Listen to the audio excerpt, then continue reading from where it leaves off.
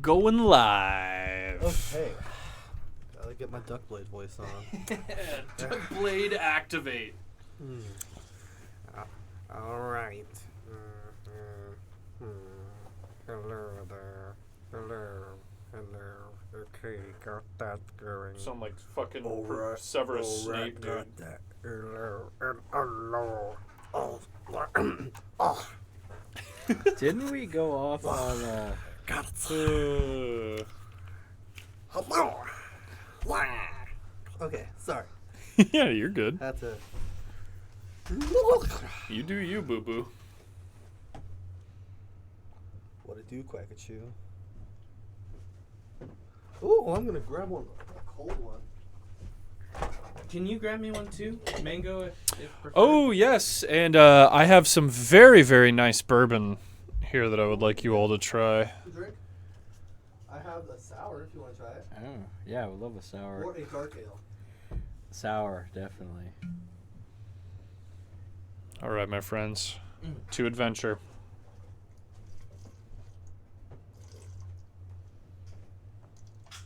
Actually, I love the dark ale at home. I want to finish off Too this. I colonialism. want to finish off this bottle because I just bought a nice Knob Creek 12-year limited edition. Perfect. Oh man. So you know that message I sent out to you guys that I didn't end up sending out, the one about the Indigenous Peoples Day thing? Oh yeah. We're live. No, that's fine. Yeah. No. I'm just letting you know. I'm just Yeah. being courteous. Yeah. No. Oh, thank you.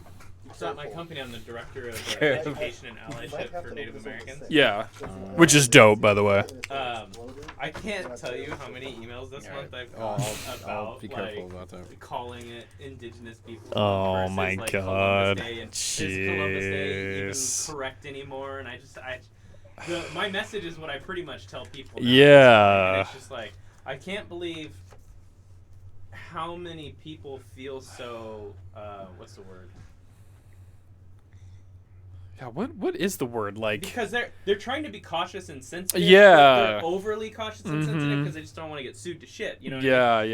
Yeah. But that's Like how, self-protective. yeah, and it's so weird. Yeah. Because so many people will start off on the white knight thing, but no one's doing that anymore. Like with Native Americans, because they don't care about Native Americans. But now it's like, it's straight up hey, just. you're not wrong. It's straight I up don't just, care. They Brutal. don't even want to say anything. They're just Yeah. flat out just like, we got a holiday coming. That's what people have said. The upcoming holiday, I was just curious, like, how are we supposed to, address this properly? And I said, I come from a different tribe than maybe somebody else. Approach them and ask them that awkward question, Yeah. Be direct about it. There's nothing wrong with that. Exactly. All right, I'll ask you that awkward question right now. Yeah, what's up? Brandon, Yes. will you marry me? Yeah. Hey boys, cheers. Cheers. Episode 3. Episode 3, guys. Cheers. Woo. So this is Bib and That's Tucker's spicier 6th year. than I was expecting, yeah. It's a little spicy, yeah. That's I wanted good. to finish this off because I just bought some 12-year. But this is really good whiskey. I've been making my autumn old fashions with it. I'm gonna extend the. Jeff, I'm gonna do you Smell such a that solid, smell. bro, How do I tonight do that that? I don't think you're ready for it. Okay. Are you ready? There we go. There we go. All right. I'm gonna let you use my black dice tonight. Oh. Why? Oh, also. because they brought me nothing but good luck and good rolls. So Yeah, that's true. Yeah, I wanna you haven't had a bad opportunity. roll yet. Yeah. Also, I really liked your idea, Brandon. So when the episode starts, I want you guys to give me a recap of what happened last week, and then after that's over, I will fill in the gaps, just in case you guys missed anything. But I think I really liked your idea, Brandon. I think it's a good idea to get what happened from your guys' perspective, because I know what happened, and I know what's gonna, and I know what's gonna happen. Exactly. Well, the book and a lot of it's homebrewed. Oh well. But I know. But yeah, no, it's a good idea. I would like to see what you guys know. I used to do that when I used to DM. I used to Yeah. tell people, you know, where are we at? Yes, I like it. Oh, more mystery. I like it. Detective Yes, but McClure. we have a couple things to take care of before as soon as this episode starts. I like this. That journal gift, Brandon. Huh? No, never mind. You Did you restart you- the timer? I did, yeah. Oh. I You gotta re-trigger the other one. no. Otherwise, trivia won't come. Trivia is coming. Oh, It is showing up. What do you mean? Oh, there it is. Yeah. Oh, you Yeah. you literally redid. Yeah, the no, whole I thing. restarted it. Yeah, Got it. yeah. No, I sent a message out to Discord, so I restarted it because Not many people know about Twitch our is Fridays. Twitch is laggy, and it doesn't even send out the notifs until like a minute into the stream, and so I don't know. I feel like Should we make it longer than I feel 5 I minutes? feel like maybe 8 minutes would be like the sweet spot. You know, eight or 10, something like that. Because we're just dicking around anyway, so it's not like it. You know. So does not anyone like it else matters. notice this that Hmm. sometimes the MTG spin downs are full sized and sometimes they're not? Yeah, they just recently made the change to full sized. Oh really? Yeah, Oh, yeah. okay. That's why. Yeah, all of the newer ones are full sized like that. It's wild to me. Yeah.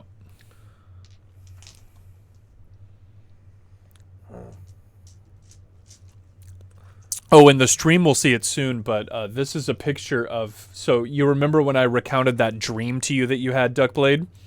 This is a picture of the owl bear. This is what an owl bear looks. This is what an owl bear looks like, just in case you don't know what it is. It's actually in the opening in the background. It is, yeah, Yeah. but just in case, you know, there's a picture of it, yeah. So that's. By the way, the opening images that I used for that opening sequence, I didn't give too much away through those, did I? No. good. They're all stock images. It doesn't matter. They're all stuff that's readily available. Yeah. Oh man, I didn't even realize I had this. Check out this D20. This is cut clean. Like Oh, here's that's a a regular That's one. a nice one. Yeah, that's interesting. And then here's like a generic. Yeah. You see how it's like I rounded and prefer. stuff? Yeah. This one's like really, This one's like really just straight edge. I prefer the heavier ones, but Yeah, me too. I rolled a 1, 2, 3, dude. They You did, you they really rolled did. like shit. I'm gone. Get them out of here. Get them out of here. God damn. Goddamn. God damn. All right, we got a minute left. Let me pull up I know what's on my mind. the soundtrack. Anyone need pencils? Yes, please. Oh yeah, I need a pencil. Sorry, I'm trying to figure out how to use this app. That's okay, buddy. Oh, nope, that's not what I wanted to click. Everybody's learning something.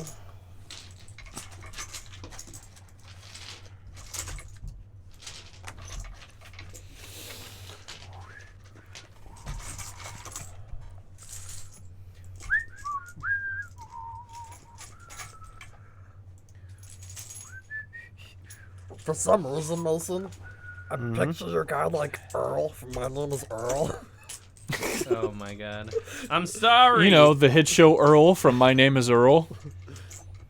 Wait, what? Sorry I burned your car down, man. I'm here to pay it back. I haven't done anything wrong.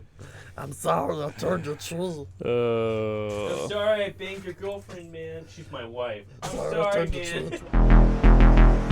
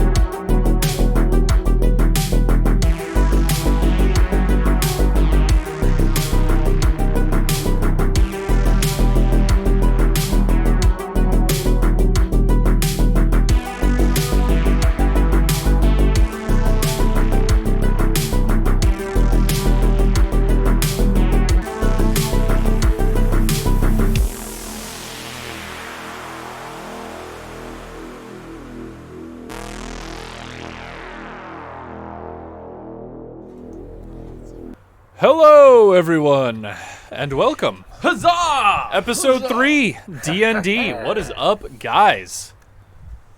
Hello. Hey, how's everybody doing?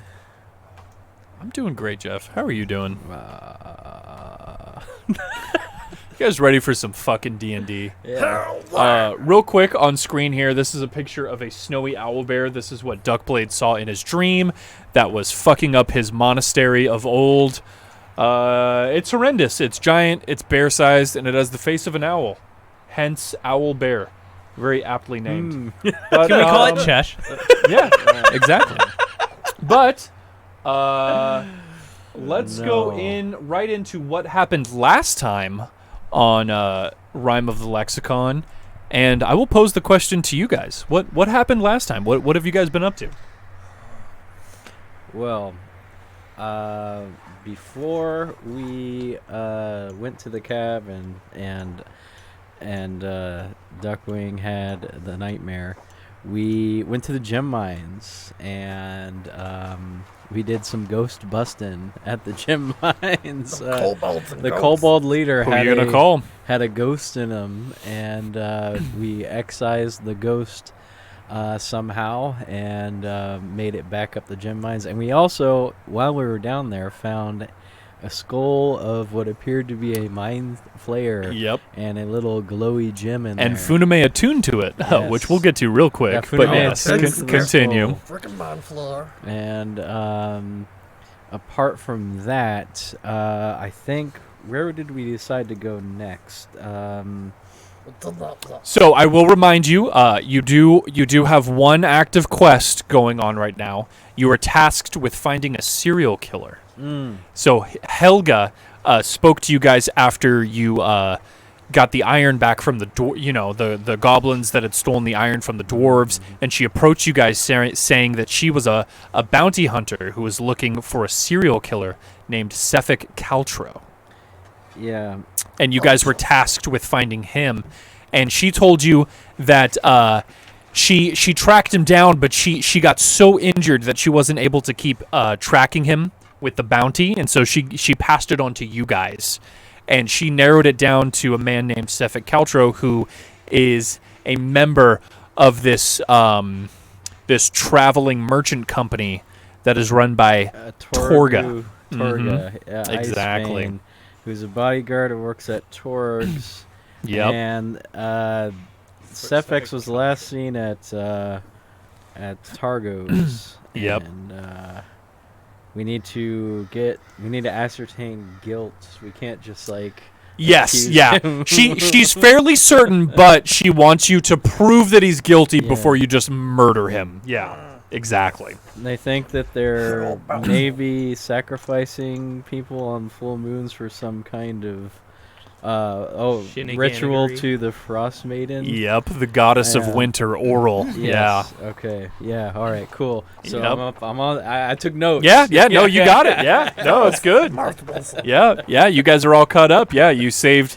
You did the quest in Tourmaline. You saved the town from the kobold-infested gem mines. You guys had a raucous night and have all made your way back to the inn. Duckblade and Mason, you guys partook in the drinking at the tavern. It was a very fun night. It was a fun night. Funame, you decided to be a loner and hang out in your room and attune to that pulsating purple crystal, Like a which dumbass. has given you some telepathic powers. You are now able to communicate telepathically up to a range of 120 feet, but as you attune to this thing and feel your telepathic powers grow, you feel some insidious force trying to corrupt your mind. I clench my butt cheeks. Oh, yeah. And as we begin today's episode, Oh yeah. that's Funame, right, he's I gotta need be- you to roll a D100.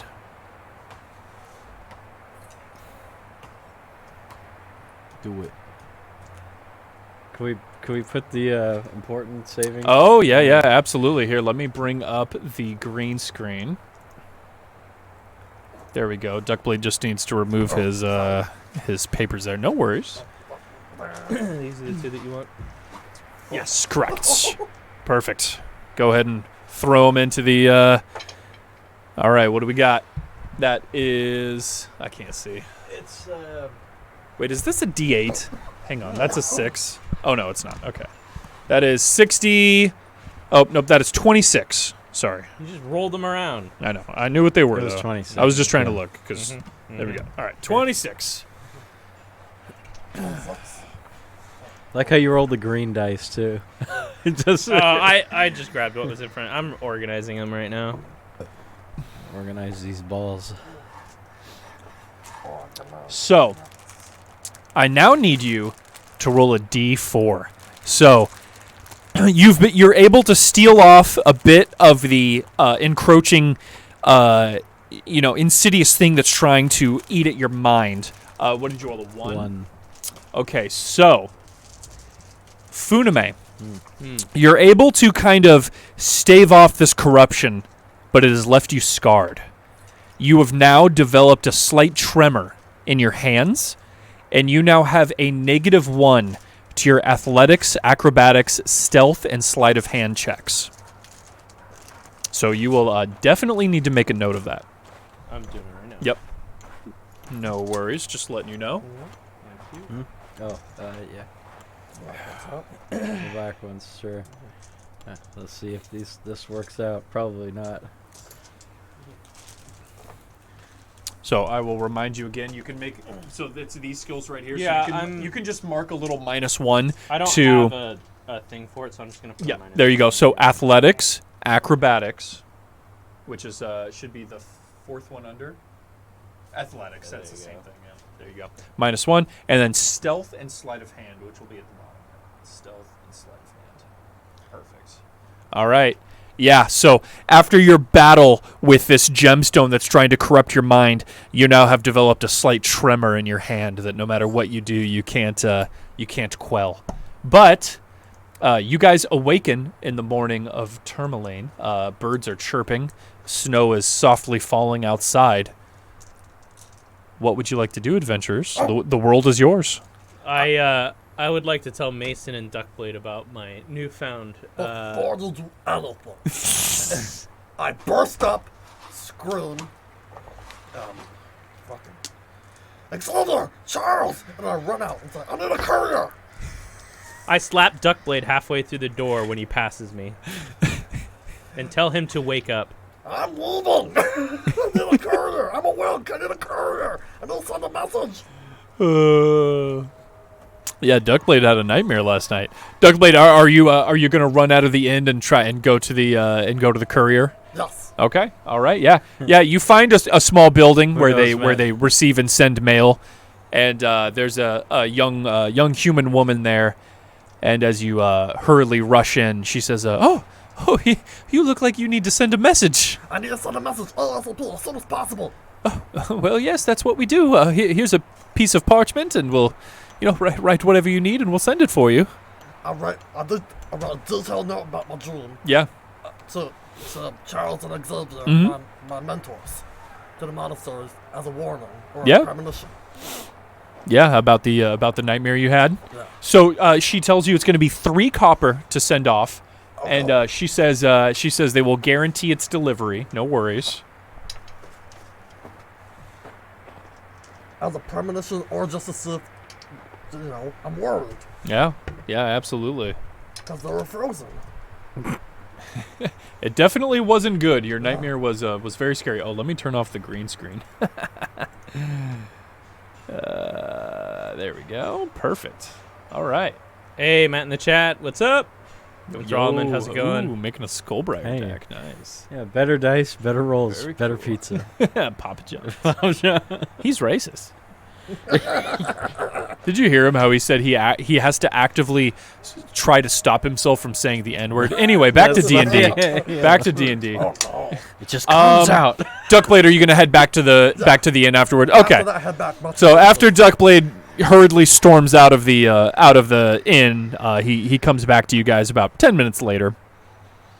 So Funame, you can tell everyone your struggles if you'd like.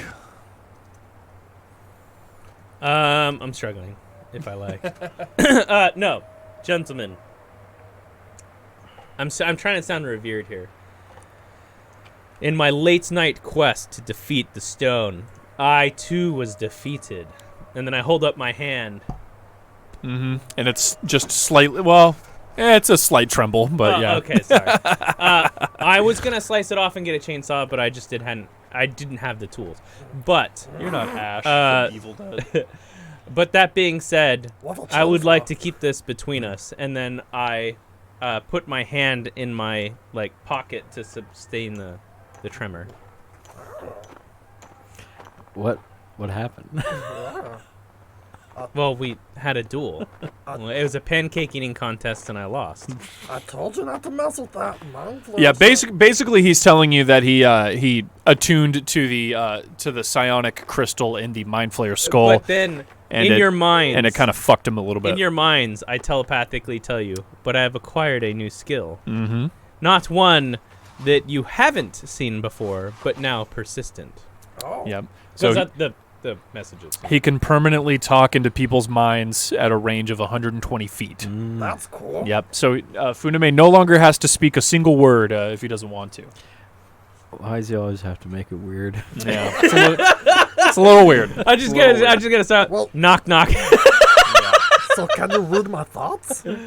I cannot read your thoughts, but we can speak, right? Yeah. Right? Correct. Yeah. Thank God. He can only read your thoughts if you're specifically trying to Reciting. talk to him. Gotcha. Yes. Yeah. Okay. Exactly. Oh, All right. Well, it is early in the morning, and you are in Tourmaline. Let me bring up the I would like to hit the gem market. map of Icewinddale. Sure, absolutely, you can.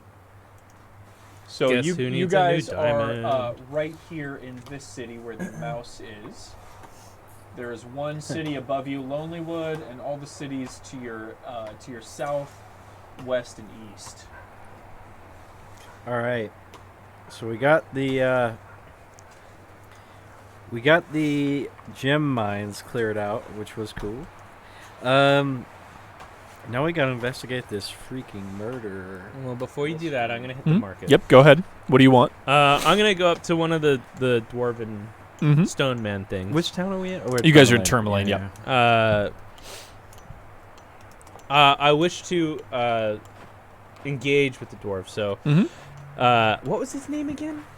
The gem one you never got the name of. It was the armorer. And his brother. Yep, Breeny. Yeah. Okay. Breeny and Brawny. That's right. And they were making you armor. So they welcome you and they say, elf, hey.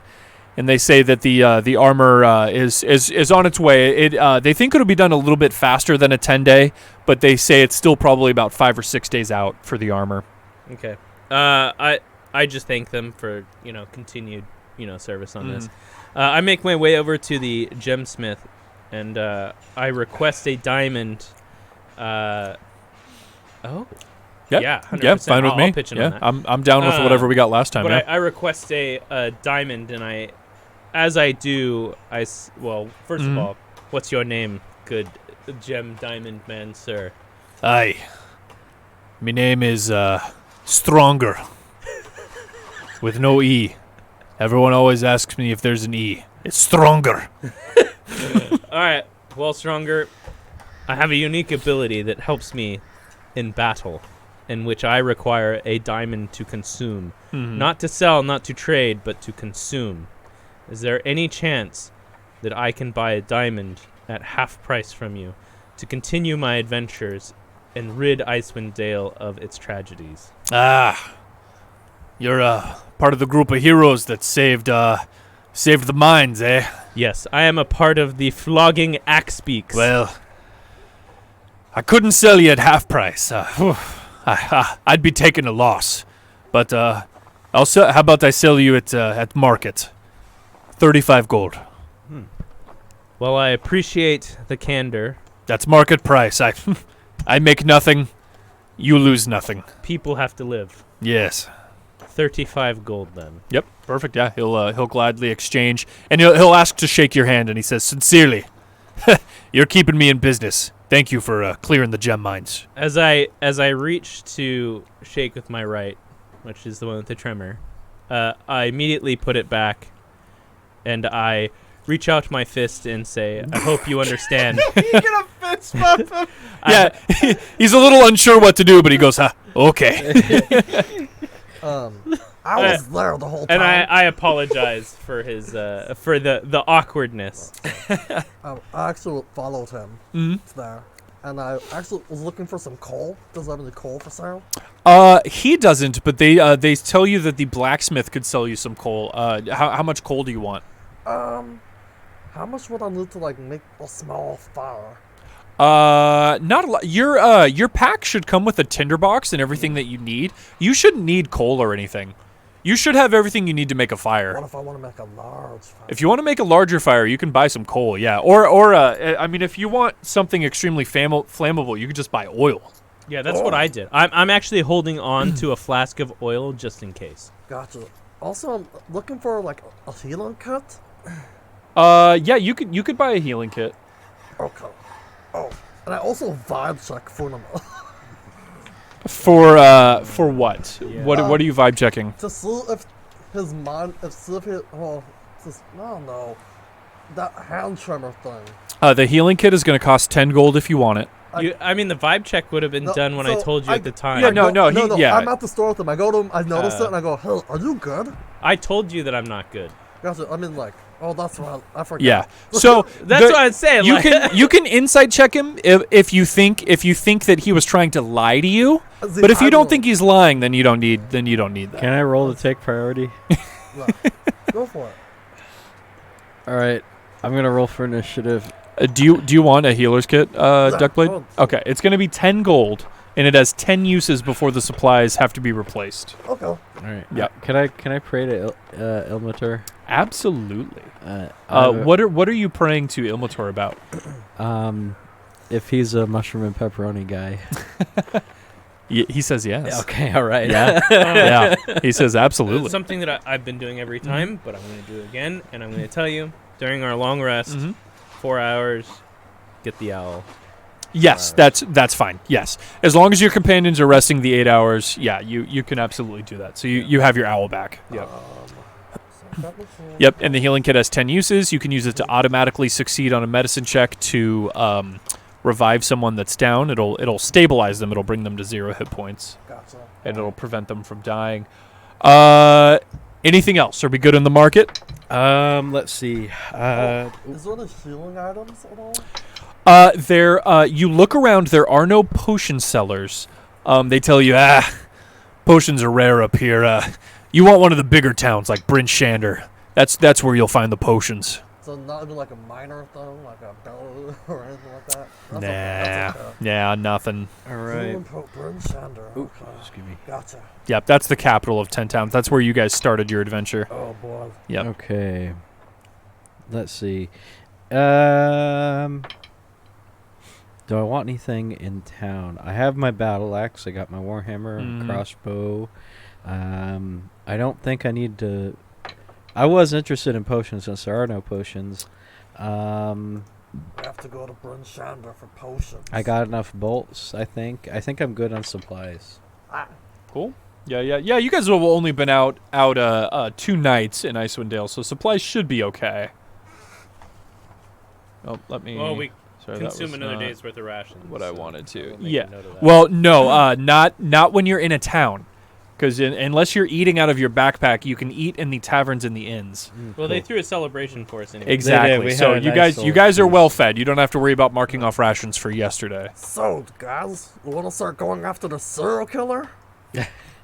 That means we have to go back. We have to go back to Bryn Shander. We don't have to go back to Bryn Shander.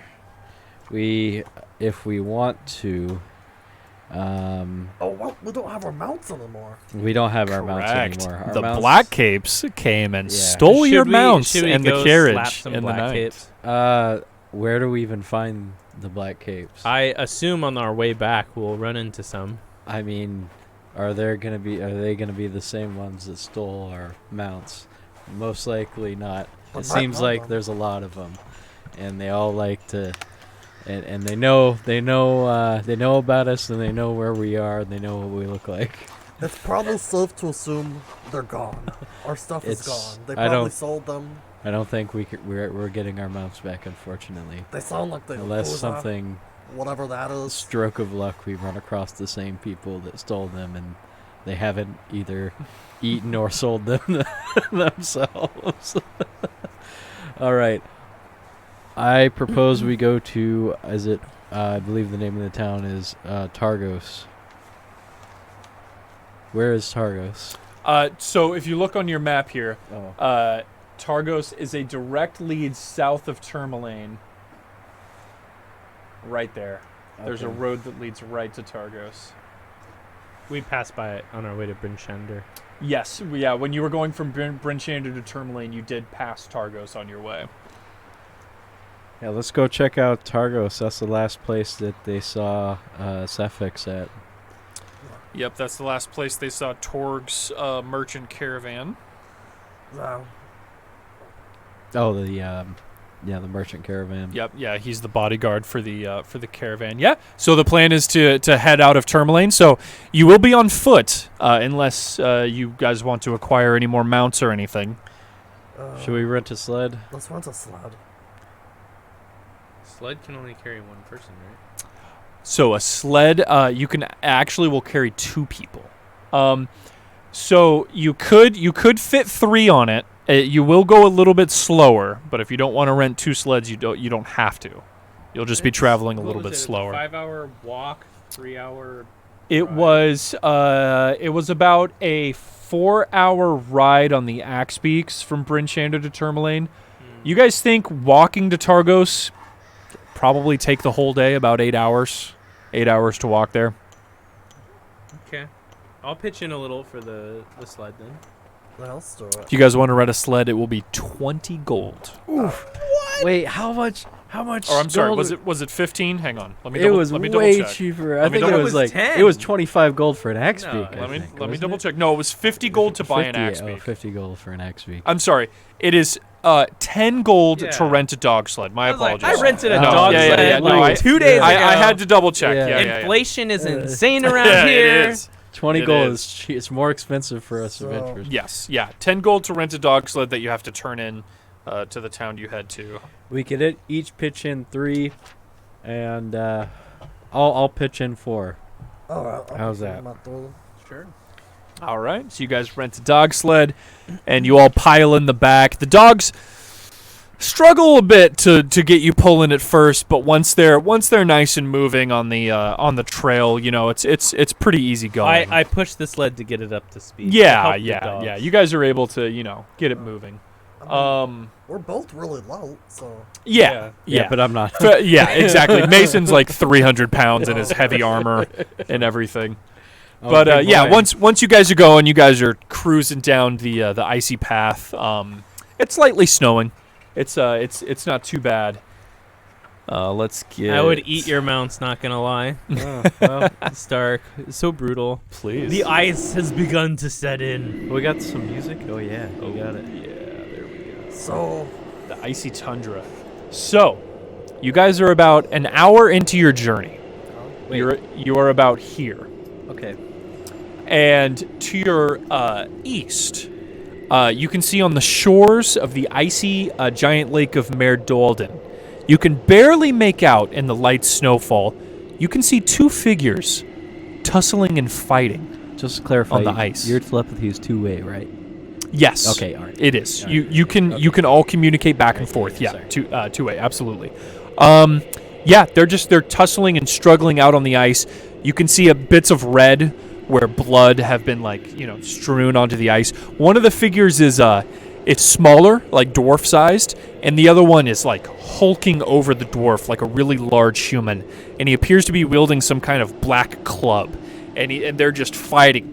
The human is like bashing his club down, and the dwarf-sized thing is like lifting his shield and like trying to attack back, and they're both fighting on the ice of this lake as you guys are riding past in your dog sled.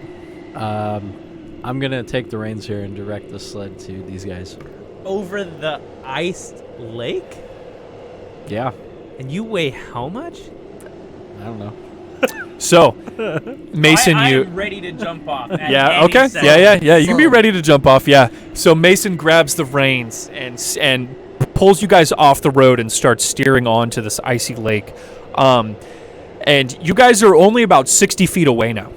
You're very close. And you can see up ahead where the two figures are fighting, the ice flow is cracked. And you can see the freezing water like gushing up to their feet and ankles as they're fighting. You can see the dwarf-like figure.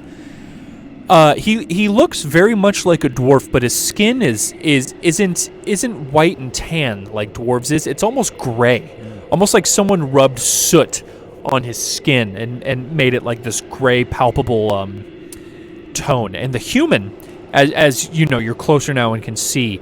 You can see he's horribly disfigured with frostbite. His face and nose have like decayed away, and it's all black and blue, and you can see the bone of his nose bridge sticking out, and you can see his fingers. He's got them wrapped around the club, and you can see the tips of his bones poking out of his fingers, just black and blue with frostbite, as he's just swinging on this gray-skinned dwarf. And just as you guys see that, you hear a giant crack as the ice flow breaks, and both of these figures dump into the water below, and you can see the cracks spread, and they start reaching towards you guys. Oh, well, that wasn't a good idea. Turn around. Turn around. Yeah, I'm gonna try and swerve away from that crack and turn back on our path. My dearest Donald. Dolan. Donald Duck. Dolan Duckblades. Do you think you can latch them with your hook from this distance? They We are are 60. We are 60. They're already gone. They're under the water. Oh. Yeah. They're you're 60 feet away, and now they're under the water, and the ice flow is cracking towards you guys.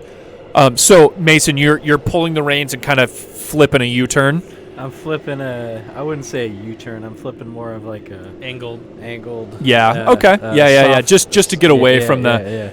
Yeah. Make me an athletics check as you yank on the reins and try to direct these sled dogs as best Okay. you can. Plus We're 2 going athletics. down with the great Squidward. Hey. Plus 2. Ooh, that's a 20. All right. Yeah, Mason, you're able to just deftly, get these dogs in line and steer them away from the cracking ice. And as you guys are like riding off of the ice, the icy lake, you can see the cracks following you all the way to the shoreline and that gushing, frigid water coming up. And you guys are now back on the main road. Yes. And as you look back, you don't see any sign of those two figures fighting on the ice. No more detours, okay? I was about to say the exact same thing. It's like, let's stick to the road. I thought I could help him, but I guess not. Wasn't that weird though? You see the dwarf? He didn't look like he was all there. Okay. That was a wizard. Yeah, very strange. Can I tell them about my jewel? Yeah. I'm assuming you did when you came back to the inn, but yeah. Do you guys know about my jewel? Did I tell them about my jewel? We talked about Yeah, this. we talked about it. Okay, cool. So after about 3 more hours on the main road, you guys finally make your way to Targos. The dogs are absolutely tired. They're just like, at this point, they're just barely pulling you as you finally arrive at the gates of Targos and get let in. And the stable boy is like ushering you guys over to turn your dog sled in. All right. Well, I thank the dogs. I give the stable boy one. Oh, I don't have any silver. You can get change. Yeah. Okay. Yeah. I'll give him 1 copper piece and say, feed these dogs extra well tonight. He says, "Oh, thank you, my lord." All right. All right. Are we in town now? You are, yes. Let Okay. me just make everything visible for No. you guys, and you guys are in town. While we're in town, I will produce a flask from my armor and say, "Hey, I got this really good stuff from Tourmaline. You want to try it?" Is it oil? Did he just give us a flask of oil to drink?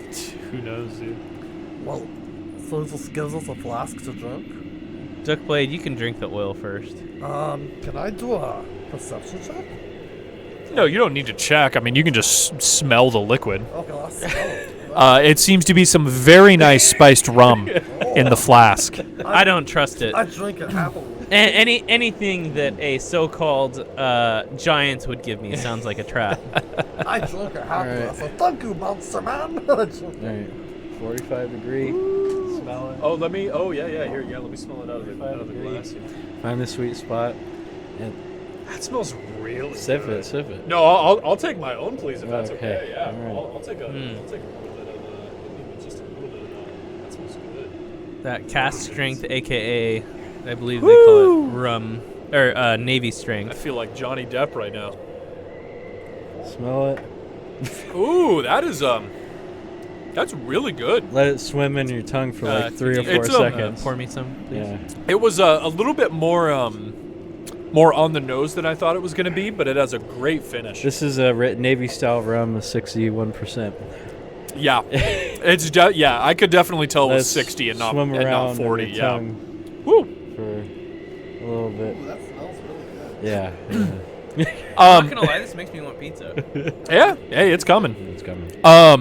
Mason, for your for sticking true to your character and steering the dog sled off of the main road and putting yourself into danger to investigate 2 strangers fighting on the ice, you gain inspiration. Oh. Yay. Go ahead and fill that box in. And what you can do with that box is anytime you roll a d20 for anything ever, you can expend your use of inspiration and decide to re-roll that dice. So I get one inspiration? 1. You have 1 inspiration, Nice. and as long as you have it, anytime doesn't go you away until I doesn't use go it. away. Anytime you ever want to re-roll a d20, you can. So, yeah, you guys are in Targos now. Give me just a moment, and I will tell you guys a thank you. little bit about Targos. Good stuff. So, Targos has a population of 1,000, roughly 1,000. The speaker, his name is Firth Maxil Danilar, but he goes by a nickname that everyone calls him by. And that nickname is Feast. And he is the speaker of this town. So, Firth Maxil Danar, but his nickname and everybody calls him this is Feast. And this town, you guys have learned, are sacrificing humans to appease Oril, the Frost Maiden, Oh, every month. It's not just speculation. It's Yep, it's you- a fact. You've confirmed okay, it. all right. Yeah. Yep, you've confirmed it just by picking up knowledge in 10 towns. Every month, they hold a lottery of every person that lives in this town, and if your name gets drawn, you're sacrificed. Oh my god. Yep. That sounds like okay. And as you guys arrive, this is a pretty big town. It's almost as big as Bryn Shander. This is one of the bigger towns in 10 towns. Very same vibe. Let me bring up I can actually show you guys a little thing of it real quick. Telephones.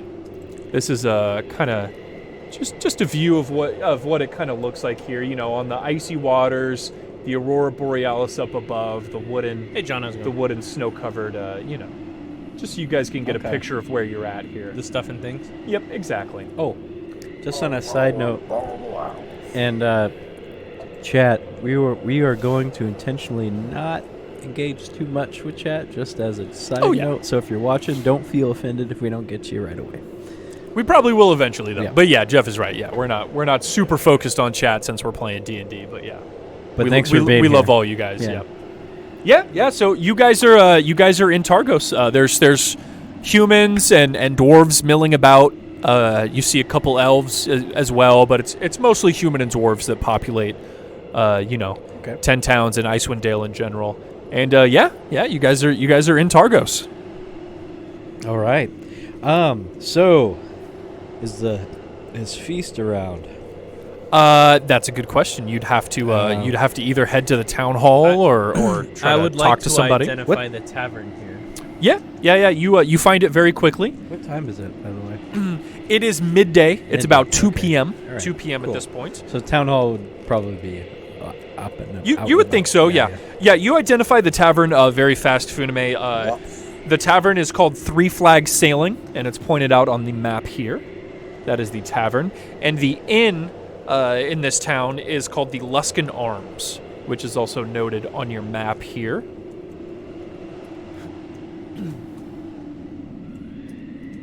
Do they have any consignment shops or anything like that? Consignment shops? What do you mean? Like shady shops. Well, you do see the Like a pawn shop? You do see the general marketplace. If you were looking for anything seedy or underhanded, you would have to spend some time investigating around town to see if you could find anything like that, or otherwise you'd have to maybe try to ask somebody. Is there anything I see at first glance? There is. You do see a caravan that has the name Torgs written across it. And you can see dwarves milling about, and you see a gentleman kind of standing by, keeping an eye on everything. And I will show you what he looks like here. Do we have Do they see us? It's pretty crowded in the market. You don't think that anyone's paying particular attention to you, so there's no picture of him. So I'm going to show you the picture in the book. Give me just a moment here. Okay. Because I want to try some tactics here. The man looks like this. Ignore the sword, but Okay. just the general. He has gray Yeah, sides, alright. and he's dressed like that. Yeah. You do notice, however, just right off the bat, that he's not wearing a jacket or any kind of cold weather gear at all. I mean, you three are all bundled up. You have your furs and your jackets. It's freezing outside.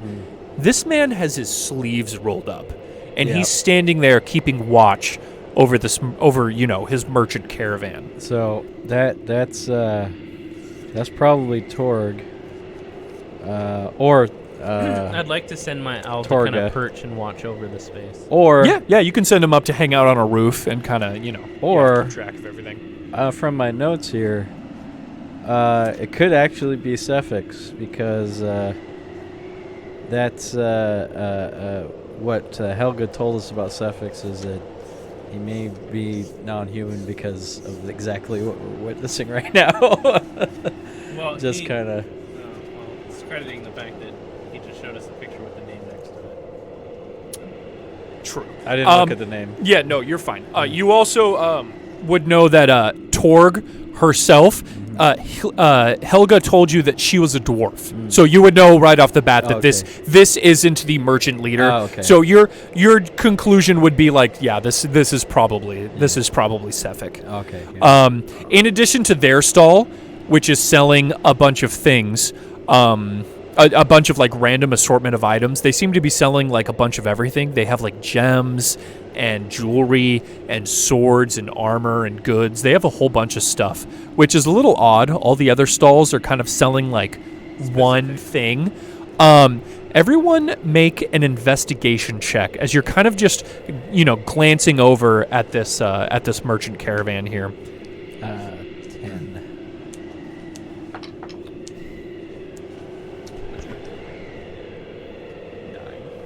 I got Investigation. 9 plus 4, so 13. What'd you get, Mason? 10. 10. 14 minus 1, so 13. 13. Okay. 14's pretty good. So you see that they have 3 carriages with them, Funame.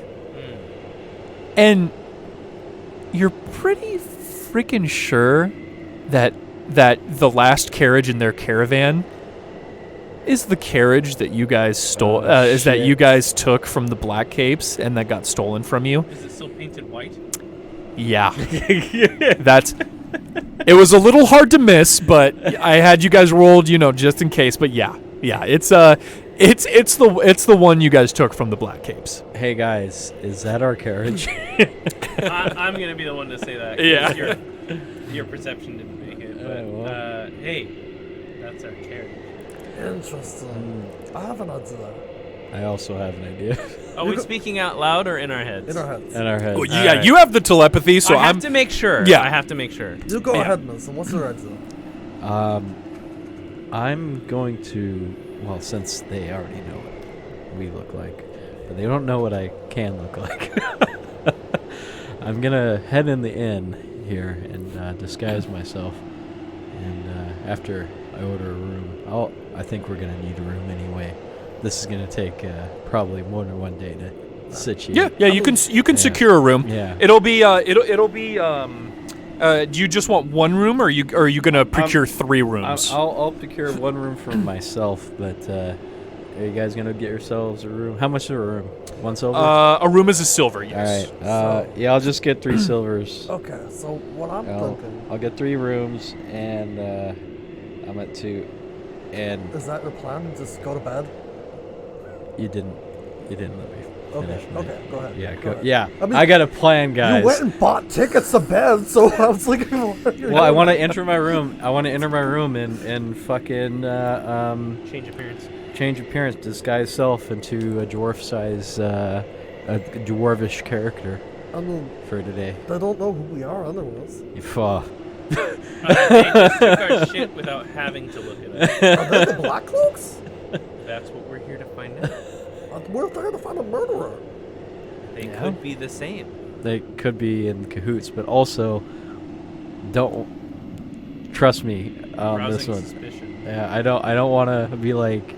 I want to ask questions without asking questions. You Yeah, understand? Exactly. So my plan is, why don't we go ask if they're hiring and go Waltz work with for them, and then find out that way. Well, you can go on ahead and do that. I I'm mean, gonna you're go gonna disguise yourself too, Yes, so why not? I am disguising myself. So why don't we both do it, or you just want Lou to do it? And now you just Yeah, I'm gonna disguise myself and go. I mean, I could work for Lou if you want. I don't. If you want to do it with me, but I'll do. I feel like my course of action is a little less reckless. Who knows what the reaction was gonna get? Be like, hey, these are the guys that we stole the cart from.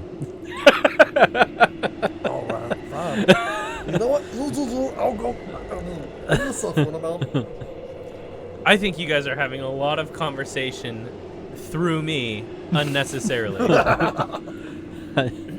Yeah, you always made it weird. Now we're making it weird. Yeah. All right. Put that on your bill. I'm gonna go over to the cart and not talk to. I'm gonna talk to one of the dwarves. I'm gonna greet him in dwarvish next to that one of those carts. Okay, so you procured a room at the inn. Where are Funame and Duckblade? What are you guys doing? Are you guys gonna stay at the inn while Mason is doing this, or are you guys gonna? I'm gonna shadow Mason. Yeah. 50. Just hang back in the market a little bit and just watch him. Yeah, I'm not even gonna watch him. I can just hear him. Yeah, So I'm not even that's gonna true. look That's at true. him, so- Yeah. Yeah, I'm not gonna go to that white cart first. I'm gonna go to one of the not white carts. Yeah. to talk Well, to so one of so them. they have like their stall out Yeah. in front, and then their carriages are just kind of behind the stalls. And then you see a couple dwarfs like milling about. There's a female dwarf with an eye patch who's kind of like giving orders, and then that guy, with the gray sideburns and no jacket, he's just kind of standing off to the side, just watching everything. I'm gonna talk to the female dwarf with the eye patch, and I'm gonna greet her in dwarvish. Be like, "Hey, how's it going?" She says, fine. It's feckin' cold.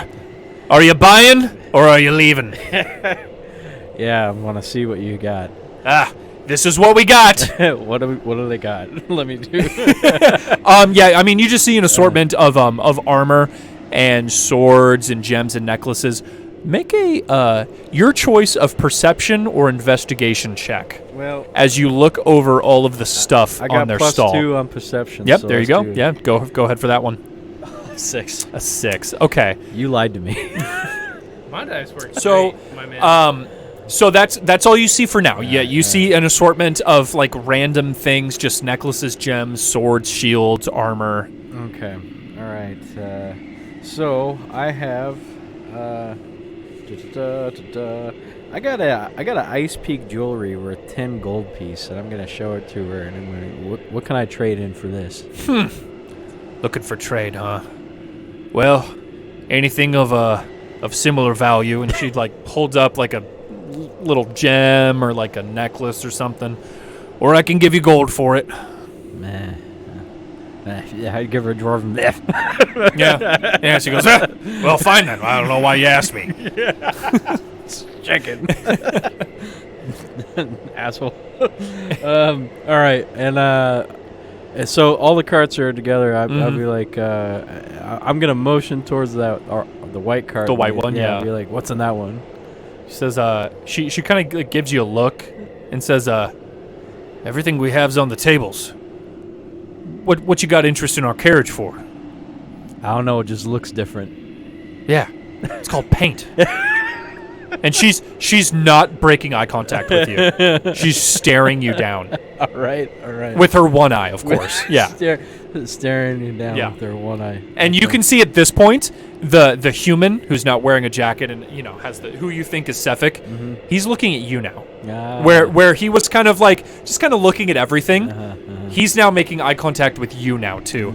And you see him kind of unsheath his sword a little bit. Not like aggressively or anything, but he just puts his hand on his hilt and he's just staring. Awesome. All right. Okay. Oh, fair enough. I just want to know where I could get me a cart like that. Yeah. Not here. You're not buying, so you're leaving.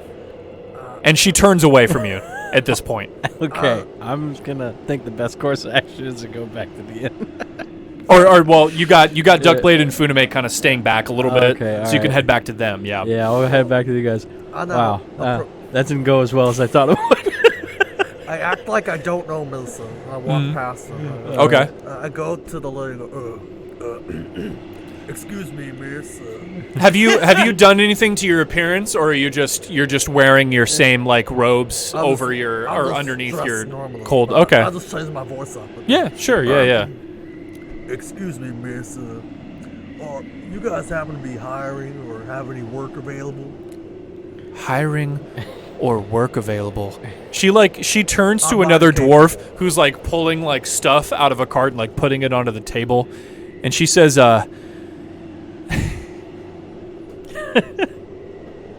she says, "Does this look like a job fair? What the fuck is going on right now?" And she's like, You're in a market. Are you buying something?"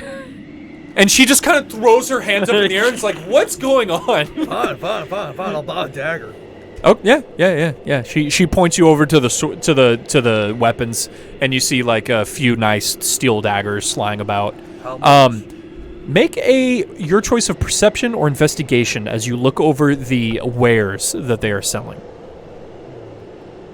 Let's do perception. Okay, go ahead and roll a d20. 3 plus 3, 6. Nothing. Yep.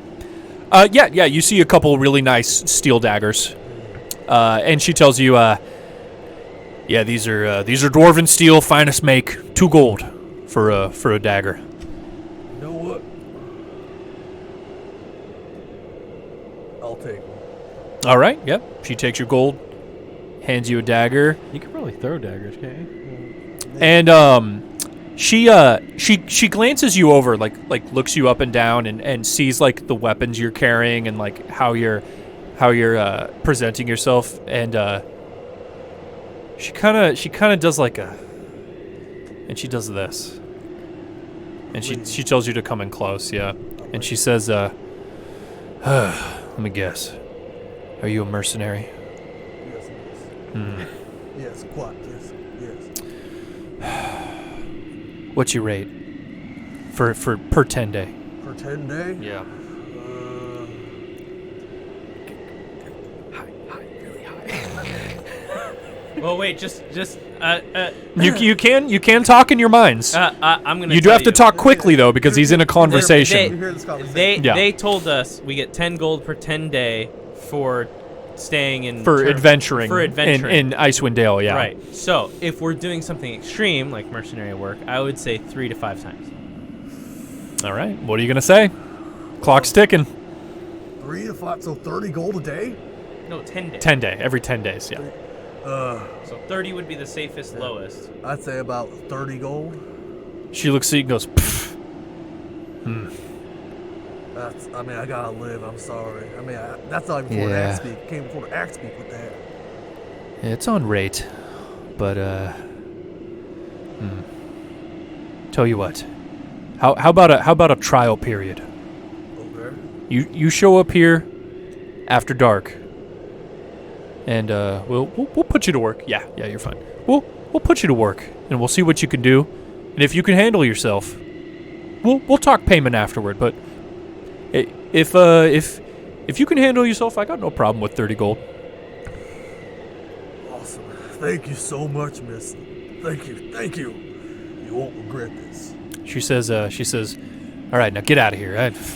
We got shit to sell. Should I come by tomorrow? Or? No, tonight, you fool! Are you listening to the words that are coming out of my mouth? Of course. I'm sorry. I'll be back later. All right, once Chris Tucker comes down. Yeah. Do you understand the words that are coming out of my mouth? So during all this distraction and stuff like that, I try and position my owl in multiple ways to see into the carriages through whatever windows or openings that they may have as they've been. Are you looking through your owl's eyes? Yes. Make your choice of perception or investigation I mean, as you look over everything. investigation. Sure. Get a Yep. +4. +4, absolutely. 14. 14. Okay. Yeah. That's good enough. So as you see, as everything's going on, the conversations, Mason going up, leaving, Duckblade going up, leaving, and you're looking, you notice that that some of the items that they have seem to be like a little used. And at one point, in back of one of the carriages, you see like a almost like something rolled up in a rug, and you can see it staining through with red, and you can see bits of red. It looks like blood. Bits of blood, like little specks on like armor and swords. You get the impression that a lot of this stuff like might be stolen or fenced or something along that nature. You know, Shady. exactly. Yeah, that this isn't stuff they're getting from some blacksmith and then selling. You get the impression that they're taking these and then selling them.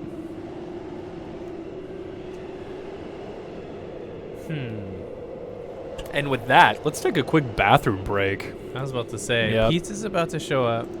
I Yep. gotta do a serious pisser. Take a pisser, dude. I'm gonna open up Twitch and run an ad real quick. We'll take a quick break and then we'll resume in just a moment. Hey, for everyone who's watching us, suck it. We're gonna post an ad. Yes, sir. Everything you hated about Twitch before, we're gonna do it again. That's right. Here, first on MTG. It supports us. All right, the ad's going. I mean, subscribers and Twitch Turbo people don't see ads, but yeah. Hell yeah. All right, I'm gonna run to the bathroom real quick.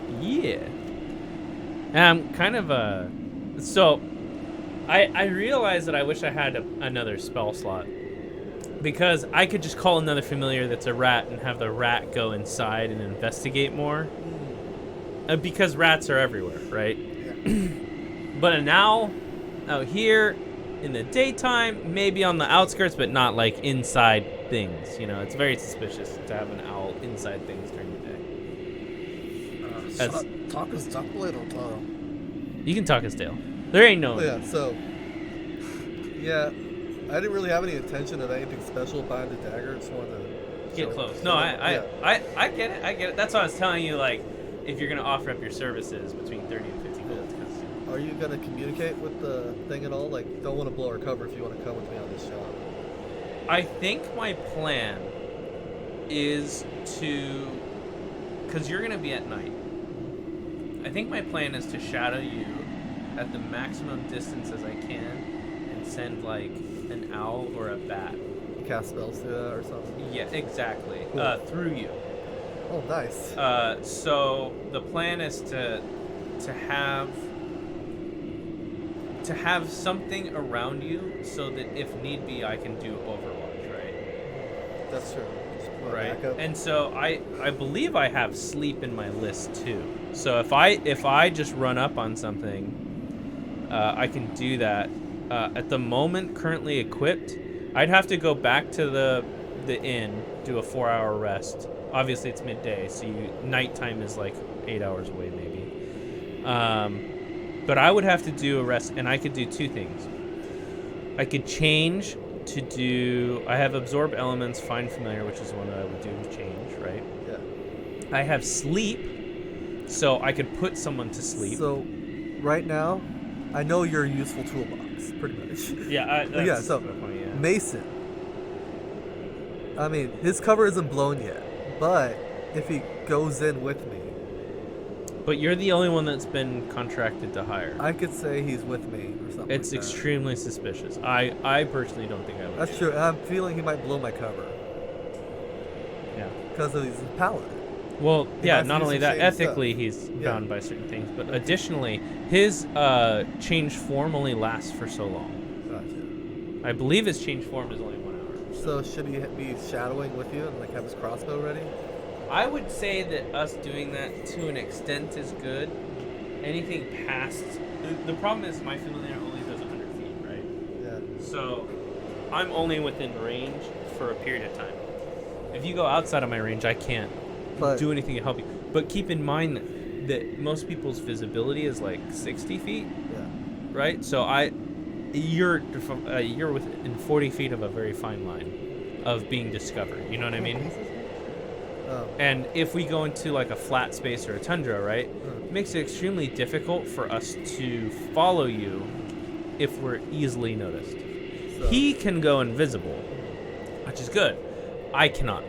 I'm just wondering if his moralities will conflict with some things. He might blow our coverage. Well, with you're that. going to have to talk to Mason about that because his alignment is what dictates how much he's offended or seeks justice. That's true. And we're gonna talk to him about it, I guess.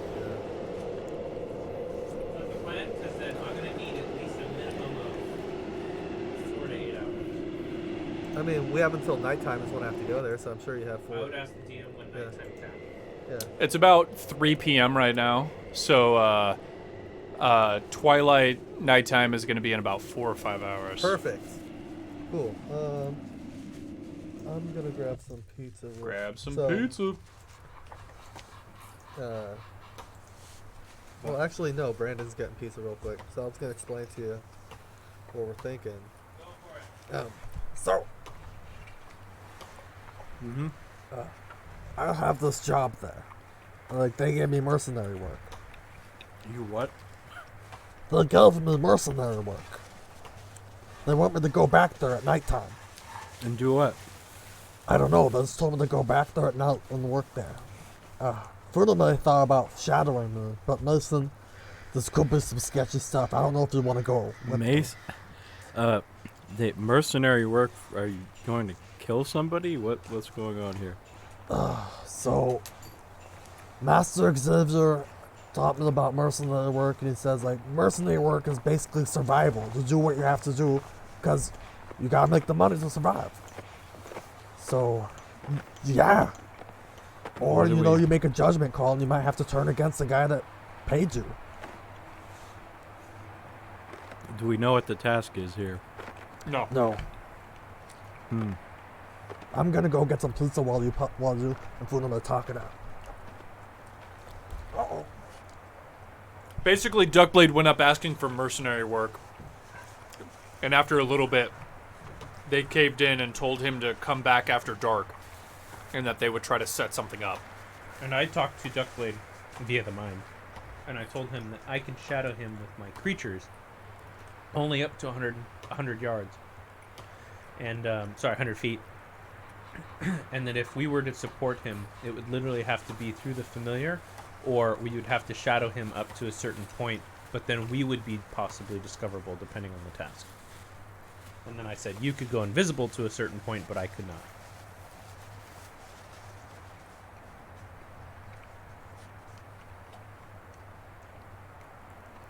Hmm. So Well- I would do everything through the familiar. What's the purpose of this mercenary work? Ask you know who. To get closer and find out if the sky is innocent. We go to Hmm. Who offered you to work again? The dwarven lord that works at the shop. The one-eyed patch. Uh-oh.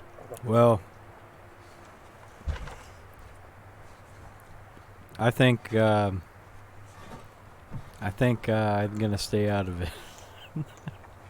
I mean, as far as I know, this is gonna lead nowhere.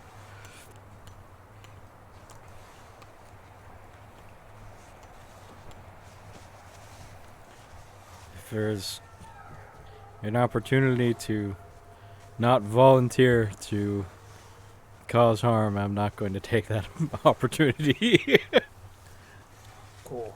I mean, so what are we gonna do in the meantime? And carve some rocks. Gonna carve some rocks?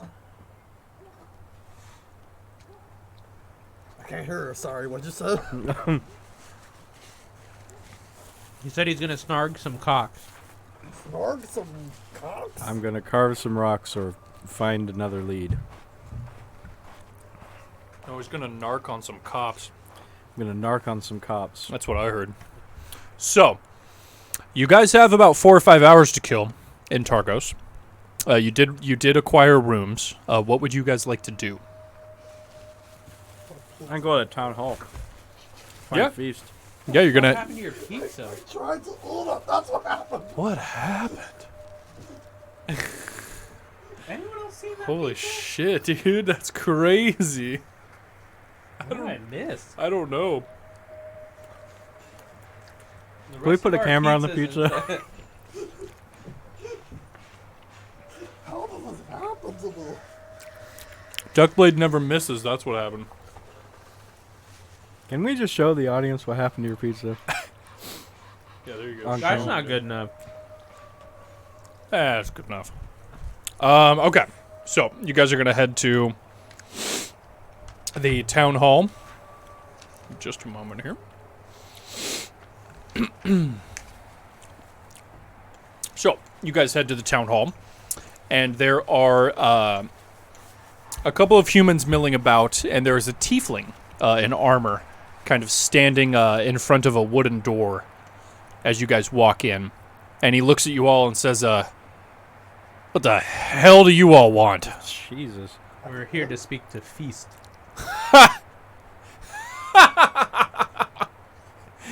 Do you have an appointment? You don't look like anyone that he would want to talk to. We're adventurers and have recently. He just starts laughing when you says you're adventurers. He says, "Listen, we don't need adventurers. We have Feast and the militia guarding us.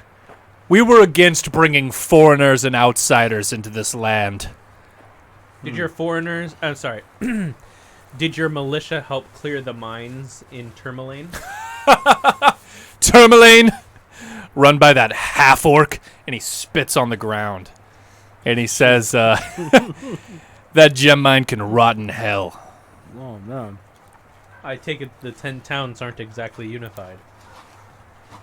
He looks at you guys and says, well, they would be if Feast had his way. And he says, "Listen, I don't want any trouble. You don't belong here. Get out." What about Mole? I would love to hear Feast tell me this.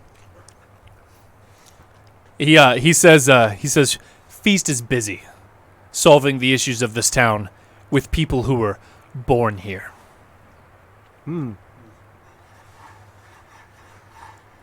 Well, would a...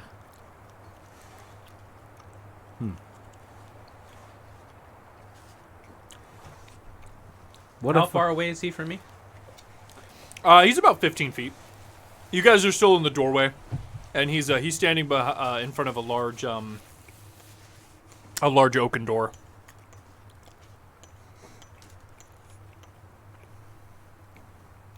How stupid on levels of getting people's attention do we want to be?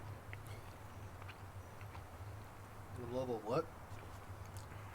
I'm asking, what is the level of attention and stupidity that we want to be able to talk to Feast? Well, I still have that mercenary gig, so I don't want to blow that.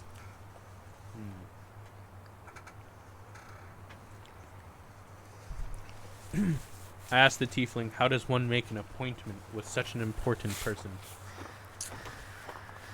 He says, why the hell do you want to talk to him anyway? What could you possibly have to say? Can't you just leave us in peace? We're trying to end this godforsaken, never-ending winter our own damn selves. We're not here for the winter, but I interject. Yeah, interject. By sacrificing your own townsfolk, is that how you intend to end the winter? He scowls and his eyes squint, and he says, "You know nothing of our plights, outsider. Nothing." I was about to say it's a good way to separate yourself even. I'll step away from Mason. He reaches on his back, and he pulls out a great sword, and he slaps it into the palm of his hand, and you guys hear swords clinking as you look around, and you can see a couple more guardsmen have walked out of a door to your right, and he says, "I think it's best you've all been going now." Thanks, Mace. Such aggression for a simple query. And he says, "Such stupidity from outsiders." I do not associate myself with that. I'm just doing the right thing. I curtsy and walk away. Well, tiefling. Well, we have no choice but to leave at this point now. Maybe. I mean, it's pretty clear. I want to talk to Feast. I do too. But if we never get to the point where we can see him, then it kind of defeats the purpose. I ask the tiefling again, I am sorry for the rudeness of my friend, but how does one set an appointment with Feast? He says, well, you don't. Feast does. And he points to the door. I look to the door. Is Feast there? Dumbass. You see the guards to your right. They kind of take a step forward, and the tiefling says, "We're done."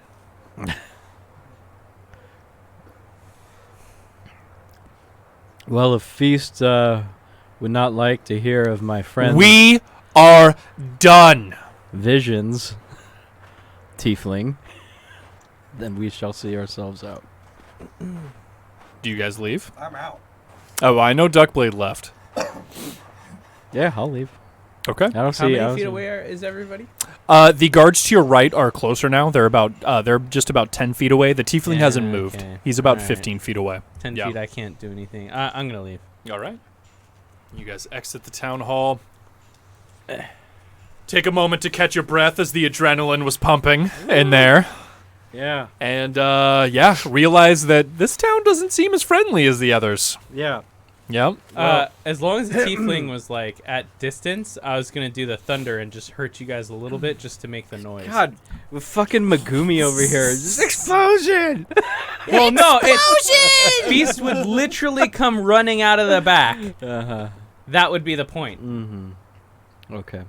But that's already been set sail. Good plan, explosion mage. All right.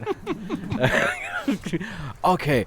My next course of action is to hurt everyone in my radius. Exactly why I've been asking what's the distance every couple of seconds. My next course of action is to do a giant spell that hurts literally everything around me, which is good at being a party. I'm sure the guards in the town militia wouldn't have minded at all. Yeah. I'm sure it wouldn't have been an issue. Yeah, it wouldn't have been. It would literally have been for the noise, not for anything No, else. no, Which is yeah, why I was yeah. asking the distance, because Yeah. as soon as they were within the 15 feet, Definitely. it would have hurt them. I get it, since you're very worried about our reputation and not stirring up. I'm a anybody. noble elf. I command Let's respect. Yeah. So, I mean, that was the mindset. Now what? Yep, you guys are out in Targos. It's about 4 p.m. You got a couple more hours until twilight, and the Aurora Borealis is going to start. You can already hear the raucous noise coming from the tavern. as you hear glasses clinking and smoke coming Sorry, out of I'd the like chimney. To stop you Go ahead. before we continue. On our way out, I post the owl next to various windows to see if I can hear any voices. Because, I don't know, it's a window. They're not going to see what's on the other side other than a bird. Nelson, do you think you want to investigate them while I'm doing mercenary work? Investigate who? Ghost. As you look in with I your don't bird, think they will. I don't think that's doable for me at the moment. Even on mount? you don't see much in a few of the windows. I'm a But big when guy. you come to one of the back windows, you see a dark-haired man in like studded leather gear, wearing a nice fur coat over it, and you see the tiefling you saw in his plate mail armor, and they seem to be talking about something. And the dark-haired man is feeding some bits of meat to a snake he has in this cage, and you can see their mouths moving, and you see the dark-haired man go, and the tiefling's like talking to him. But that's all you can see. Can I hear? You cannot. The voices are muffled through the thick glass. I'm gonna head to the tavern to see what I can find out. All right. Let's head to the fucking tavern. Yeah, this pizza's really good. Hell, man. Mm. All right. So, It's a local cuisine of Targos.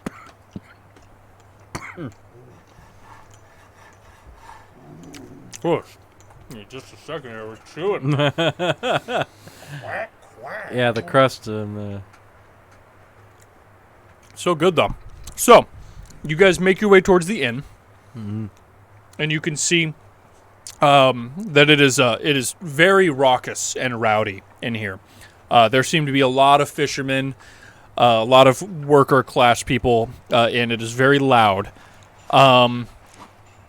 You can see the decor in this place seems to reflect very old. You probably think nearly 200 years old.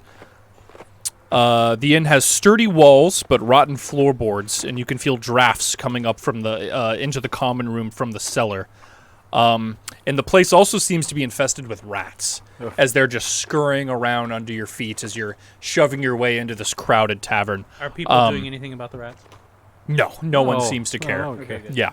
And as you push your way back to the bar area, you see a quiet, balding man who just, his eyes are just sunking in, and he just looks depressed. And he looks up and looks to you guys and says, what do you want?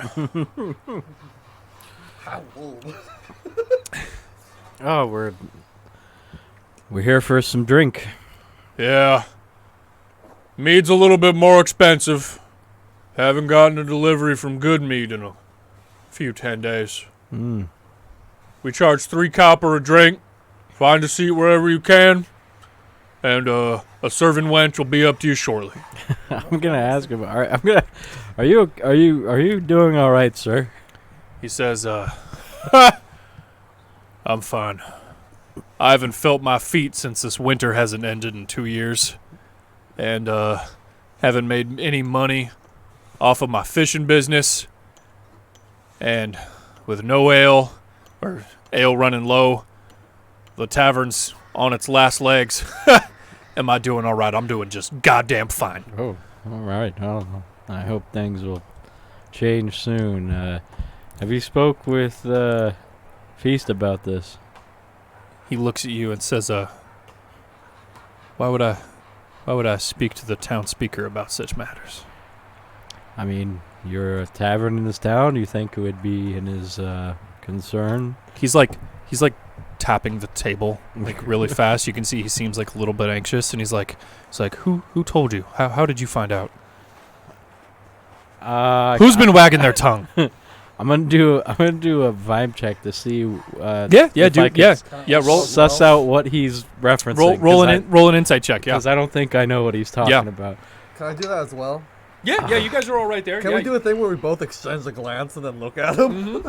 I got. Yeah, go ahead and roll a d20. 7 plus 2. So 9. Ooh. Would you roll Duckblade? 2. Well, luckily, you want me to roll yours? Yep. So, All right, let's get 5. Funame's insight, which was a little bit better. That is a 12. So it's a little tough to pick up at first, but Funame kind of fills you in that as soon as you spoke about feast, something personal seemed to have like tinged. Yeah. And you feel like that's a thread you could definitely pull on. Okay. Something seems to be like really personal about it. I'm gonna be honest. I'm gonna say, well, it seems that Feast has a lot of issues with people around here, and ourselves as well. And if you'd like to fill us in, maybe we can help. You see, he's like cleaning a glass, and like he's like holding it so hard that the glass like cracks down the middle, and he says, "Lost me daughter 5 days ago. Her name was drawn in the lottery, but we don't talk about it. We're not supposed to talk about the lottery." And he like, the tavern's very loud. You can barely hear him as he's just like talking very low to you guys. And he kind of like looks around, and he looks to his left, and you guys follow his gaze, and you see a town's guardman just kind of hanging out in the corner. And he's like holding a spear, and he's kind of just looking over everything. And then he looks to his right, and you see another town's guardman like sitting at the other end of the tavern, and he says, but you fine folks can grab a table wherever you like, and serving wench will be right with you. Thanks, sir. Yeah. Yeah. What did I miss? So basically, dude lost his daughter in the lottery. And it was the last person that was lottoed out. And he doesn't want to talk about it. Another detail. He said they're not allowed to talk about it. They're basically not allowed to talk about the lottery. Yeah. Nobody here. Basically, the guardsman under Feast is going to handle business if people start talking about the lottery. I hand him a gold piece, and I said, Gold? I said, I am sorry for your hard times, and I feel a similar pain. He looks at it, and you can see like he has a couple tears like welling up in his eyes, and he like slides the gold coin over to him, and he says, "Find a table. First round of drinks will be on me." Cool. Does he take the gold? Mm-hmm. Yeah, he takes he it, does. yeah. Yeah. All right. Well, cool. We got ourselves a table. You guys gonna find drinks. a table? We find a table and sit down, and at the table there's a really awesome bar accoutrements like of types of pizza. Absolutely. Yeah. So you guys are drinking and just kind of hanging out for a moment. Let's roll a D3 to see who gets to roll on the rumor chart. Oh, that's Mason. Mason got picked. Okay, Mason. Yes. Go ahead and roll a d20 as you guys are sitting and drinking for a while in an inn, and you guys learn a piece of information. All right. Where's my D20? Where's It's in my pocket. I don't know why I always pocket these. All right, let's roll that. Probably why that bad luck. It's a 9. Perfect. So, you hear this, you hear the table behind you talking about this. They're talking about the mead shortage. And you hear one of the voices behind you, Mason, say, "Well, in good mead, they say the town speaker was recently killed by a 9-foot-tall giant. Rumor has it, the giant stole a shipment of honey mead, without which all the taverns in 10 towns might just go dry." And that is the rumor you hear while you are sitting at the table in the tavern. That's the rumor I hear. Mm-hmm. Guys. Check this out. So, apparently, a giant killed the town speaker? Is that what I heard? That's what you heard, yeah. Yeah, the town speaker apparently, according to rumor, is dead in Goodmead. Town speaker in Goodmead is dead, and giant took some honey mead. And without that shipment, every town's gonna go dry. Pretty Yeah. soon. That's why they're hiking Pretty up the soon. price on the beer. Yep. And I kind of like this stuff. I don't know about you. Are you saying that we should go to Goodmead? A giant, those little guys. Oh, Speaker's dead in Goodmead. We need to find where the mead went. Okay, so you're repeating what I'm saying, yes? No, Don't we get this murderer first? I'm not sure how. Okay, I mean, Well, we do still have that thing tonight. Well, I'll have that thing tonight. Speaking of which, you guys have already passed an hour or two of time in the tavern, you know, talking and drinking and listening to rumors and stuff. It's almost nightfall at this point. Yeah, can I'd say you have about an investigate- hour left. You can investigate Criminal the Full Dark while I go mercenary work. oh yeah, you have that. You got that killing to do. Goodmead is pretty far away from you guys. Oh, It is- yeah, I it is near remember. the very southern tip of Icewinddale. So that would be quite a journey, just to let you know. Well, So Tourmaline is here, and Goodmead is all the way down here. So you have to go, or Targos is here. You have to go through Bryn Shander, around, and all the way down to Goodmead. we can investigate that later. I'm gonna go to bed. All right, Mason is calling it a night, but Duckblade, you have a mercenary meeting to go to. What is your guys' plan? Talk to me about what you want to do. So I believe Funima is gonna shadow me, right? Your plan is to shadow Duckblade. The inn comes with sheets and stuff. Mm-hmm. I'm gonna take the first layer of sheet, which I assume is white. Yeah, white, tan, yeah, close enough. As long as it's white enough to match with the snow. So. Yeah, you think it'll make do in a pinch. Cool. I'm gonna fold that up and take it with me, and I'm gonna address Donald Duck here. Dolan Duckblood.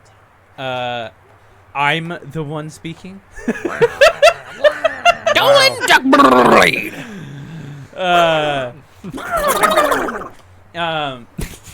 So anyways, We belong in a jail cell. Anyway, 100%. Dolan, Mason, will you pour me a little going bit to more of that rum, my follow friend? you with my owl. I'm going to keep the owl 50 feet in Drink it front from of me and Just a little 25 bit. feet behind you. Does that make sense? Okay.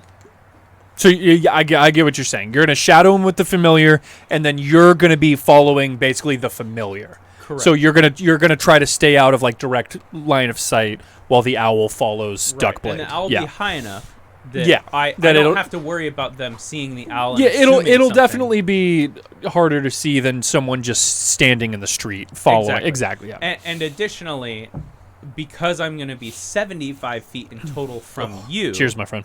it'll be less obvious that I am following you opposed to aimlessly wandering the streets. Does that make sense? Gotcha. Do you think they'll be suspicious of the owl at all? It's an owl in winter, and it's not suspicious at all. It is also a nocturnal bird, so I mean, It makes sense. Gotcha. you're fairly confident unless Funame's directing this bird to fly really close to them that Right. you'll probably be It's all right. Way up there, it's like almost what? It should it's be 60 feet up? 60 plus feet in the air. Yeah, Yeah. it's Will like- they bring it close at all? Well, I can dive bomb with it if we go into Gotcha, for like sure. combat. So but you I'm don't just think, saying like, I don't think there's no reason it should be nearby. For I don't know. I'm going to be within 50 feet of the bird. The bird's going to be within 50 feet of you. Yeah. So I will always be near you, theoretically. Okay. Okay. I know how your brain works. Okay. All right. Are we ready? We're good. We're good. Okay. I totally understand you. So Mason has retired at the inn. We're good. Duckblade, you We're head good. out Fix into the fast, bro. night. Does Mason check out his 401k, or is he going to put it Yeah, on he's checking CD? his dividends, making sure everything's okay. Okay. I got to make Um, sure that when Mason retires that he's taking the right options. So Duckblade, you head out into the night. There are not many people on the street. There's a couple merchants packing up and heading home. There's a couple dwarves and humans milling about, but they all seem to be heading either to the tavern or back to their homes. And you see Torg's caravan. They're packing up their merchant stuff into the 3 carriages. And they see you approach, and you see Torg with her eye patch. You don't see Sefik, or who you think is Sefik, the human. You don't see the human with gray hair. It's just dwarves. And she says, I didn't think you were going to come, bird. Well, help pack up the carriage. We got a job for you. Right after we get out of here. I Right extend after my these messages. I extend my arm. Oh, should I give her my real name? Funima, should I give her my real name? You guys can talk as long as you're within 120 feet, We are which I think you are. Yeah. 75 from Yeah. each other. Yeah. Do you have a nickname? Not necessarily your real name, but a nickname, because it's not a lie. If My it's nickname's a nickname. Duckblade. So how many people know you as Doland? I mean, my family and everything. And us, obviously, right? Yeah. But does anyone outside of that know you as No, Doland? but everybody knows me as Duckblade. Okay, then I would say your name is Doland and not Duckblade, because it's not a lie in Gotcha. either regard that it's your name. Gotcha. So I extend my arm to who I assume is It's Torg. Torg. Yeah. Is this Torg? Yeah. Okay. Yeah. She's told you her name is Torg. Yeah. My name's Dolan, by the way. Yeah. She extends her hand and she says, Dolan, all right, we'll see what you're made of. And they're almost done packing up. Are you going to help them pack up the last couple Yes, things? I'm immediately going. Yeah. Try to prove my All right, worth. perfect. And after everything's all packed up, it's about 30 minutes later. So Funime, you've been kind of sitting out. I imagine you're kind of ducked behind an alleyway, just kind of looking through your owl, making sure everything's okay. Is that right? Mm-hmm. Okay, perfect. I essentially was a servant at the monastery, so no work is like beneath me. Yeah. So you're just helping out pack up everything real quick. And once everything's done, about a half hour later, it's very the aurora borealis is fading at this point because it's been out for a little bit and it's getting really dark. And she says, well, Dolan, hop in. And she motions to one of the carriages, and all the dwarves are kind of cracking the horses and pulling out. And she says, hop on. Is anyone else going on? Yeah, they're all on. Okay, Yeah, hop. they're all kind of split up into the three carriages, and they're all getting and leaving town. Which carriage am I going in? She points to the white one, the one that was yours. I And- remind Doland as he starts walking to that carriage that I last seen a body which we discussed previously in it. Yep. You think you saw a rolled up body in there? Yeah. Can I do an insight check on On what? if Torg has any sinister intent, Oh, okay. Yeah. Like if you think maybe it's a little misleading. like a trap? Sure. Yeah. Go ahead and roll your insight. Yeah, to see if you think she's really trying to test you out. Fuck. Another 3. Yeah. You're unsure. I just You get just on. you can't really catch a vibe. Yeah. All right. You're on, and you get in, and there's one dwarf sitting in the back with you, and he has a sword at his hip and a shield, and there's 2 dwarfs riding in front of the caravan, and he says, "We'll see what you're made of, recruit." And you see he pulls down a little black mask, and he pulls a pouch out of his bag, and he unzips it and pulls a black cape out and puts it on. Oh shit. And as you guys are bumping and riding through the town, you're now leaving Targos.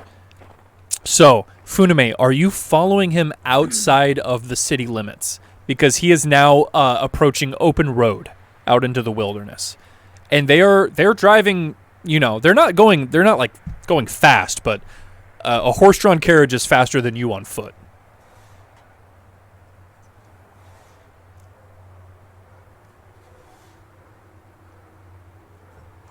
What's the terrain? Can I see the map of You can't really see the terrain, but as you leave, it's basically just tundra with dirt road, just like leading between the towns. You're gonna follow the glap papes. And through all 3 carriages, The black you didn't see the human. You didn't see who you think is Sefik. You've only seen dwarves. You have not seen Sefik Kaltro. I think what I'm gonna do, Mm-hmm. and please DM tell me if Yeah, this go is, ahead, please. viable. What do you want to do? I I think I'm gonna run and take bonus actions to follow up and keep up with them as much as I can. But I'm gonna take that sheet as soon as we get to they pass the gate. Mm-hmm. Yeah, you can and- run out the gate. What I'm gonna do is I'm actually gonna take that sheet that I took with me and I'm gonna sling it over me Mhm. so that So- if they ever look back, I can literally You're like drop. covered in white. Right, I can drop Yeah. to the floor and I just blend in with the. So they're already like pulling ahead of you. So I mean like, and there's no need. We don't need to talk about actions or anything. I mean we're Okay, just so in the we're in plan role is play. as Yeah. he gets further away, the owl is gonna step up Yeah. in height. Yeah. So that I can keep an eye in which direction they go left. or Eventually, right. they are gonna get out of range of you, but you are able to follow their tracks because it's just it's Yeah. it's lightly snowing and you can just follow the wheel tracks going out. But eventually you lose sight of the caravan, and after that, your owl loses sight So, of the caravan. as- But you do still see the tracks going I'm out. gonna say that I have shine. It's yummy. Oh, nice. Nice. As I leave my distance with. Yeah, like Nolan, when you're about to lose contact. I let him know that he is reaching and exceeding my distance, but to steadfast And this would wait be for like me. this wouldn't be too long after you're leaving the town gates. So- Like this would be like a minute after you're like leaving Targos. Knowing that, I asked the guy in front of me, "Hey, I saw a human earlier at the market. Is he gonna be there with us?" He says, "Ha, the bodyguard. Nah, he had business to attend to in town. We got some stuff going on in Targos. Don't worry about him though. This is about you." I relay that back to Funaman. And as soon as you relay that information, you feel the psychic link disappear, Gotcha. and you are no longer communicating with each other. You do know that Cephik stayed behind, Yeah. and then communication has ceased. Okay. Duckblade, Fuck. what are you doing? You are no longer communicating with Funame, and you are riding the carriage into the dark, into the snow in the caravan. Well, I climbed this far. If I try and bail, I'm kind of fucked. I have to ride it through. Okay, you're just gonna sit there. I'm gonna. Well, I turn to him and say, "Well, Where's my Well, cape?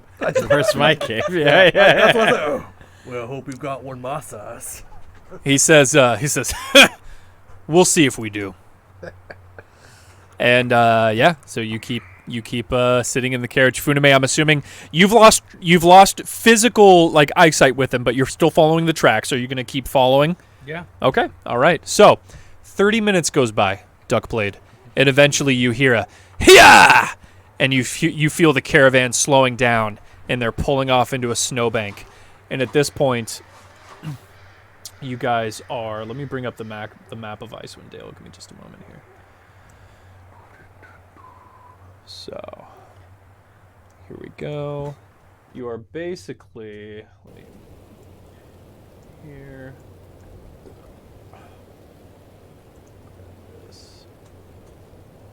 So you're just a little bit past Targos to the west.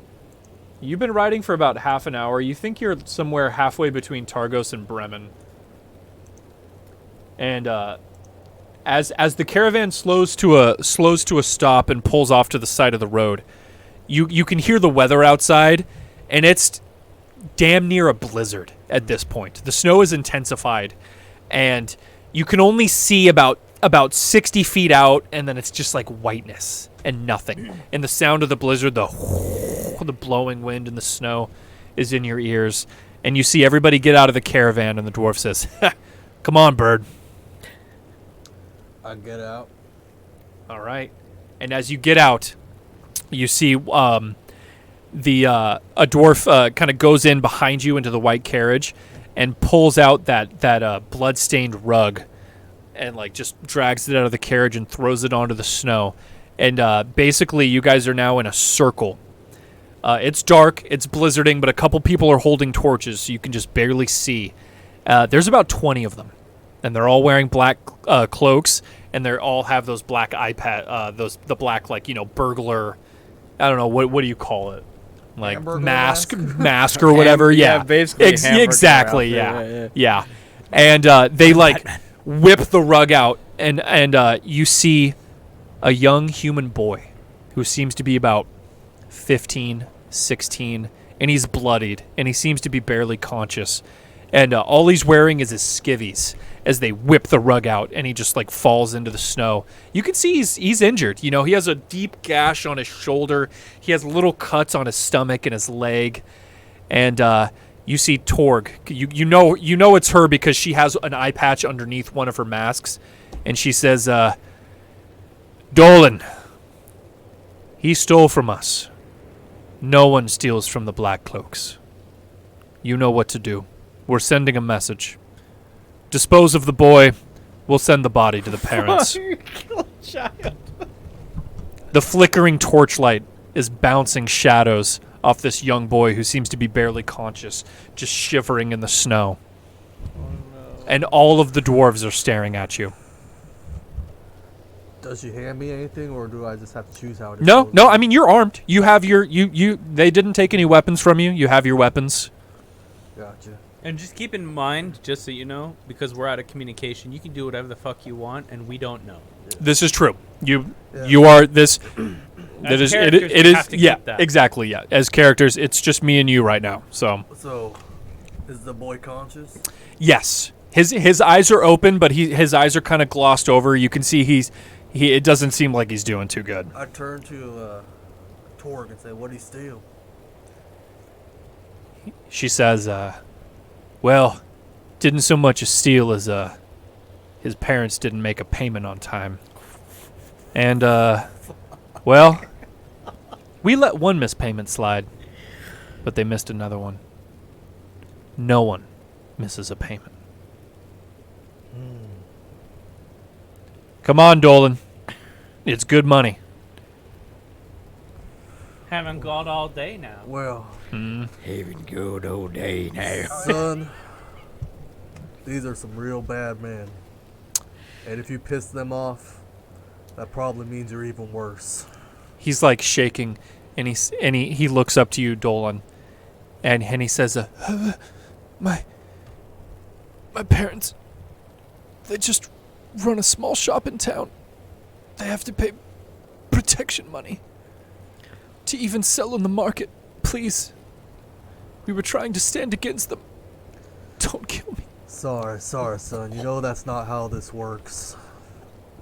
You got anything you want me to tell your parents? He looks up at you, and he's bawling, and he's like holding his shoulder, and you can see just from being in the frigid snow for just moments, his skin is already like turning a little bit blue, and he says, "Tell my mom I love her. What's her name, son? Shireen." Shireen? Jeff's having a mental This kid, Put, you like, put well, this kid guess out I of his Well. misery. That's it? Major piece? He says, I don't want to die, mister." It's okay. Nobody does. And then I just make it quick. Yeah? You kill him? Oh my god. Yeah. Okay. Are your feathers strong enough to snap a human neck? Yeah, he's strong. I either do that or I'll wakizashi him. Okay. All right. You snap the little boy's neck, and all goes quiet in the in the circle, in the flickering torchlight, and you see Torg look up at you and says, "I didn't think you had it in you, adventurer." And you see all the dwarves pull their swords out and says, "Did you really think for even a moment that we didn't know who you were?" And we're going to take a quick break because I got to go to the bathroom. Oh my god. How far am I away at this? Killed a kid. You're for not nothing. you're not too far away, Okay. but you are still away. The kid was gonna die anyways. Yeah, I was about to say, he did the right thing with the kid because they're going to He kill the coulda kid saved anyway. the kid. I just made it quick. I was about to say, the kid was going to go either He way. could have saved the kid. He could have saved the kid. Oh my god. There's nothing I could I have done seen to this save the coming kid. a mile away. Oh. Jesus. I didn't want to be any part of this shit. Mercenary work for, I don't even know it was the Black Capes, but I mean, a half an hour ride on that. And they're my barely character outpacing was me not by a mercenary. 2/3. I'm like maybe 10 minutes behind you at best. Because I'm taking, obviously, bonus actions to keep up. I didn't want any. My character's Oh, not yeah, no, about I- to be a mercenary. I know. Yeah. You're a paladin. Mm-hmm. Paladins are not mercenaries. They're too faithful. Dang. My whole job here is to help reduce harm, not do mercenary work for shady characters. How many of them are there? Fuck. He said 20. Yeah, okay. I was gonna say It's the best okay, thing you have- could do you is have run Mr. and take Explosion bonus coming. actions to run. That's what I'm thinking. Like maybe use my Outpace key them. to like. You could run towards him. You could run towards him, then he'll blow your fucking head off while you get close enough. I mean, you already lost your beak once. Why not again? Yeah. Let's cast. What are my spells that take out one person? None of them? I mean, I wouldn't even bother with that. No, I got dip. The nice thing is, in a blizzard, with the visibility so low, if you run 60 feet, you're going to have poor visibility to hit you anyway. So, honestly, Okay. I can get 60 feet away. All right, Duckblade. You hear a shing, shling, as all the dwarves, all 20 of them, draw their swords, and they look at you, and you see Torg just laughing. Last words, Dolan.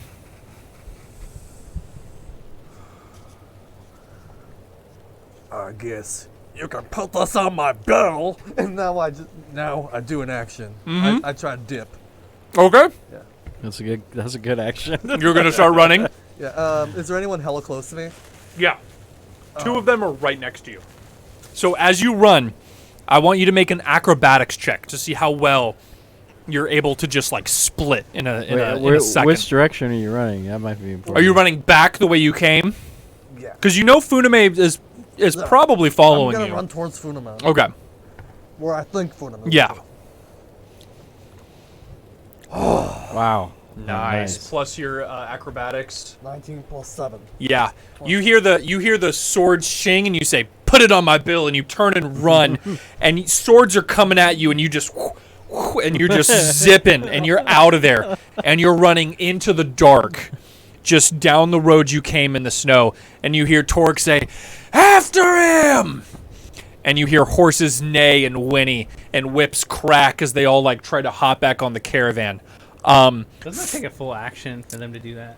Oh, it does. I mean, we're role playing right now. There's no actions or Sorry. anything. Are there any Yeah. free horses or anything like that? Free mounts?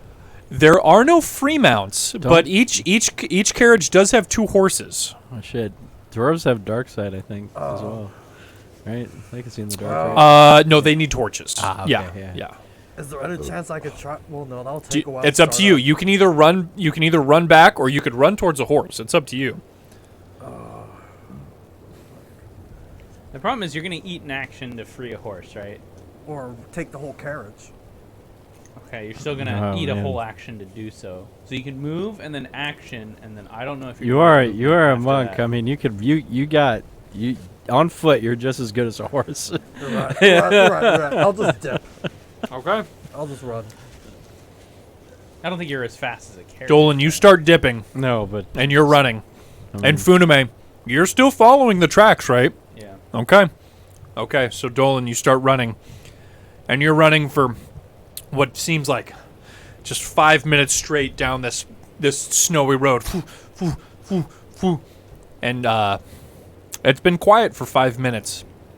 And then you hear the creaking of wheels and the snapping of whips behind you. And you look and you can see torchlight way in the distance down the road, and you see the caravan catching up to you. But as you do, you see a familiar elf about 60 feet in front of you. bird? Your bird would have seen him as well and told you that Dolan is in front of you. Okay. And you finally run into Funame after running for like 5 minutes straight down the road. As soon as we become within 100 feet, we can start communicating. Well, you don't see the blizzard is bad, so you don't see him until he's about 60 feet out. The bird, but yeah, once you see him, then you know that you can communicate with him. Yeah. Can the dwarf still see me? No, all you see is just a faint flickering of torchlight, and you can hear them through the blizzard behind you. Funama, fuck, we gotta run, we gotta hide. I have +7 stealth.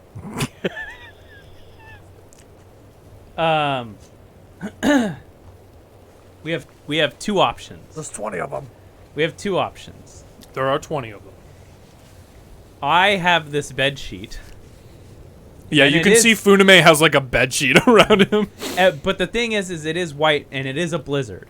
So we could duck off to the side of the road and cover ourselves with a bed sheet and hope the blizzard masks us as they blow by. That's probably a good idea. Or we book it as fast as we can and we do everything we can to slow them down. I'd say let's hide. Because they probably assume I'm going back to town. Okay. I mean, if it's a risk you're willing to take, then we can do it. But the risk is that if they do make a perception check, if they do see us, then we will easily be surrounded in a matter of seconds. Those are the options. That's. What do you want to do, Dolan? Have I caught up to Funame by now? Yes, yeah. After that brief conversation, now you're finally right next to each other. I don't think we could slow him down. How much farther away from town are we? You guys are pretty far out Yeah, from we're town. really far away You from guys are probably at least a 20-minute walk away from town. You tell me here and now, because time is of the essence. They're what gonna you catch want. us. We should hide. Okay. As soon as you say that, DM, Yep. I'm gonna fly the owl into where the light is coming from because the owl is higher up. Yeah, I'm yeah, gonna yeah. dive bomb, and as I make cover with him off the road, I'm gonna find a dip in the. Oh yeah, yeah. You can jump off the road into a snowbank. I'm gonna jump into a snowbank, cover ourselves, and I'm gonna lightning with the bird. Okay. Yeah, yeah, yeah. You're gonna cast a spell through your bird. Yes. Okay, And I perfect. get 100 feet, so they're not gonna know where it's coming from. All they know is that this bird just exploded on them. Yes, yeah. So the bird can kind of see the torchlight, but the caravan can't see the bird obviously because it's past the blizzard. Okay. Right. So I'm gonna dive bomb it, and then I'm gonna cast And then it. what spell are you gonna cast? Thunderwave. Yeah. Does it have a range to go out that far? 15 feet. Okay, so if the bird has to be within 15 feet. Right. That's why I said I'm dive bombing. Oh, gotcha. Okay. So I'm sacrificing the bird. Yeah. So they see the bird like fall out of the thing. That's pretty much what it's gonna happen. Go ahead and expend the spell slot for Thunderwave. Mhm. And go ahead and roll the damage for it, just so I can see if it'll actually 2d8. kill any of these dwarves, and I'm then we'll go from there. actually aiming to kill the horses. Oh, okay, yeah. I mean, you can aim it to just like the whole front side of the caravan. The whole front side's within 15 feet. Yeah. You're gonna get their attention while we're hiding? No, I'm gonna distract them because the thunder wave will blow them back. They'll be disoriented, and they don't see where we're coming from. All they know is a bird in a blizzard out of nowhere dive bomb them and just exploded. Okay. So 2d8. All right. Is this 2d8? Please double check DM. 'Cause No. These look like d10s. They to do. me I all know the they do. time. Yeah. Okay. They all right. they look the fucking same. You're wrong. You're good. 6. Okay. 6 isn't enough to kill anything, unfortunately. No, but that's fine. but you dive into the snowbank, you cast your spell through the owl, and you just hear this clap, and you hear horses whinny, and a carriage fall over to its side, and you hear screams. Nice. Stay very still. And you guys are hiding in the snow, and you hear the sounds of dwarves all heaving a carriage out of the snow and making sure the dwarves are okay and everything. And after about 30 minutes, the caravan packs up and moves past you guys. How long do you guys want to wait in the snow after the caravan passes you? You give your guys a double Dutch rudder to stay warm. I mean, we already are, so. And he's feathery, so he can float in water for 6 weeks in frigid cold and be fine. So I'm just in between those feathers and stroking it. So I'm good. Stroking it hard. So here's It's going down. on my a down. train going to LA is going at 65 miles an hour. Let's and- not do and this. How long are you guys staying in the Okay, snow? so here's the thing. It What's took one of you the- Thank you. No, it took a half an hour to get where you're at. Thank You're on God. foot. It's going to take us 3 times as much. We passed that analogy. So that was the joke. So at the bare minimum, an hour and a half for them to go there and back. Does that make sense? Gotcha. I mean, they're going back. You have to assume that if they are following us, they're going to go straight to town. Yeah. We're a half an hour from town at the bare minimum. Yeah. 25 minutes with the running. Half an hour That's a good rum. Yeah, you can to feel go that to in your town. breath. They're going to search for us, and then they're going to go back possibly. Right? So that is an hour and a half at maximum that they would take at the speed that they're going. That's why I'm saying if we take longer and we do the math, it's an hour and a half for them to go, investigate, and come back. Okay. Have as much as you want. Sure. And we'll put the owl out in front Mm-hmm. just to make sure that if we see anybody coming, we can do the same thing. We can dip underneath the white cloak and just... So you guys are going to wait in the snow about half an hour, Does that work give for or you? take? Yeah. Okay. Just to make sure everything's all clear, and then once it's clear, you'll get out of the snow and walk back to Targos. And I still have the owl. Yes, The you owl do. didn't Yes. die. Yep. No, So- they didn't. Yeah. Yeah, There so was we too can much scope chaos. out well, in the blizzard, what is Mhm. my owl's visibility? 60 feet? 60 feet. Yes. Yeah. So we can scope out 60 feet of front or behind because the owl can circle, Gotcha. right? So at least we'll get some, warning. at least. Perfect. Well, now that that's figured out, let's go back to Targos. Mason, Yeah. you've been sleeping peacefully in your room. I've been having a good time. Suddenly, you open your eyes. Whittling rocks. Something seems to have taken you out of your slumber, and you're in bed and you glance over to the window, and you can see the fierce blizzard blowing outside. The snow blasting against the window and the howling winds. Make a perception check. That's a pretty good perception check. 16 plus 2. 16 plus 2. You think it's probably around midnight at this point? Everyone should be dead asleep, and you hear the of a floorboard down the hallway. And then you hear little stamping of boots making their way. And they go past your door. And then you hear a hushed voice say, "No, he was staying in room 2. That's your room." Then you hear them walk back, and you can see there seems to be a flicker of light coming underneath your door. And then all of a sudden, "We know you're in there. Come out." Ooh. Can I do a perception check to see if I recognize the voice? No need for a perception check. You don't seem to recognize the voice. It does sound like a dwarf, though. And it says, "We know you're in there, and we know you're skipping out on the lottery, Mason. Your name was drawn. You're to be sacrificed. We have an order. Shit. Come out peacefully, and there will be no problems." All right. Well, I've had a Seems rigged. Does seem rigged. Been in town for a day. No, we've already got the Especially since information. there seemed to have been a sacrifice 5 days ago. There's That been seems a quite interesting. There's been a sacrifice 5 days ago, and anyone who knows Cephik gets kind of, oh, it wasn't you, gets basically a free pass out of the lottery. Yeah. The lottery's fucking rigged. Interesting. Interesting indeed. I wrote a note about that. Let's see. Good note taking. Yeah, thank you. Short or long rest? So I've had about a short rest. You've definitely had a short rest, but you have been interrupted from your long rest. All right. So I do have hidden step. You do. So I am going to. So you are, just to be clear, you are out of your armor because you are sleeping. So just in case you do get into combat, your AC will be significantly lower. I just want to let you know. But yeah, you can absolutely use your thing and go invisible. I'm gonna quietly sneak under the bed and use hidden step. And use hidden step. Yeah, Okay. I'm gonna try and make it look like the bed is like You like- are huge, my dude. yeah. I am huge. He's huge, but he's not wearing his armor. You can fit under the bed. It's a little bit of a tight squeeze, but you can fit under there. I'm gonna make it look like the bed's been used recently, but I haven't been there in a bit. Okay. Toss the bed. Yeah. Yeah, just Okay. Yeah. Just make it a mess real Yeah. quick. And Hide under. Go invisible.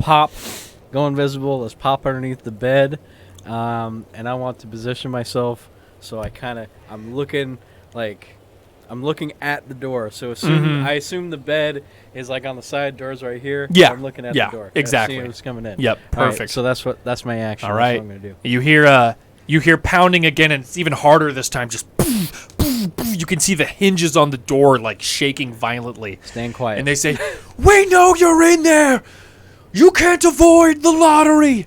And then a moment goes by, and then you hear a snap as the door just gets kicked in, and you see boots stomping into the room. So you see a couple of town guards who you've seen before. You've seen them around. They're wearing armor. They have the symbol of Targos on their armor plate. They hold spears. And you see a couple of dwarves wearing black cloaks and masks as well with the guards. And you see the black cloaked dwarves look up to the guards and they say, "No, our intel was right. Sefik told us he was in room 2. And then the guards go, "You guys are causing a lot of trouble. Listen, we're causing a scene inside this tavern right now. If he's not here, we got to get the fuck out of here." And the dwarves go, and they look at the bed and they say, "He must have just slipped us. Did you tell anyone we were coming?" And the guards go, "No, we would never. We would never." Yes. And they give you see them like walk around the room. They open your closet. They like pick up your armor and just like throw it on the ground. And they're like, "Ugh." And then you see one of them like look to your window, and they unlatch it, push it open, and look out. And they say, "Well, he could have squeezed out through there if he had warning." And they all look at each other and they say, "All right, well, he's got to be in town somewhere. Let's spread out and see if we can find him." And they stomp their boots, and your door's broken off the hinges and on the floor. Yeah. But they leave the tavern, and after a couple of minutes, you don't hear boots stomping around anymore. All right. Wow. So I'm not gonna continue to stay in this room anymore. All right. So I guess since that was the end of the turn, that was rough. I should have opened that window. That would have been a really good distraction tactic, but I didn't think of that. I guess I'm a little wise, but I'm not very smart.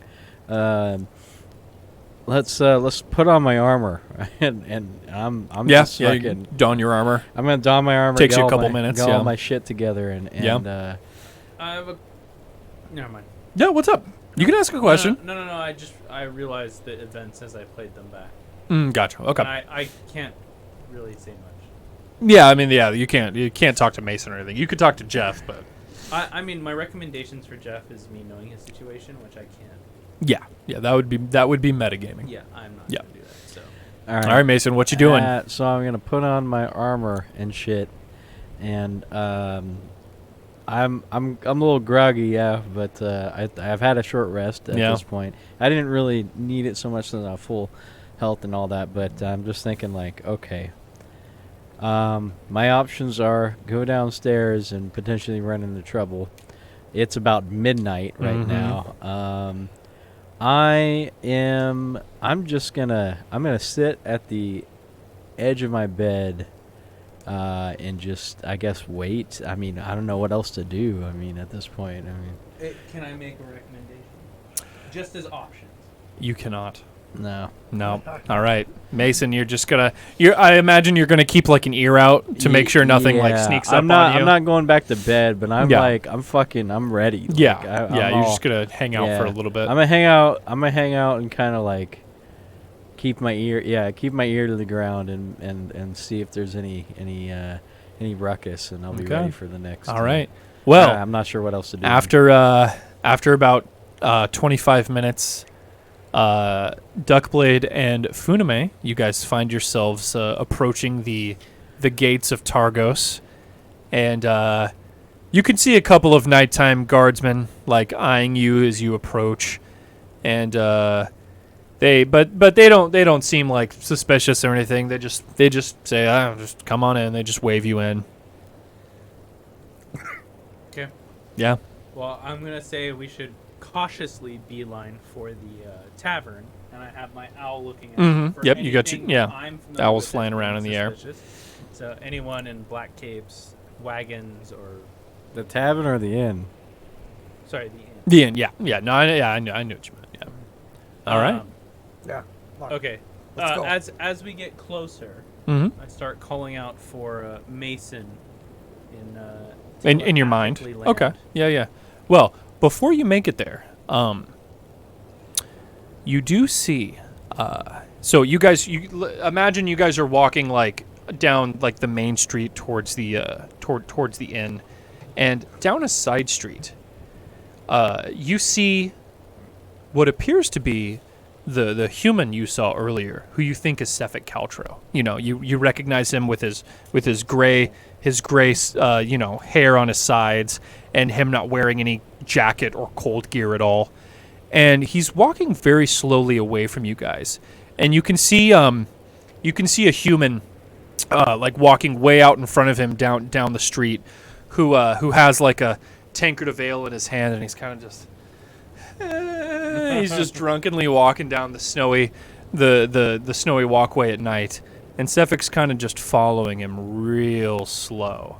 I send the owl to follow Sefik, Okay. and we're going to continue towards the inn. Perfect. Because based off of the map that I saw Mhm. earlier, that is not very far. Yeah, let me bring you guys back to Targos. Yeah, it's not super far, but Targos you is know, a very small town.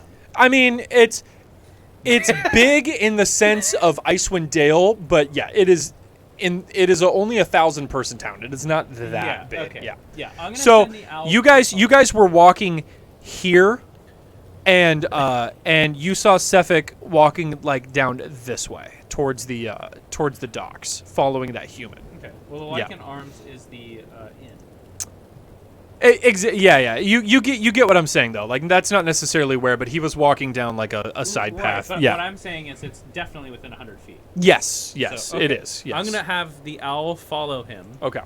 and to watch over this potential prey while we continue on to the inn. Okay. And I'm going to reach onto Duckblade's shoulder and I'm going to tell him, guide me as I view through the inn. Oh, okay. All right. So Funame's going to be blind because he's going to be looking through his owl. So he's asking you, Duckblade, to just kind of take his hand and just guide him towards the inn.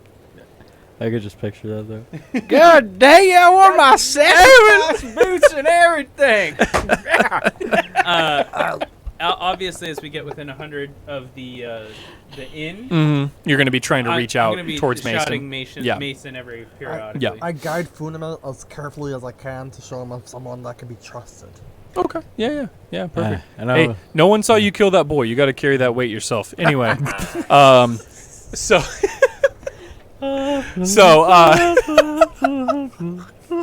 Jesus Christ. I didn't think you were gonna kill him. Anyway, we're not gonna talk about that right now. We'll talk about that later. First rule about Duck That was Club: crazy. we don't talk about Duck Club. All right. So Yeah. you guys are walking towards the inn. You're in your owl, following Sefik down another alleyway. So you guys can just barely make out the front of the inn. And Duckblade, you're the only one who can see the inn because Funame's looking through his owl. You see a lone figure standing out in front of the inn, and you see it's a dwarf, and it has a black cloak, and it's like has it around its shoulders, and it's just kind of standing there in the cold, and it just seems to be kind of like looking around. Question: are we within 100 feet of the inn yet? Not yet, almost. And I'm just chilling. I got We my can still talk. I got my back just against my can't door see. Yes. frame, like I'm waiting for motherfuckers Exactly. to come Yeah, in. Like, just so you know, we can still talk. We And just can't nothing see. new with Sefik. He's just walking Yeah, down the yeah, alleyway, I just slowly following that drunk guy. Funima, the black cloaks, they killed the boy. What?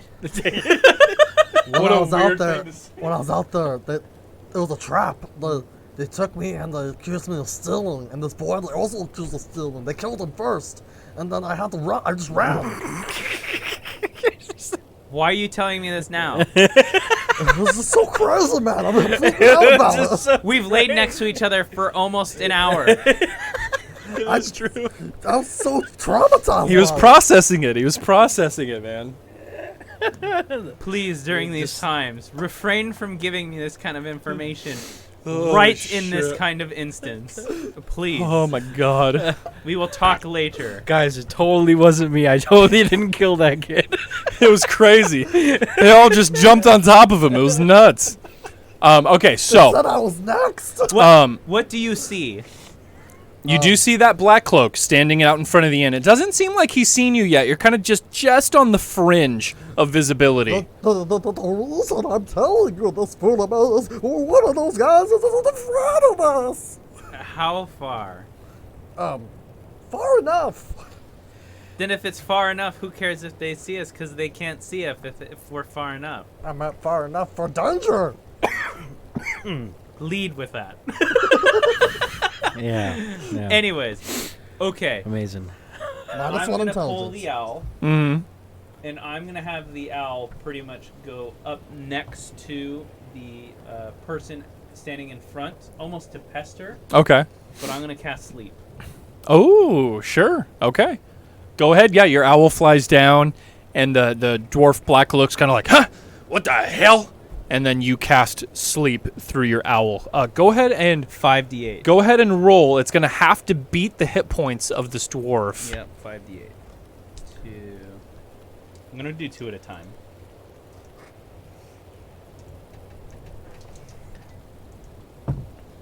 Go ahead. Dun, dun, dun, Whenever dun, you're dun, ready, dun, I'll dun, let you dun, know. dun, dun, dun.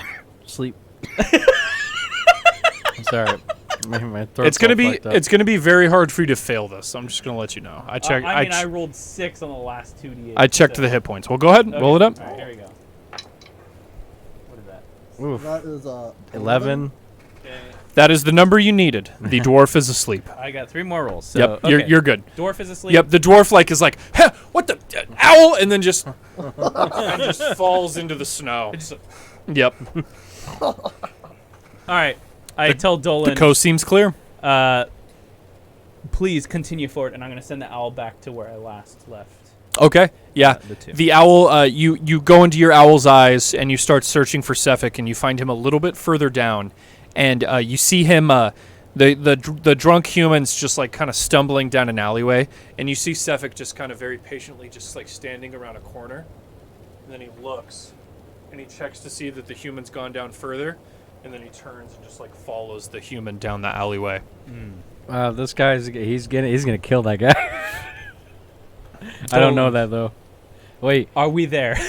I can't see shit. I just want Are we you to. there? You are now at the entrance of the inn. You should be able to hear me by this damn Okay. point. Yes. Now you are able to communicate telepathically. All right, yes. so freely we can talk real quick. Yes, DM if we can take a Yeah. second. I mean, you can. We've all been discussing this out loud. You can just say, "Hey, we filled everyone in on everything," Okay. and then now you can Yeah. you can talk he about what's slaughtered going a on. baby lamb. You don't know that. No, you don't know I'm that. kidding, I'm kidding. Dolan killed a kid? No one knows. Yes.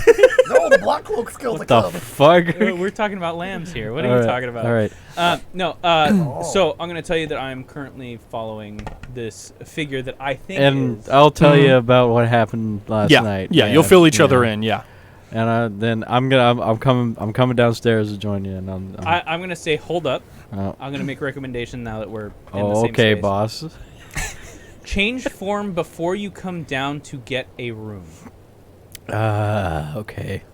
And the reason is you can get a room, they'll give you a number, walk out to us, change form back into your giant form. Then we all walk in and walk through. They don't know what room I we're don't going think to. anyone's awake right now. It's At an like inn, 2 or someone's 3 there 24 a.m. hours. So, are you guys going to enter the front door of the inn? Well, first of all, we're So having You're your talking, plan okay. your plan is for me to be like coming downstairs as a different person. ordering They're a room. gonna wonder why I was upstairs. It doesn't matter. You're at an inn. You could have come in the change of shifts. You could have come at any time. You could be a Change of fucking shifts. hooker. It doesn't matter. They don't care. What I'm saying is your identity will be revealed coming down to get the inn. Although we will be in form coming up, they don't know what room we're going to going up. Does that make sense? I think a better course of action is well, you guys need to sleep. Yeah. Yeah, but if we're the one ordering the room, they can tell us. I'm fine. The innkeeper can tell whoever what room we're in because they gave it to us. Is my point. The whole purpose is to make it so information is lost at the point in which you order the room. I did get 3 rooms. but you were in your original form. Mm-hmm. That's why I'm saying go in a different form this time, because no matter what room you get, they're expecting that person to be in the room, not us three. Because when we go up to the room, Sure, I'm done thinking about this. I'm gonna do whatever the fuck Brandon just said. Do you have another use of your change forms? Because I So- think you only Yeah, get it Targos. back on a long rest. No, change form. Caster. Furbolg magic. This is a separate thing. So Yes, cast it's a- detect magic Right. and disguise self using wisdom. Cannot cast again until after a short or long rest. Okay, you can use it again. This- What's another room? to sleep. We gotta get the hell out of here. Aren't you tired? No. You just ran like 18 miles. I'm Dolan fucking Duckblade. I can do it. Well, you guys are adventurers. I mean, obviously you haven't had a chance to sleep, but you know, just one half a night's of sleep isn't gonna make you guys exhausted. So, I'm just letting you know. Well, it's up to you guys. The option is A, we mask the room that we're going to be in by using your You do see Sefik creeping closer up on this drunken human I'd stumbling say let's around in forgo the this snow. plan until we figure out Let's what go find what out what Seffik's Sefik is up up to. to. Yeah. Okay. That's all I'm going to say. Okay. Let's I, go. I will say that I find this a poor decision, but I will go with the majority. Okay, yeah, I want to see if this, we got to have proof that he's a murderer. And this is a pretty good opportunity to get that proof, it seems. I've made a lot of poor decisions tonight. Okay, well the guy out front is only going to be out for about a minute, so you need to haul ass. Okay.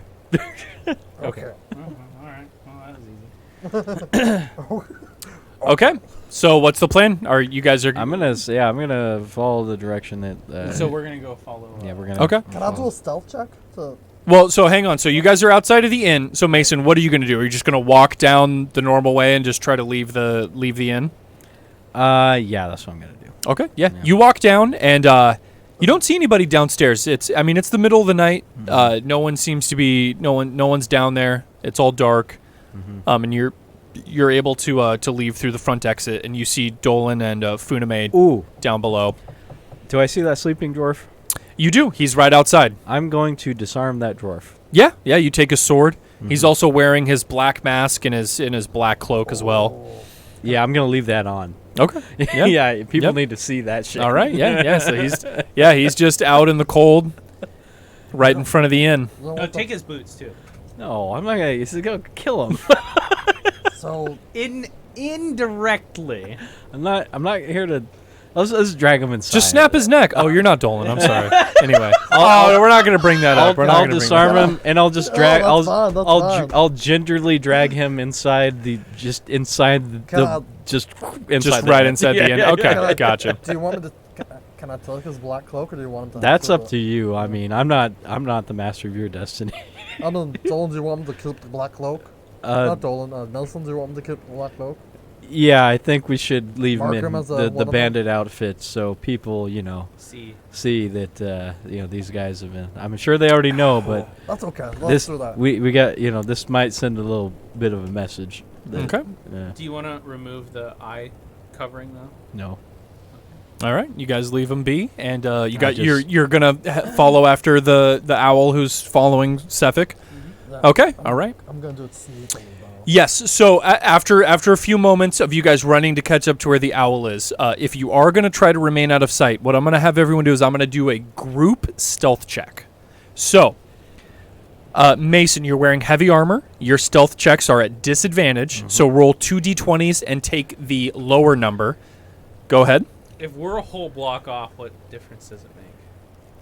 It will. It will make a difference because it is nighttime. It is quiet, and any sound or any movement, anything at all, could give away your position.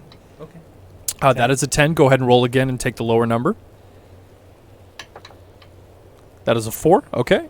Mason, I don't think you have anything on stealth. It would just be your dex. So that's a 5. My Okay. All right. Mason rolled a 5. Go ahead and you two roll. This is a group check, so all your numbers are going to be grouped together. I'm just like Yeah, it's hard in your heavy armor. 12 plus 7, 19. 19. Okay, really good roll from Duckblade. Let's see a roll from Funame. That is 8 plus. So that's 11.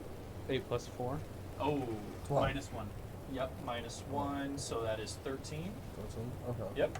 So you guys passed your group stealth check. Nice. Even with Mason kind of crunching behind you, you guys are able to kind of help Mason a little bit and quiet him down, and you guys are able to, get within, sight range of Sefik and not, trigger him seeing you or anything. So you guys are following behind, and you see, you guys are, I imagine you guys are like hiding behind an alleyway and looking, and you see Sefik, and eventually this drunken human seems to like stumble to a house he recognizes, and he goes, here. And he like walks up to the door, and he starts like jumbling in his pocket, and you guys see Sefik like walk up very quietly behind him, and he pulls his sword out, and with the bottom end, he just like clonks him on the head, and you see the human like fall down, and he just picks him up, puts him over his shoulder, and Sefik begins to keep walking down the street. I'm going to tell you what I saw, which is Sefik hitting him with the dildo on the back of the head, and then groping him onto his shoulder. oh, it's a dildo. Let me explain, sir. Let me first dive into the porn I'm assuming you industry. guys are going to keep following him. Yes. So here's our option. Yeah. I thought you could explode the dildo. Here's what a dildo is. Explode the dildo. You see, when a man loves a woman, And cuckery hasn't been invented yet. So here's What? here's the options that we have as I'm watching this unfold. Yep. I tell him what happens. We can either A, confront him now when he is perceivably alone, or B, we follow him and it ends in a potential dead end. I would say Because if we follow him, we're going to go to a nest of potential black capes, as We're out. Doland experienced. We're out. Or we trap him and we hope that we can subdue him before it gets to that point. Oh, I would guy's pretty say- tough. well, we haven't witnessed a murder yet. We witnessed a potential murder. Potential kidnapping. Kidnapping. Right. Yeah. So, how far are we willing to take this? Well, I would say you two, being the stealthier of the two, I was kind of making a lot of noise back there. You guys go on ahead. I'll trail behind you a lot further back. By 30 feet? Yeah. Okay. Okay. And you guys are going to keep following him for a little bit longer? I'll keep an eye out behind us. The rear guard. Yeah. well, are Yeah. we gonna ambush him or gonna No, we're just going to follow. to his nest? Wherever he's going. Wherever he's going. We don't know where he's going. Yeah. He could be shooting Debbie Does Dallas 3. I don't know. All right, let's follow. Okay. All right. So you guys follow him. Of our archaic terms coming Event- from this elf. After a minute of walking, he's out of the residential area, and he's now walking across open snow. Map? Yes. So he would be. Let me show you guys. Oh, where's the mouse? There it is. Sorry, I know I'm a terrible player just because I No, like you're fine. information. I don't mind showing. No you, one's complaining, Brandon. I don't mind showing you guys where you are on the map at all. Give me just a moment, and I'll put a token down for you guys. Oh wow, we're thick. Yeah, it's because I didn't size the tokens correctly. So, how it is on the map is that you guys are coming out of the residential area right here, and Sefik is now walking across open ground to the what appears to be just solid cement wall. So he What's has the the distance body between slung us? across. I'd say it's about 100 feet. You can barely see him in the heavy snowfall. Well, I have the owl. You do have the owl, but I'm saying from where you guys are, you can barely see him. The owl who's flying up above can see him a little bit better. And visibility 60 feet. Visibility, it's not 60. It's about 100 at this point. It's not a super heavy blizzard, but the snowfall is heavy enough to block the view a little bit.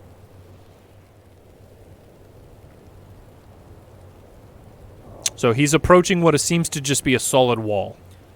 I asked Dolan Duckblade, what drinking songs does he know after spending time in the tavern? All of them. All of them.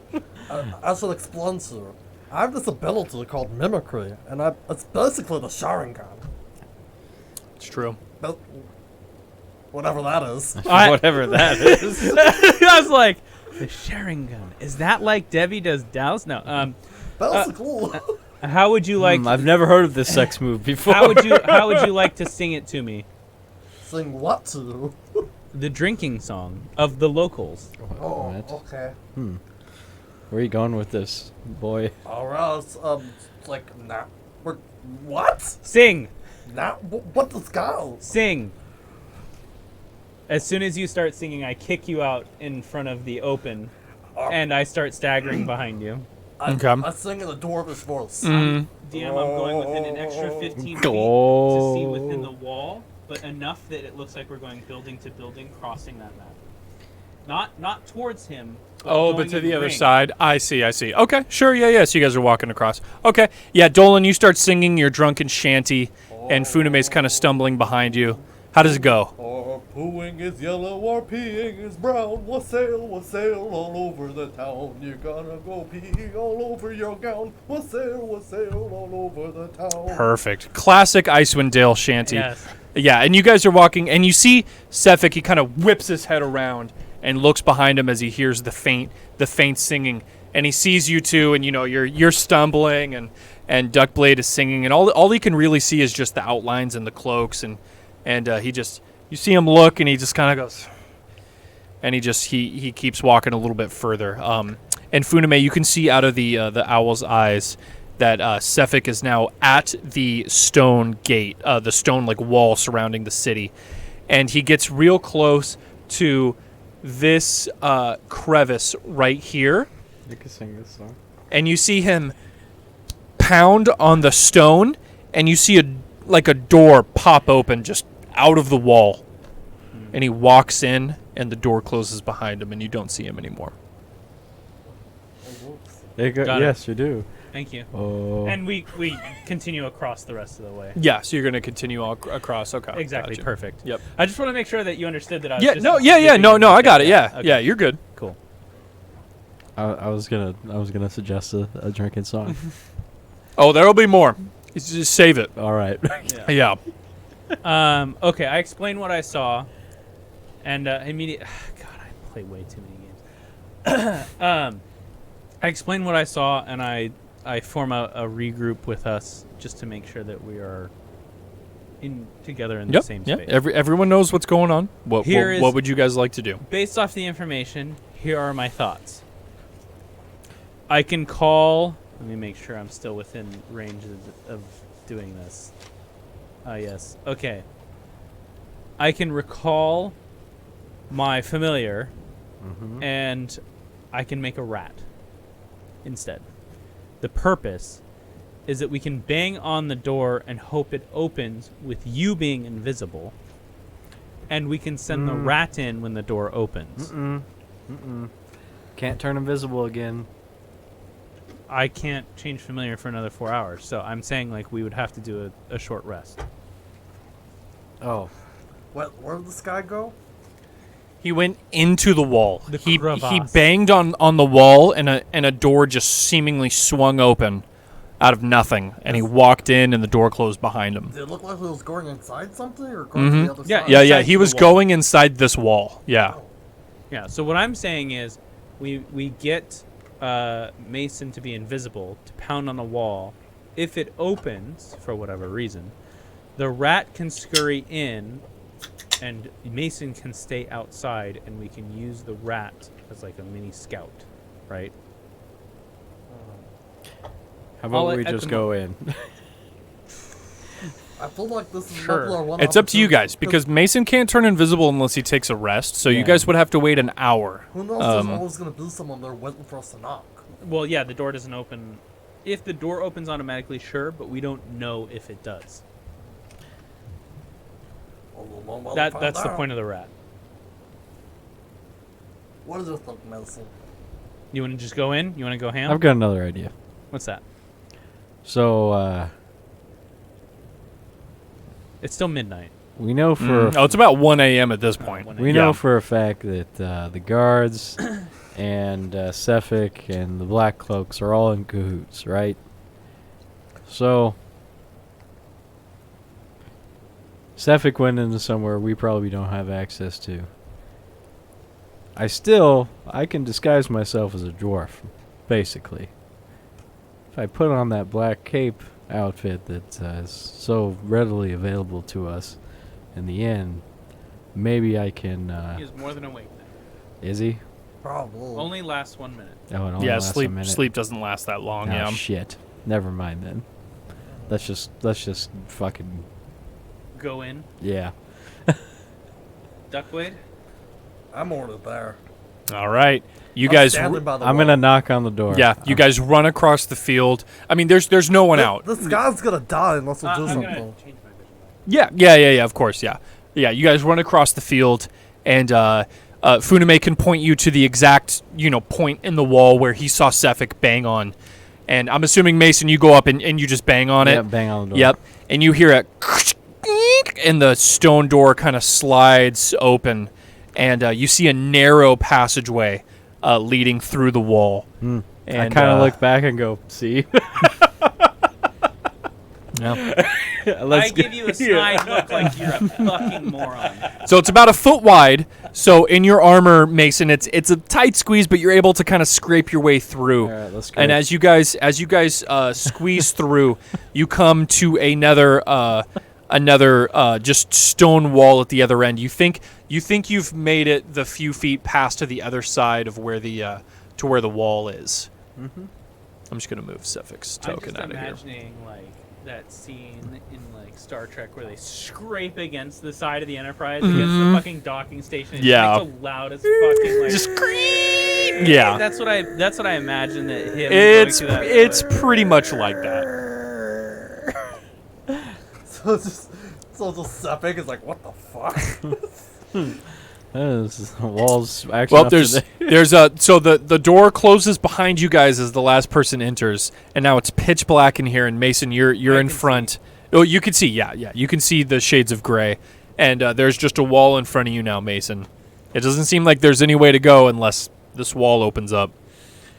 Do I see any light with my perceptive? No, it is Elven dark inside here. There's no light. I'm like right up against Mhm. this. All right, I'm gonna feel around and I'm gonna pound on that too. Same way. Yeah, you pound on it. Boom, boom. And you hear the same creak, and the door opens, and you feel the snow pour in, and you hear the wind howl, and you can see that the other side of this secret passageway leads just outside of Targos, and you see the open tundra in front of you, and you see boot prints leading off into the snow. All right, let's. I'm gonna send my owl overhead to scout. Yeah. 60 feet out. Yeah. I'm assuming you guys are following? No. Okay. All right. You guys follow the footprints down. Your owl scouting ahead. And with your owl, Funame, What do you see with your owl eyes? you see... What do you owl eyes? you see in front of you in the snow, you see Cephik kind of kneel down in front of some kind of stone altar. Just there's a couple of like dead snowy trees just in the tundra, and he kneels down at this like stone altar, and he puts this unconscious drunk human on the altar, and you see him like make like a hand sign, and it looks like he starts praying in front of the altar, and he's just kneeling there. I explain what I see. You also see that the altar appears to be dark red and stained with old blood. I explain what I see. Yep. Do I see it or no? You don't see it yet. I can describe it. It's just about to come into view, but Funame's owl is going to see it first. Gotcha. So I'm explaining to you what I see, and I'm going to give you my options. Thunder Wave! Or I can put him to sleep. With their knowledge of rituals, do you think that hand gesture is important to Oh, know? God, I have to make a historic check. I don't have a bonus to history, so... Make an Arcana 'Cause if I check. can look at him, I have a bonus to Arcana. I Yep. can memorize the hand gesture. Which dice? This one? This D20. one, Or this one. Or this one and this one. Yeah, I don't You know. pick. No, I don't want to pick. I No, want you to put the fucking DM pick. in Do this the one. orange one. The orange one. Do the yeah. orange one. Yeah. I'm feeling that orange one. That one. 19. Ooh. There you go. Yeah. So, you've seen this ritual in old textbooks. This is definitely some kind of sacrifice to a deity, and it's you're not certain exactly what it's doing, but you're damn sure that this is some kind of religious sacrifice to some god of some sort. Yeah. I explain what I know about history and the fact that it is potentially a god of some sort. Options still stand. Thunder wave or sleep. Sleep. I think sleep is good as well. I do not think he's a man that will go down easily. And keep in mind, if this fails, we will have to take action. Well, We're still far enough away, so we can probably just so figure it out. so your Well, he's gonna options check are it out, yeah. But you guys try- are about 100 feet. I was out about at to say, this time point. out. Visibility is 100 feet. If he turns around, he will see us. Wait, how far away is the altar? You said 100 feet. It's about 100 feet out from you and guys. he's like kind of doing his sacrificey thing. I don't right, think he's but the too owl has to get really up close. So if the owl fails, he's going to check around him, just innately because that's what people do. If he sees us, we have 100 feet to charge in and make our move, and we don't know how strong he is. He is impervious to cold, as we have seen, so he may not even be human.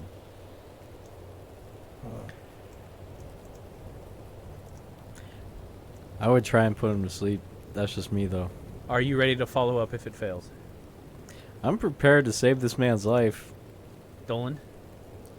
I'm curious about what the deal is. A deity? I don't know. Because It's probably it's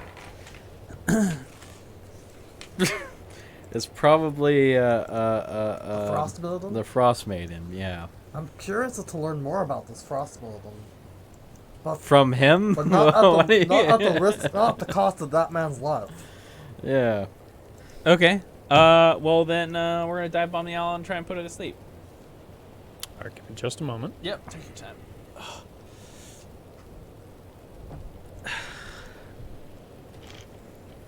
And our task is to just prove that he's a murderer, not to kill him, right? Of course. So she told you that you could bring him back dead or alive, but she wanted you guys to be absolutely sure that he was the killer. Yeah, I think this kind of proves the case. Does it? I mean, he kidnapped a guy and put him up. Can have a guy put him on a bloody altar? Here's my argument to that. So if he's not the killer, he's a killer. Here's my argument to that. He could supply the sacrifice, but he may not be the murderer. He's doing the sacrifice right now, right? You can put someone on an altar, and something else can claim it. I'm going to quote a fictitious tale of my people called Ulysses, in which a beast is summoned to take a sacrifice, although the people themselves choose someone at random. The people are not the murderers. The beast is. Just- So just as like you the- say that, he takes his hands apart, and you can see him through the owl, and he looks up, and you see him pull a dagger out Alright, of dive his bombing. out of his cloak, and the dagger is like wickedly curved, and it seems to be made out of ice, as it's blue and glinting off of the moonlight. A dive bombing owl sleeping. Okay. I'm not even going to ask them. And I'm all- not even gonna and ta- also- Yep. Go ahead. If you Uh, if you, Expend a spell slot and one more spell. one more. Yep. And roll your 5d8. if you open up a You're all cage so a lion can eat someone, you're still the murderer in that situation. Just saying. That is true. Yeah, yeah. Hey, if you snap a little boy's neck in the snow and And no one's around to hear see it, is it really murder?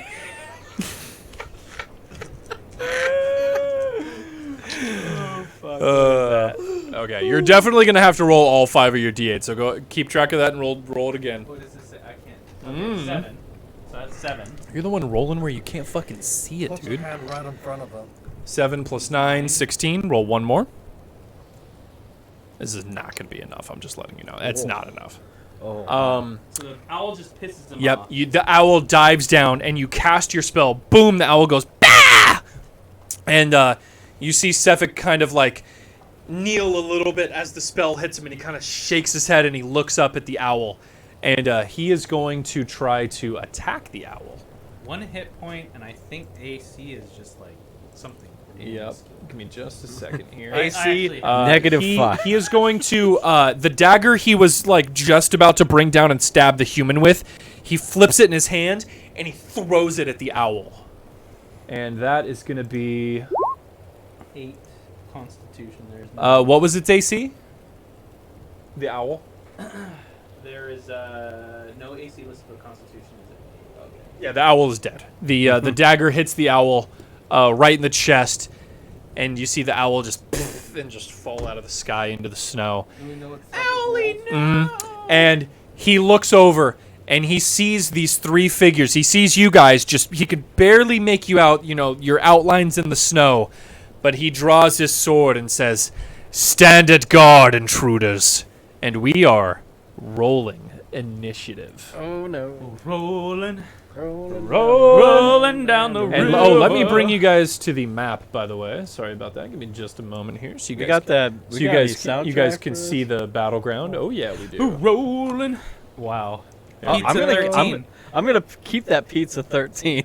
There's It's +2, right, for you? battle My map. initiative is Let me make +1. this so everyone okay, can so see it's it. 14. Here are you guys up here you in the wipe top off the left, die now? and Sefik and the Yeah. human are down here in the bottom right. I wiped it off.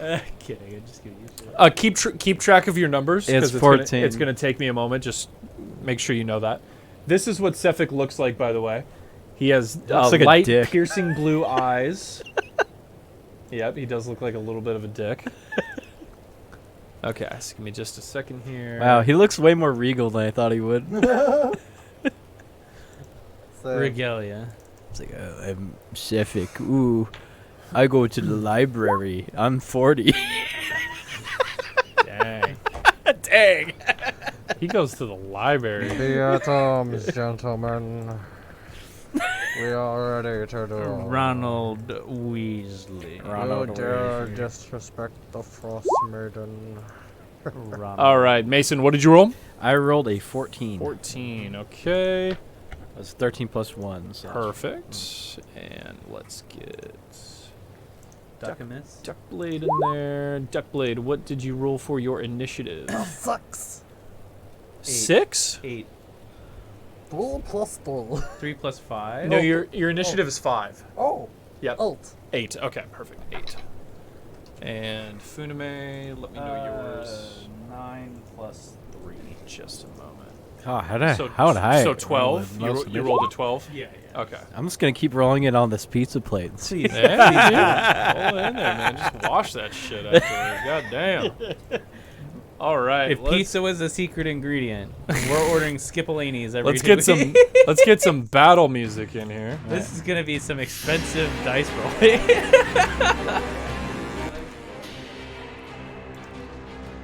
I put a All fresh, right. clean one on top. Boss battle. Boss battle. So, It's like Bloodborne. Sefik is the first to react in the turn order. What a surprise! So he beat your guys' initiative. Well, good thing we're 100 feet out. You are 100 feet out.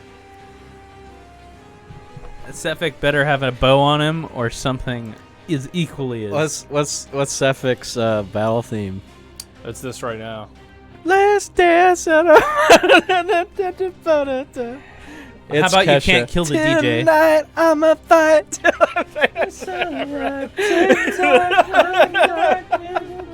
Wouldn't he be? All right, Wouldn't he be so- spelling his own doom if the Southern Lights have So, already passed? Sefik is going to start running towards you guys. 5, 10, 15, 20, 25, 30. He's going to move to here. And then you see him, he has his longsword in hand, and you can see it's like glowing this light blue. Oh, Yeah, and it's like glowing in the moonlight. And he looks at you all, and he sees you a little bit clearer, and he says, "You three." Ha! And he snaps his fingers, and his body explodes into a dust of snow, Oh, and he shit. disappears. Not cool. And then he appears 30 feet closer, the snow just shoots up out of the ground, and the snow just seems to form into his body again, and he says, hello. Holy So he goes 5, 10, 15, 20, 25, 30. He goes to here. Jesus. And he is now 40 feet away from Mason. Mason, he's going to twirl a dagger in his fingers and kind of line up the aim against you, and he's going to throw it. You are a little bit too far, so his throw is going to be at disadvantage, but he is still going to try to hit you. Where did I... Oh, did I close the character sheet? I think I did.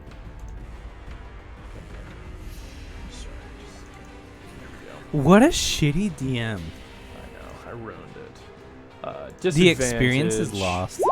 There we go.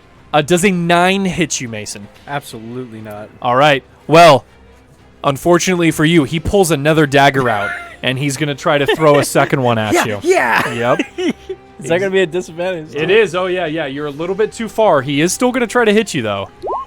Does a 12 hit you? No. All right. This one you block with your shield. And that is it for Sefik. And it is your turn, Mason. He's Okay. 25 away from us now. He is 40 feet, I believe. Give me just a second. He is 40 feet away from Mason. Oof. Okay.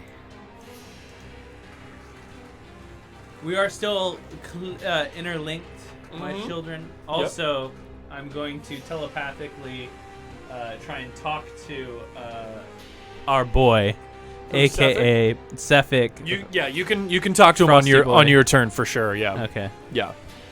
Oh. How far away is he? He is 40 feet. Okay. And you have 30 feet of movement that you can use as your movement action. Sorry. I'm No, don't want to use that. I'm looking at my spells. My spells. So I think you have one spell slot because you did not end up taking a long rest, and you used one spell the other day. So I think you should have one. Yeah, You're I'm right. down Lined to one as well. Yeah. You're right. I Yeah. am down to one spell slot. So you can either save that for a divine smite, or you can cast one of the 2 spells that you. Bless or shield of faith. Yep, exactly. Yeah. Bless is pretty good. Bless is pretty good. And I could bless both of these guys Mhm. and myself. And yourself. 2 Yeah. feet away from Yeah. You could bless all 3 of you. Give them the blessing of Ilmater. Bless this mess. I think we're gonna need a blessing. Yeah? Yeah. All right. Yeah. We're getting the power of your You call down upon the power of Ilmater, and you lay your hands on the shoulders of your companions, and you bless them. And I sing, "Holy Diver, Holy You've been Diver. down too long in a nutshell." Not gonna be long. So, you do have to keep concentration on this. So if you get hit, you'll have to try to save yourself from losing concentration on your spell. But for now, whenever you guys make an attack roll or a saving throw, you can add a D4 to that number. Nice. Yep. Let's fucking kill this guy, bitch. All right, and then Mason, that is your action. You still have your movement or your bonus action if you want to use it. My So you can my see you're movement. up here in the top left here. I and guess Stefan my is right here. my bonus action would be I'm preparing. I got my shield and my war hammer ready. Hell yeah. And so I get dueling +2 to one-handed. So yeah, I'm got my warhammer, I got my shield out, and I'm like, I'm ready. Do you want to move any closer? Or are you gonna stay by your friends? I'm gonna move out. Are my friends? I'm just right in the middle. Yeah, you're just right next to I'm him, right. Yeah, I'm gonna stay. Actually, I'm gonna ask you guys. Are you guys gonna move in? He's gonna go. I'm assuming he's gonna blow up the area, so he's gonna do that, and I'm gonna rush him. My owl's dead. Blowing up the area means that I have to be in the middle. Okay, so this guy just. All right. Yeah, I probably want to get away from this guy because everything he does just hits like 80 feet in front of him. I'm gonna wait and see I'm what this gonna guy say does. like, are you gonna fucking destroy everything in front of us? I have one spell slot saved, and I'm most likely gonna save it for shield. Okay. Well, then I'm gonna move like 5 feet away just from. just a little bit forward. I love you. I'm gonna get up I don't close to love this you. guy. All right, Funame, it is your turn. Being that You he feel is- yourself empowered by the paladin's blessing of Ilmater. You feel yourself a little bit quicker and a little bit sturdier. First of all, I'm gonna use my Vulcan mind meld that I now have. Yeah, yeah. You want to try to speak out telepathically to Sefik? Yes. What do you say? I'm gonna say.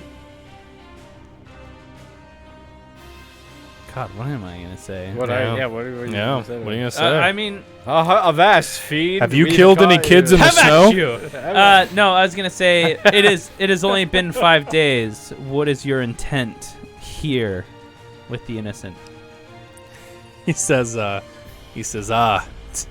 telepathy, huh? Cheap parlor tricks. Oral demands, sacrifices. Parlor tricks they may be, but this And is I no. oblige. Do you see my power? And he, like, Man, this guy's gonna opens fucking his kill arms. us. His sword is glowing blue. His daggers are glowing blue. He seems to be able to teleport. And he says, the gifts I've gotten from my goddess. You would Wait. not understand. Oh, jeez, amazing. We're gonna die. And that's it. He cuts it off. Yeah.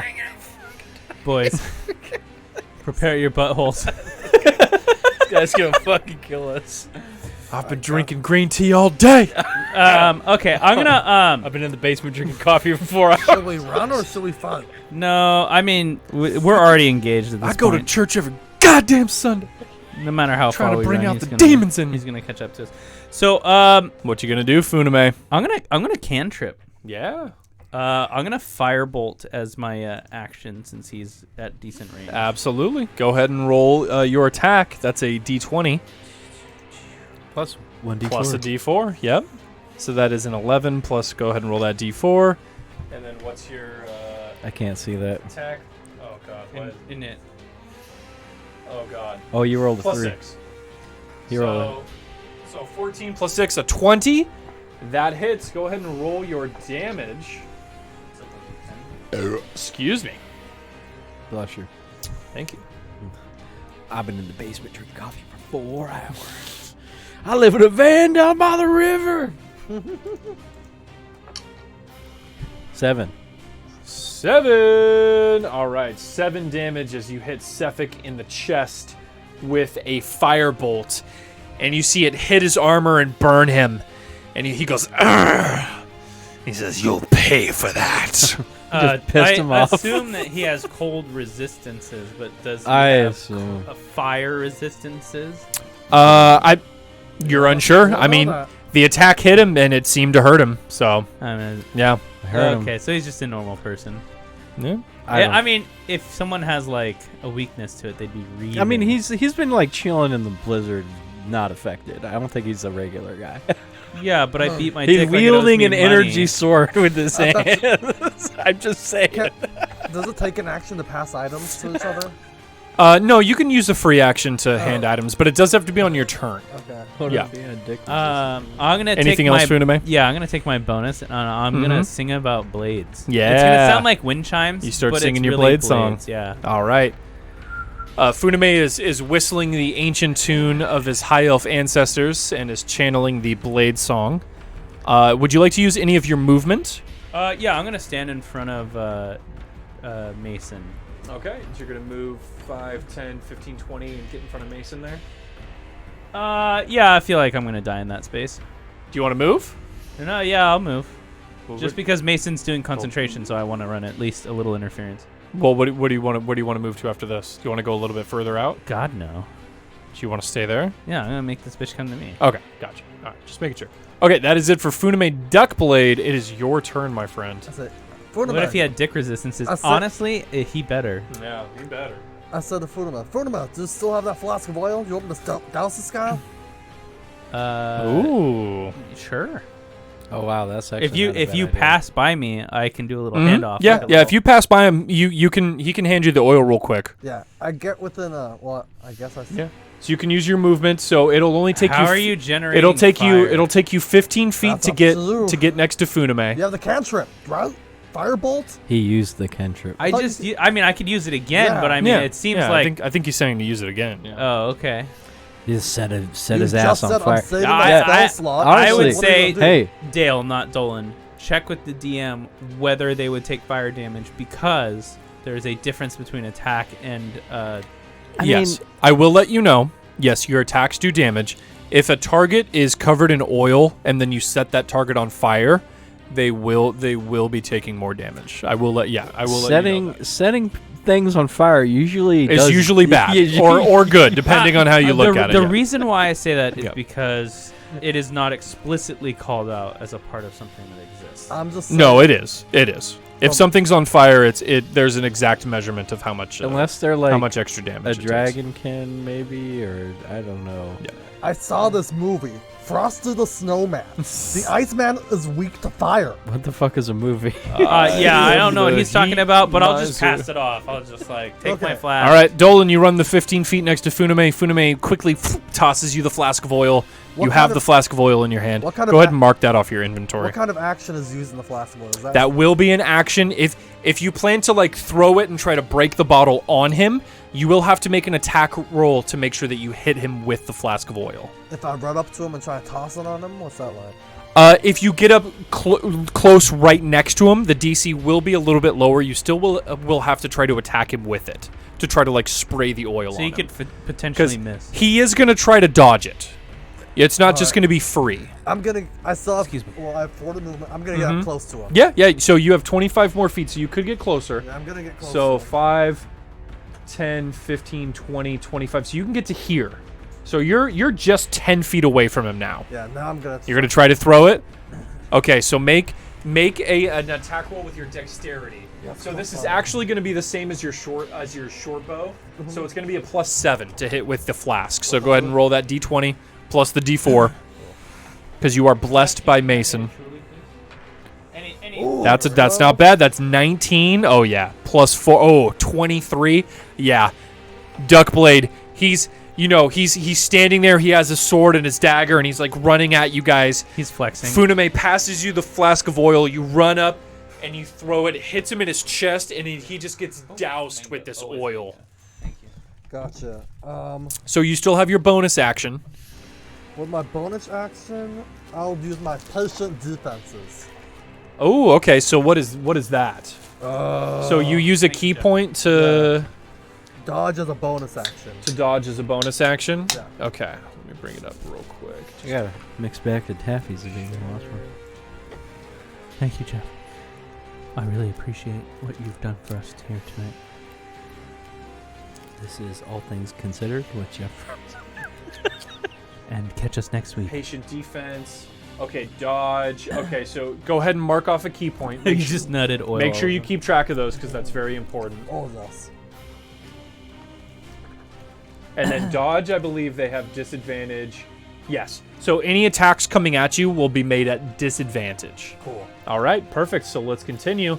That is it for Duckblade. Duckblade has successfully covered Sefik in oil, and it is now Sefik's turn. Sefik is going to run up to you, Duckblade, and say, You'll see the Frost Maiden soon, monk. You'll see her glory in person. And he takes his glowing longsword and he tries to swing it down on you, but you are ready with your defense. Let's see if that's good enough. Here comes the attack. That is a 14. It misses. Nice. All right. Killing gods is my destiny. Jesus. He's gonna try to attack you again. You dodge it, but he's back swinging at you. Here it comes.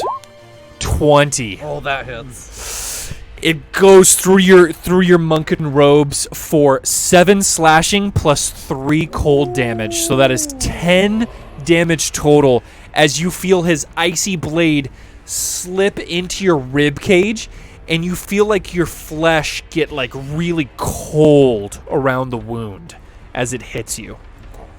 And as his sword comes off and the blood's gleaming in the moonlight, he brings the sword down and he licks it. Ugh. And he says, What a sicko. haven't tasted bird blood before. And it is Mason's turn. I'm now interested. Can I communicate with him and ask him what kind of blood he's had? Yeah, you can ask him on your turn, yeah. Sorry. what a freak. Huh? That's- I wonder if he's Danger tasted field. airplane food. I just got whapped for 10 damage. I have 8 health left. Okay. He hits hard, it seems like. Okay. I'm gonna fucking You're I'm a- close enough to run over to him if you want to. yeah. Let's do that. All right. I go. All right, Mason, you run next to him. Duckblade, I will avenge you. You and Duckblade are now both right next to each other, fighting, Sethek in front of you. All right, let's try and hit him. Yep. Is there a flanking bonus at all? Or? There is. So, flanking in my games gives you a +1 to your attack rolls. Oh, cool. This works for enemies and friends. So, enemies will also use it against you, but it is a +1 to your attack. All right, roll like you're not in Vegas. All right, Because roll, I crapped out in Vegas. roll that 15. D20. Oh, Okay, nice. roll that D4 too, because 15. you blessed yourself. Oh yeah. Yep. 15 plus. Wait, that's not a D4. Yeah, the D4 is the triangle. Yeah, no, that was right. Yeah, the triangle's you get the the triangle's right. That's. Why did I grab a D6? Oh, 15, 16, 17. your battle axe. Plus my battle. Which Wait, is- I get 2. Oh, my battle axe is +3 No, it should be more than that. or +6. There you go. Okay, nice. So that's more than enough to hit. It's not my battle axe; it's my warhammer. Are you using your warhammer? Yes, because I want to keep the AC for my shield. You can do the same with the battle axe. So with the battle axe, you can choose to wield it one-handed, or you can grip it for two-hand and do a D10 damage. But if you do that, then you can't use your shield. So I mean, it doesn't matter which. I'm using my warhammer. Yeah, whichever weapon you use doesn't matter. Okay, go ahead and roll that D8 for damage plus your strength. Here it comes. 2 plus strength. Plus strength is 4. So Nice. 6. So 6 damage.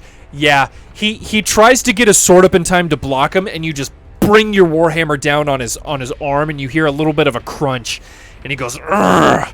But he's just taking the damage, and he's still fighting you. Nice. Anything else from Mason? You still have your bonus action if you would like to use it. My bonus action. So he took 6 though, right? He did take. He took 6 damage. Yeah. Got it. Took 6. My bonus action is I think I'm good where I'm at. I'm just gonna be still locked in duel with him. All right, There's nothing else I Funame. can do. You are up. Your companions are fighting CQC with Sethek.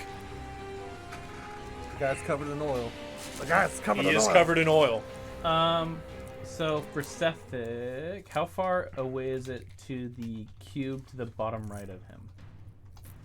To the bottom right of him. Let me see. That is 30 feet. Excellent, because Yep. I have 40 that I can go Yep. with the blade song. Yep. I'm going to get right on that other side of him. You got because it. that puts the rest of them out of range for 90% of my cantrips. Hey. Nice. You gotta catch him on fire. Yes, I'm just going to firebolt him. Oh, well, actually, I'm going to firebolt him first and then run up. That way I'm not at disadvantage. Perfect. All right. Yeah. Go ahead and shoot your fireball as you're running up towards him. Which one do I choose? D20. Oh, yeah. You're talking about what color? Okay. Nope. You sure can't. It's not over yet, though. That's a +6. That's an 11. Plus your D4. You are blessed. One. What's that? 12? Yeah. Let me check his AC. More than that. 12 hits. You hit him. What? You hit him. That's some bullshit. DM, you gotta check that bullshit. Wow, you're gonna complain about You're a going to hit? complain about hitting him? On 12. Okay, all right. 12 is above average. You hit him. Okay, okay, Yeah, okay, roll your alright. damage, bitch. Roll that D10. That is a 7. That's a hit. And as your firebolt slams into his chest, the oil ignites, and Sethek is on fire. So it's 7, and then is it cumulative on his turn or He will take the damage on his turn, yes. Okay. But he is currently on fire. Anything else, Funame? You are now flanking him. I have no other bonus actions I can do. All right. I am now flanking him on the bottom right. Dolan, your companions have him surrounded. And he's right in front of you. And he's on fire. And he's on fire. We're gonna give him the conquered beatdown. What do you want to do? Running away would not be smart. It's time for the Bay Point knife slash. Let's do this. Get him. I pull out my wakizashi and I do my slash. Let's go for it. The big point knife slash. Here's that D20. Ooh, 15. Yeah, you don't even need to roll the D4. Cool. That hits him. Go ahead and roll your damage for your weapon. Yes. 1d6. So that'll be your 1d6 plus 5. It helps with the plate. No, it doesn't. All right. Wow, So what that a is dick, Jeff. 6 damage as your slash 6 damage, not bad damage. gets in between his blades and you slash at his stomach and Cephik goes ugh as you hit him. And now I'm going to do my Fisticuffs. my flurry of blows. Okay, go ahead and expend a key point. Now Make sure you mark off a key point. I have 0 left. Yep. And flurry of blows, go ahead and make 2 unarmed attacks against him. So go ahead and roll a d20. A plus 4. Yep, d20 plus a d4. Plus, oh shit, try this. 12. That hits. Go ahead and roll a d4 for damage. Oh, 4. 4 plus. It's my dexterity, right? Yep. 5. So Hang on. I think it is. Let me double check. I know the monks are a little bit different. I know for unarmed attacks you don't add your. I thought it was strength.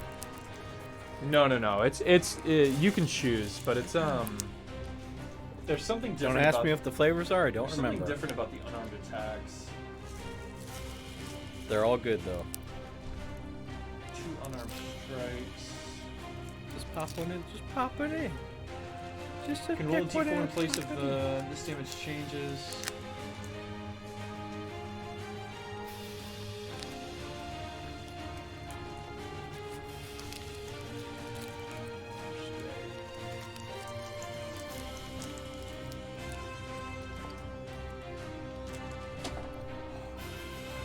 Good plate. Hang on. I don't want to. I want to make sure we get the damage right on Yeah, this. You're good. You're good. The green ones are always like if it's plus my dexterity, that would be insane. Apple or watermelon or key lime something. pie, kiwi. I think I have strawberry. There's a strawberry daiquiri one right here. It tastes like soda. Strawberry daiquiri probably. I could see that. See, let me look at the one that you denied. D4 plus dex. Okay, you're good. Cool, so it's 9 is the first one. Yep. Okay, go ahead and roll another d20. As you punch him right in the nose and you hear a sickening crunch. That's a 19 I rolled. Yep, you got it. Cool. Yep, go ahead and roll damage. 1 plus 4, 5. 5. Yep. So you hit him in the nose, boom, his nose breaks and blood spurts out, and then you uppercut him, and he reels back. He looks injured at this point. Anything else from you, Duckblade? Do you want to use your movement or anything? No, he'll attack me, right? If you move away, he will swipe at you, I yeah. just have to sit and pray. I did 21 damage to this guy. You did a lot of damage to him. He's not looking good. Yeah. I'll pass. All I right. hope he doesn't attack me. It is Cephick's turn. His nose is crooked and broken. Blood is gushing out. He has blood coming out of his armor on his stomach, and he's holding a sword and dagger, and he says, Oral, hear my cries. And he, puts his swords up into the air and screams. And he is going to try to attack Mason. Here comes the first attack at you. Does 17 hit you? I'm at 18 AC. Yep. You get your shield up just in time and block. And here comes another attack. 11. Oh, yeah. That doesn't hit you. Oof. He's not fast enough for you. Oof. He grunts, and he wildly looks at all of you and says, "Ugh!" And he snaps his fingers, and his body explodes into a powder of snow. And he appears 30 feet away from you guys. Is he on fire? So still? he appears here. He is still on fire. We'll deal with that in just a moment. Oh, I'm sorry. Okay, hang on. So he was on fire at the start of his turn. Let me do the fire damage. So he takes 4 additional damage, which is huge, from the fire. But when he snaps his fingers and disappears into the snow and reemerges, you see he's no longer on fire anymore. And after he reemerges 30 feet from you guys, he's going to move another 30 feet away. 5, 10, 15, 20, 25, 30. He's going to move to there. That is it for him. It is now Mason's turn. crossbow. I'm gonna chase him down. Well, he's pretty far away from me. He's about 60 feet out, right? Yeah, he's about 60 feet away from you now, so if you use your movement, you'd be 30 feet away from I'm gonna him. use my movement and try to gun this bitch down. All right. All right, you pull out your crossbow. Go ahead and roll it. I'm gonna try and aim. Yeah, yeah. Okay, let's roll it. Fuck this dude I'm up. gonna fuck this guy up. So it's going to be your crossbow attack, so it's going to be a +3, I believe, plus proficiency. +3. Yep. Go and roll that d20. That's a 9 Plus your d4. plus my d4. Yep. 2. So 11 plus 11 3, plus 14. 3, That hits. Roll your damage for your crossbow. That's a that 1d10. bless is amazing. 1d10. Bless is really good. Yeah, Bless is a very good spell. 10. Right? This one. No, it's this Well, one. that's a different one. I mean, that Jeff's got the right one. also works, but it doesn't matter. They're both d10s. 5. Perfect. Yeah, your crossbow bolt, boom, hits him right in the shoulder blade, and he falls into the snow, and he gets himself back up. He seems to be running towards the altar. Oh shit! Yep. All right. Damn, this guy is beefy. Holy shit! Yeah, you guys have hurt him a lot, and he's just still going. Anything else for Mason? Bonus action? I don't think. Can I move anymore? Nah, that's it Okay. for movement. Yeah. All right. That I don't have any bonus actions. All right, Funame, you are up. I'm gonna charge after him. So Yeah. Are you gonna 40 move, feet? You're gonna move your whole 40. Okay, 40 gets you to there. Oh, 5, 10, 15, 9. How's the guy doing on the altar, 40. by the way? He's unconscious, and he's he's just- just laying on the altar. Alright. Yeah. Is he within 15 of me? He is. Yes, 5, 10, 15. Yeah, he is exactly 15 feet away from you. Just totally blissfully unaware of the fate that belies him. Where is the knife that you threw? So you see them. You see them on the ground, and as you look at them, they're just hilts. They don't have a blade anymore. Oh, Yeah. They were ice before. gotcha. Oh, Yeah. No. They look like ice. That's what he Yeah. said specifically. They looked like exactly. Yeah, and they were glowing. But yeah, as you see them lying in the snow, they're just dagger hilts. There's no blade on them. I'm gonna thunder wave, hoping to. Yeah, you gonna clap his ass? Clap him, dude. Clap his cheeks. Thunder wave him.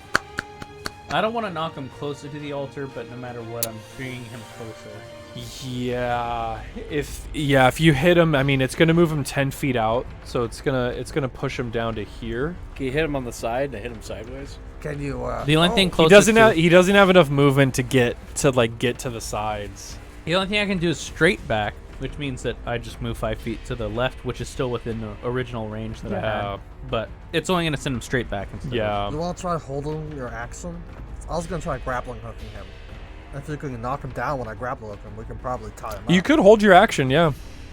You could hold your thunder wave, and if he moves, How much do you think you could reel him in? Well, I have a reach of 50 feet with my grappling hook. How much do you think you could reel him in? I'm pretty athletic. He could also disappear. But We've witnessed him snap his fingers and just He needs to poof. snap his Yeah, but fingers. how many Existed. times? You I know what could I mean? probably knock him down. Probably as many times as he wants. I might be able to. Just say it. Yeah. I will hold my action, but if yours is a failure, then I have to He'll take grab mine. him and it'll just be like, just get- Okay, let's do that then. All right. So what's the plan? You're gonna hold your action. Yeah, and if he fails, I'm just gonna. Okay. So you're gonna hold your action for your thunder wave. If Dolan hits him with the grappling hook, you're gonna thunder wave, and if he misses, you're still gonna thunder wave. Yeah. Okay. Gotcha. All right. So you're holding your action. Okay. Dolan, it is your turn. So I want to remind you about your grappling hook. So the rope's length is 50 feet. You can't swing 50 feet of rope around. It's humanly impossible. What you can do is you can coil it up, and you can swing 15 feet. in, Like in a the air lasso. and throw it. Yeah, exactly. Anything more than that is crazy. You can't. It's impossible. But yeah, no. I mean, you can get a good 15 feet out of your grappling hook. Alright, Yeah. So I sprint as far as I can. Yep. So 40. you have 40 feet of movement. Yeah. So you can get just behind Funame. Alright, how So- far away from him am I? 20. So you can get to there. Oh, that's gonna put you a little bit too far away to grapple. Oh. Yeah. So you're still 25 feet away from Cephik. You're gonna get thunderbolted. Do you want to just wait? I can use my bow and just shoot him real quick. No, he won't get thunderwaved. It comes out in a cube in front of you, right? No, Is it spherical? 15-foot cube around me. You just said spherical. from you. Oh yeah. So, Duckblade, you're gonna want to back up just a little bit more Okay. as Funame's screaming out to you to not get too close. Alright. So we're gonna put you to here to stay out of his range. If you want to follow his directions, yeah. I'll grab my bow first. I'll take Okay. one shot first. Yep, just yeah, in go case ahead. You knock him out of range. Go ahead and shoot your bow, and then Funame will get his reaction here. Oh, one. Ooh, yeah. Yeah, like, there's so many things going on. You're running. Funame's, like, screaming at you not to get too close. So you back up a little bit. You try to grab an arrow out, and you just fumble it into the snow. And you're unable to attack. Rats. Can I pick it back up? Yeah, oh, yeah. You can Okay. pick it back up, but yeah, you're not able to attack. Yeah. And then that is the end of Duckblade's turn, so you can cast your Thunder Wave now of Funame. So, no, this is a saving throw, right? I don't think you need to roll. Oh, you're right. So he needs to make a con save. So here comes Cephic's con save. It is going to be... He critically succeeded his con save. All right, then it's 1d8. and rolled a 23, yep. Well, no. Go roll the 2d8, but it's halved. Oh, that's right. Yeah, it is an important distinction. So 5, so he's going to take 2 because I rolled down. So yeah, you clap your Thunder Wave and you see it hit him, but Cephik kind of saw it coming. He like covered his ears and kind of dived into the snow. It isn't pushed. Yeah, and he doesn't get pushed and he doesn't really seem that affected by it, but he does take a little bit of damage. So that is it for your guys. It is now Cephick's turn. He's going to turn around and pull a couple of daggers out of his jacket, and he's going to throw them. So this one is coming at Funame. A 9 misses you, as the dagger just flies right past your head. And here comes another one. 23. That's a definite hit. Well, wait. Let me check something. Yep, go ahead. I think even with shield it will stay. It's only +5. Yeah, it's only +5. If it was 22, I would be fine. Yep, 22, you would have been able to do it, yep. There's no point. in Yeah. saying that, So he hits you for 5 piercing and 7 cold. So that is 12 damage, excuse me. So this dagger hits you right in your shoulder, and like you feel the piercing, and then the cold starts to spread through your shoulder, and you feel like your muscles like getting sapped their strength as you get hit for 12 damage. And then so Cephik is running, and he's throwing the daggers behind him. He gets to the altar, and he says, "Aura, hear me!" And he brings the dagger down into the body, and the human just blood spurts everywhere and just sprays over Cephik. And you see him turn around, and he has this big smile on his face. And you see he had this burn on his face from Funame's magic fire. And you see it just start to shrink. Oh no. Oh, no. And it fades away. Round 2, baby. And you can see he was kind of leaning over and like holding in a wound on his stomach. And he just stands up straight now. And he's looking at you guys. Well, And Mason, it is your turn. How long has it been since I cast Bless? Not very long. It has Okay. only been 2 rounds. All right. Bless is going to last for 10 rounds. Okay. Yep. All right. I'm gonna rush up to him. And So you're going to use your full movement, so 30 feet if you want to use your movement. 5, 10, 15, 20. does that get to him? You can get to here. Oof! Wow. So you can use your action to move, but then you won't be able to attack. This is how far you can get while still being able to attack. Okay. Who am I next to? You are next to Funime. Okay. Okay. Let's see. How much life are you at, Funime? 9. Okay. Well, both of you guys are a little fucked up. He got some lucky hits. I'm gonna run next to Funime, and for my action, Mm-hmm. I'm going to. Excuse me. I'm gonna lay on hands for 5 on Funime. All right. Mason places his hand on your shoulder, Funime, and calls upon the powers of Ilmater. What about 3? How much lay of hands do you have? 10. Oh, okay. Yeah. So he heals you for 5. So you feel your wounds close as his holy powers stitch your wounds. And that'll be my action. And your movement. So you and still my have your movement. bonus. I'm gonna I'm just gonna tell. I'm gonna motion over to Dolan. I'm gonna be like, I Roll could. telekinetic. So. Okay. I could heal you too, Dolan. Just chill for a minute, or come over here, I guess. And Yeah. that's All it. right. That's it. I'm Yeah, done. yeah. Good shit. Funime, it is your turn. Mason just ran next to you and gave you a healing touch. And you are right here. And Cephix right down here after getting seemingly healed after sacrificing this human to Oral. He It's a loves. question for the DM, not relevant. He loves Oral. How close were we to killing him before you got there? I guess not for. He looked pretty injured.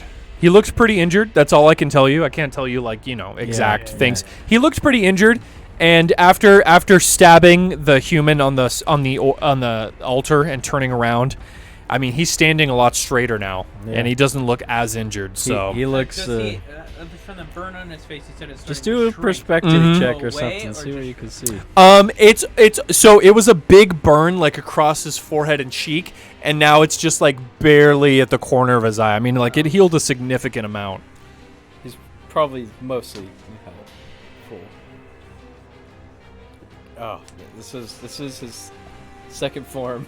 I was about to say it's not even his final. It's not even his final form, probably, but we're in it. We're in it now. I mean, Yeah.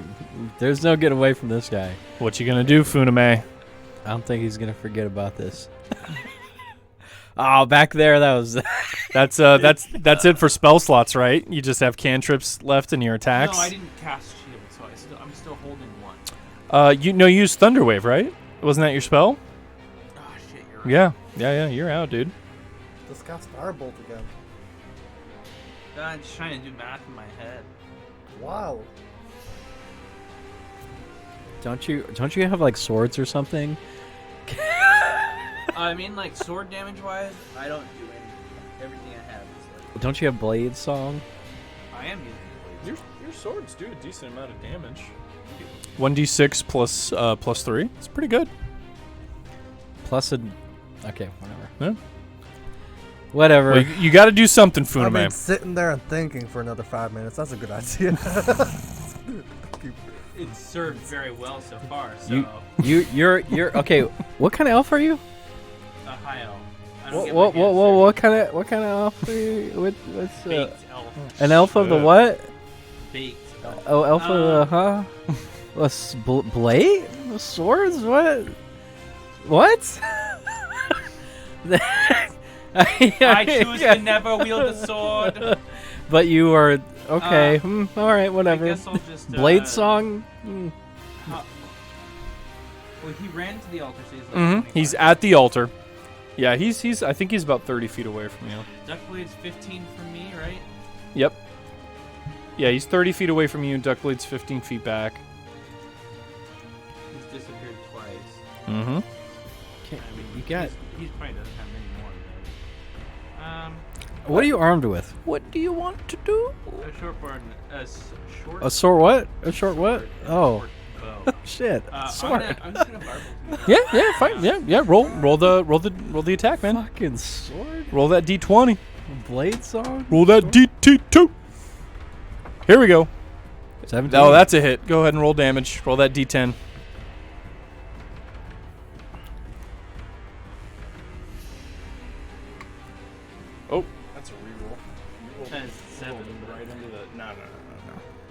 There you go. That's a 10. Nice. Nice.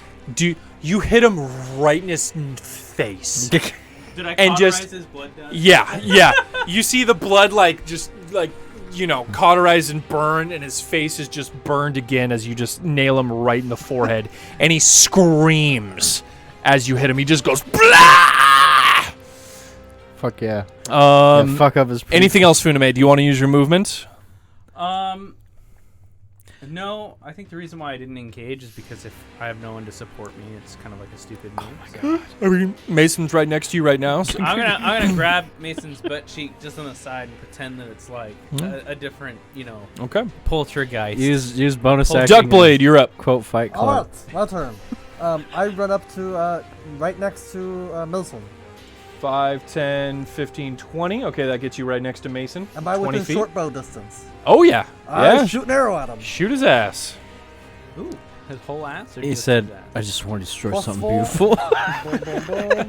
Ult plus. Plus 4 Plus is 1, 1. that's 9. Plus 7, 16. 16. That hits. That Roll that damage. 1 to 6.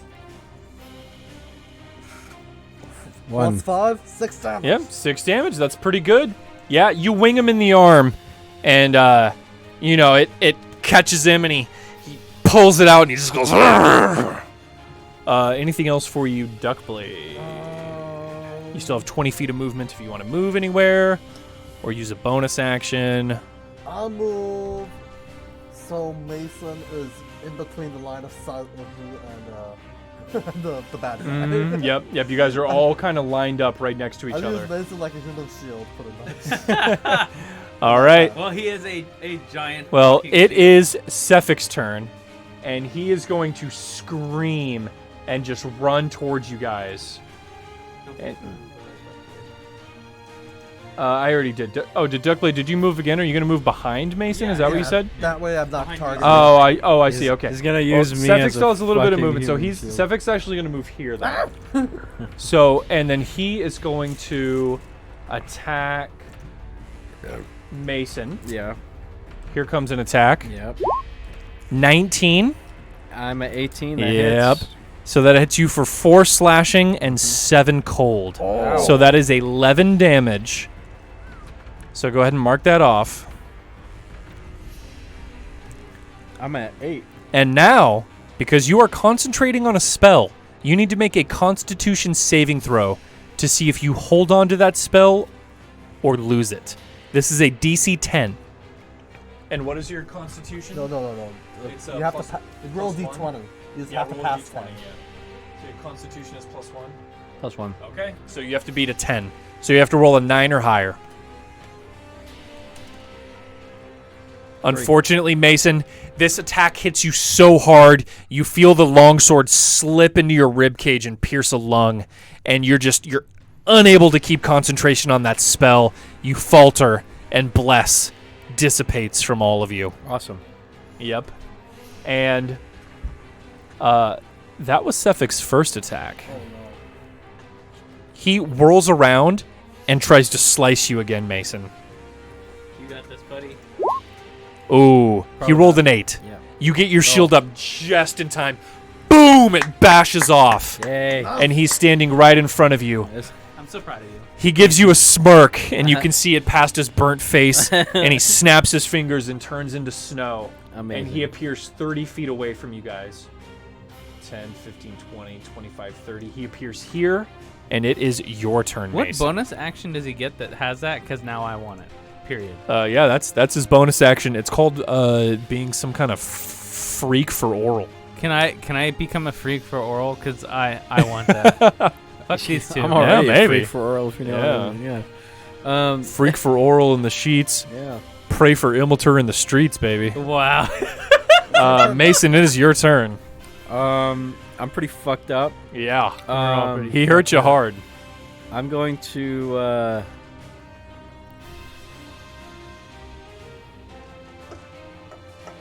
Touch yourself. I'm gonna lay on hands Dolan for 5. Ooh. All right, Dolan. Interesting. Heal for 5. I'm up to 13. So, Mason, you still have your movement and your bonus action. All right, my bonus action I will use in You said you have Shield of Faith? I'm out of spell slots. Oh, you're out of spell slots. What? Yeah. Oh, you used Bless for your Yeah, last yeah. one. Yeah. My yeah, 'cause last Shield one of I Faith used- is a bonus action. My last spell slot I used For Bless? For Divine Smite. Oh yeah, that was before. Yeah. Yep. Yeah. Yep. And Gotcha. I'm gonna use. I have a potion of healing. You do. So it does require an action to use. Oh, it does. I You thought did. I thought yeah. I could use a bonus action. Yeah, it is an action. Okay. And then never you mind. used an action to do your lay on hands. All right. Well. Oh fuck. Do I want to run out and catch this guy? Charge him. Keep him engaged. Yeah. Throw your life on the line. You're about to save this poor helpless soul on an altar. What makes you think that you're gonna stop now? Shut up. I'm gonna chase him down. That's all. All right. Yeah. You run up and get right next to him again, but unfortunately you're not able to attack him or anything. Yeah. So that is it for Mason. Funame, it is your turn. What would you like to do? Roll that d20, You baby. gonna run next to him too? That is a 5 plus 6 is 11, and you are not blessed. Funame, that's a miss. Yep. You whirl your firebolt, and it just grazes the top of his head and singes a couple hairs, but it is a miss. I'm gonna run right up next to Yeah. Mason just to.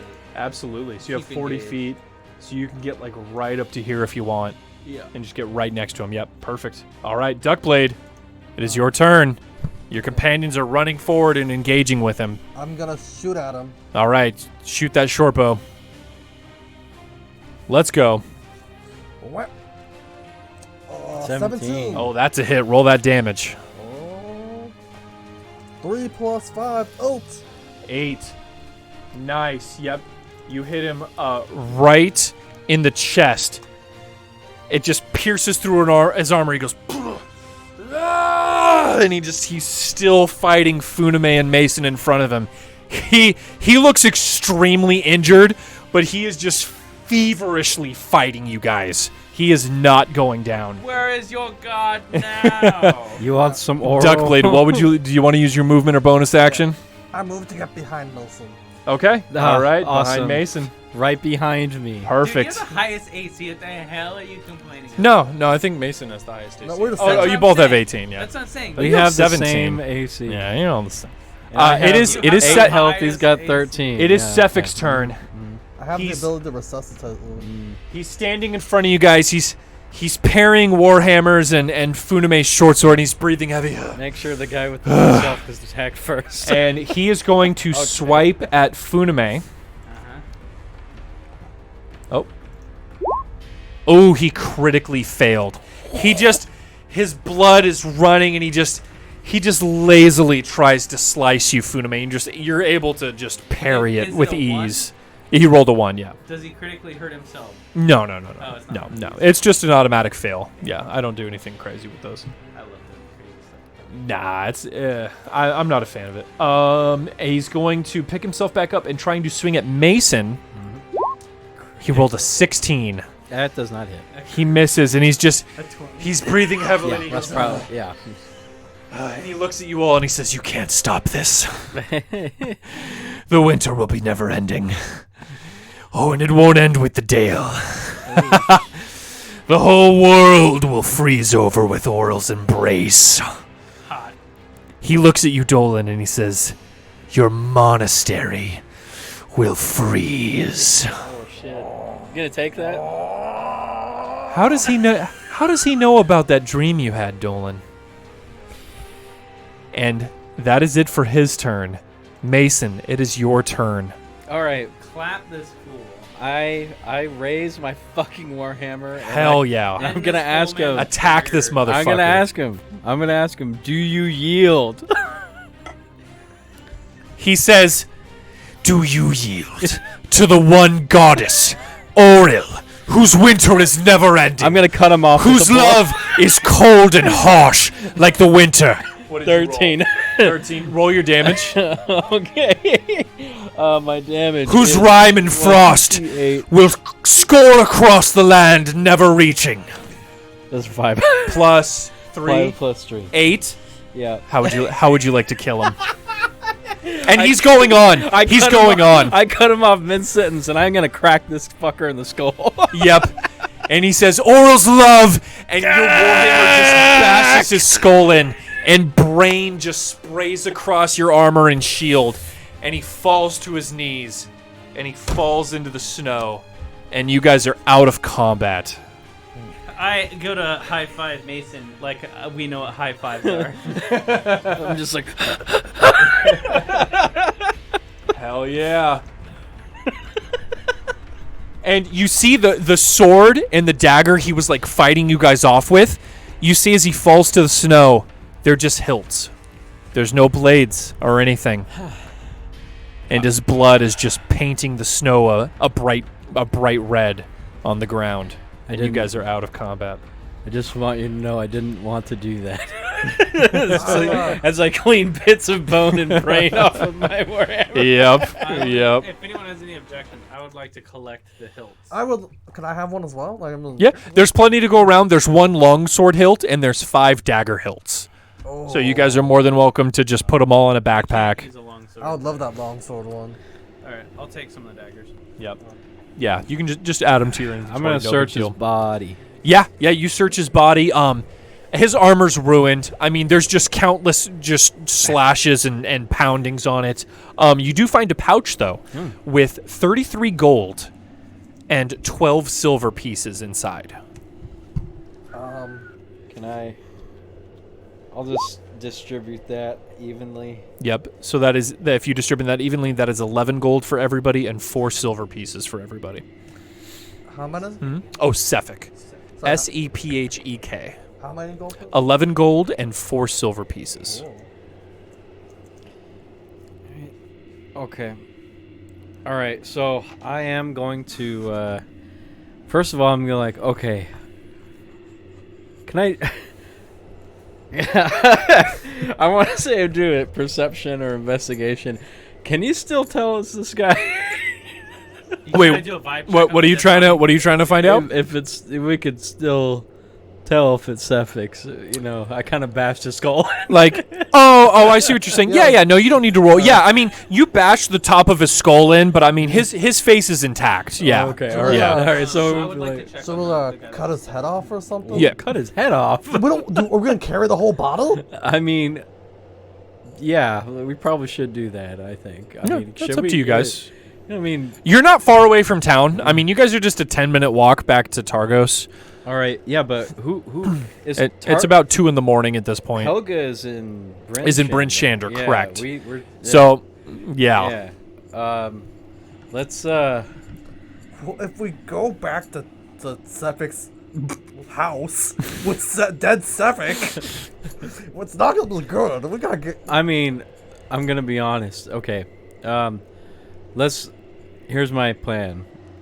Bring him back to town, wrapped in a sheet. Just drag him behind us.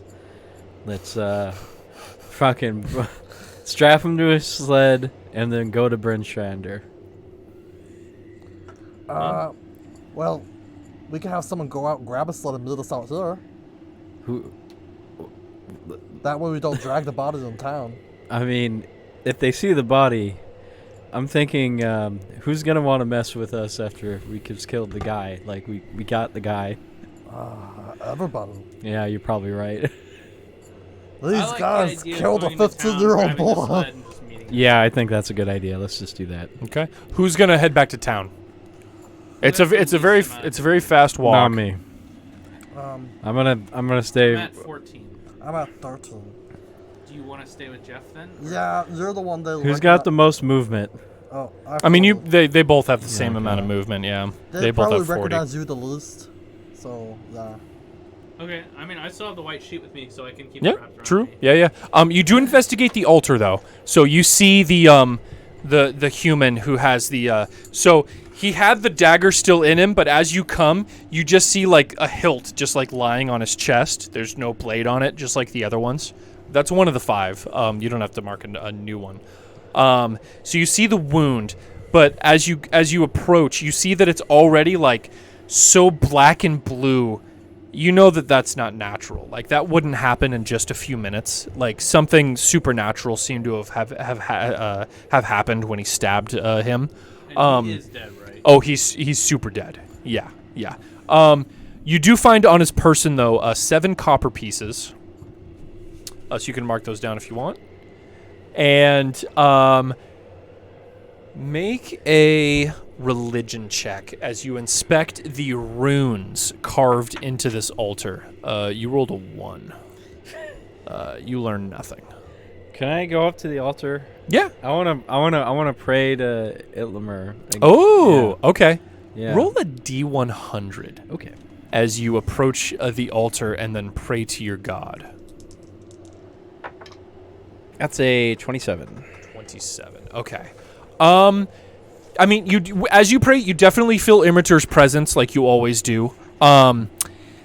You don't really feel anything guiding you or, trying to direct you to do something. Mm-hmm. You do feel a sense, though, that this is an evil god's altar. That much is very clear to you. Okay. Yeah, this is some evil worship thing that is against every fiber of your being. Can I destroy the altar? Oh, you absolutely can.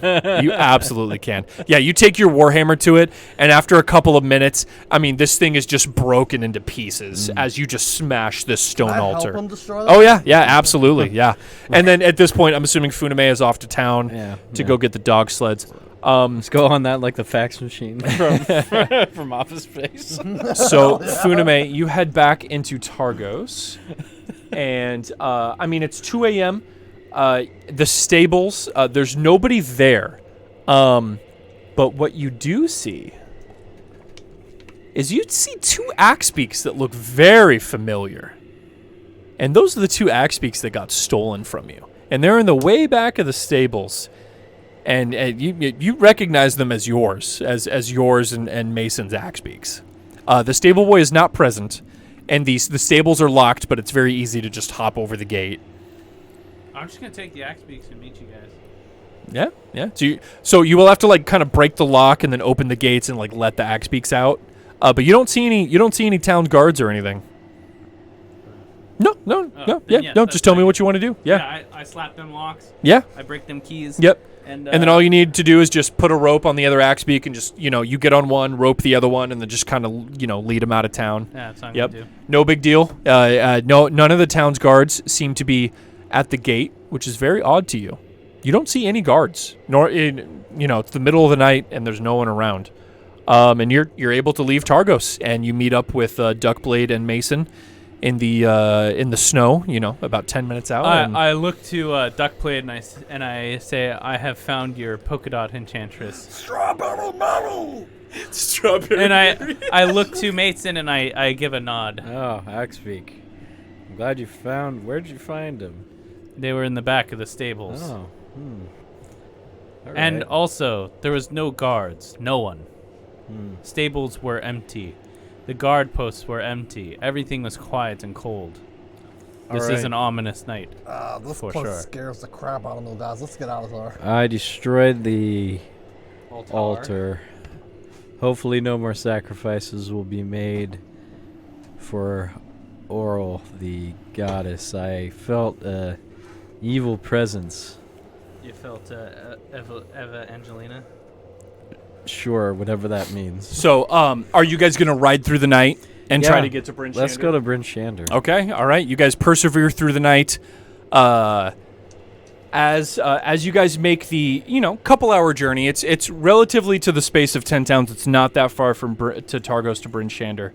But as you're about halfway there, after about an hour of riding hard with the axebeaks, I'm assuming what it was before you two were sharing an axebeak. So then, Mason, you would have dead Suffolk probably behind you, carrying on the axebeak, and you guys are kinda rushing like through the snow. Folded over.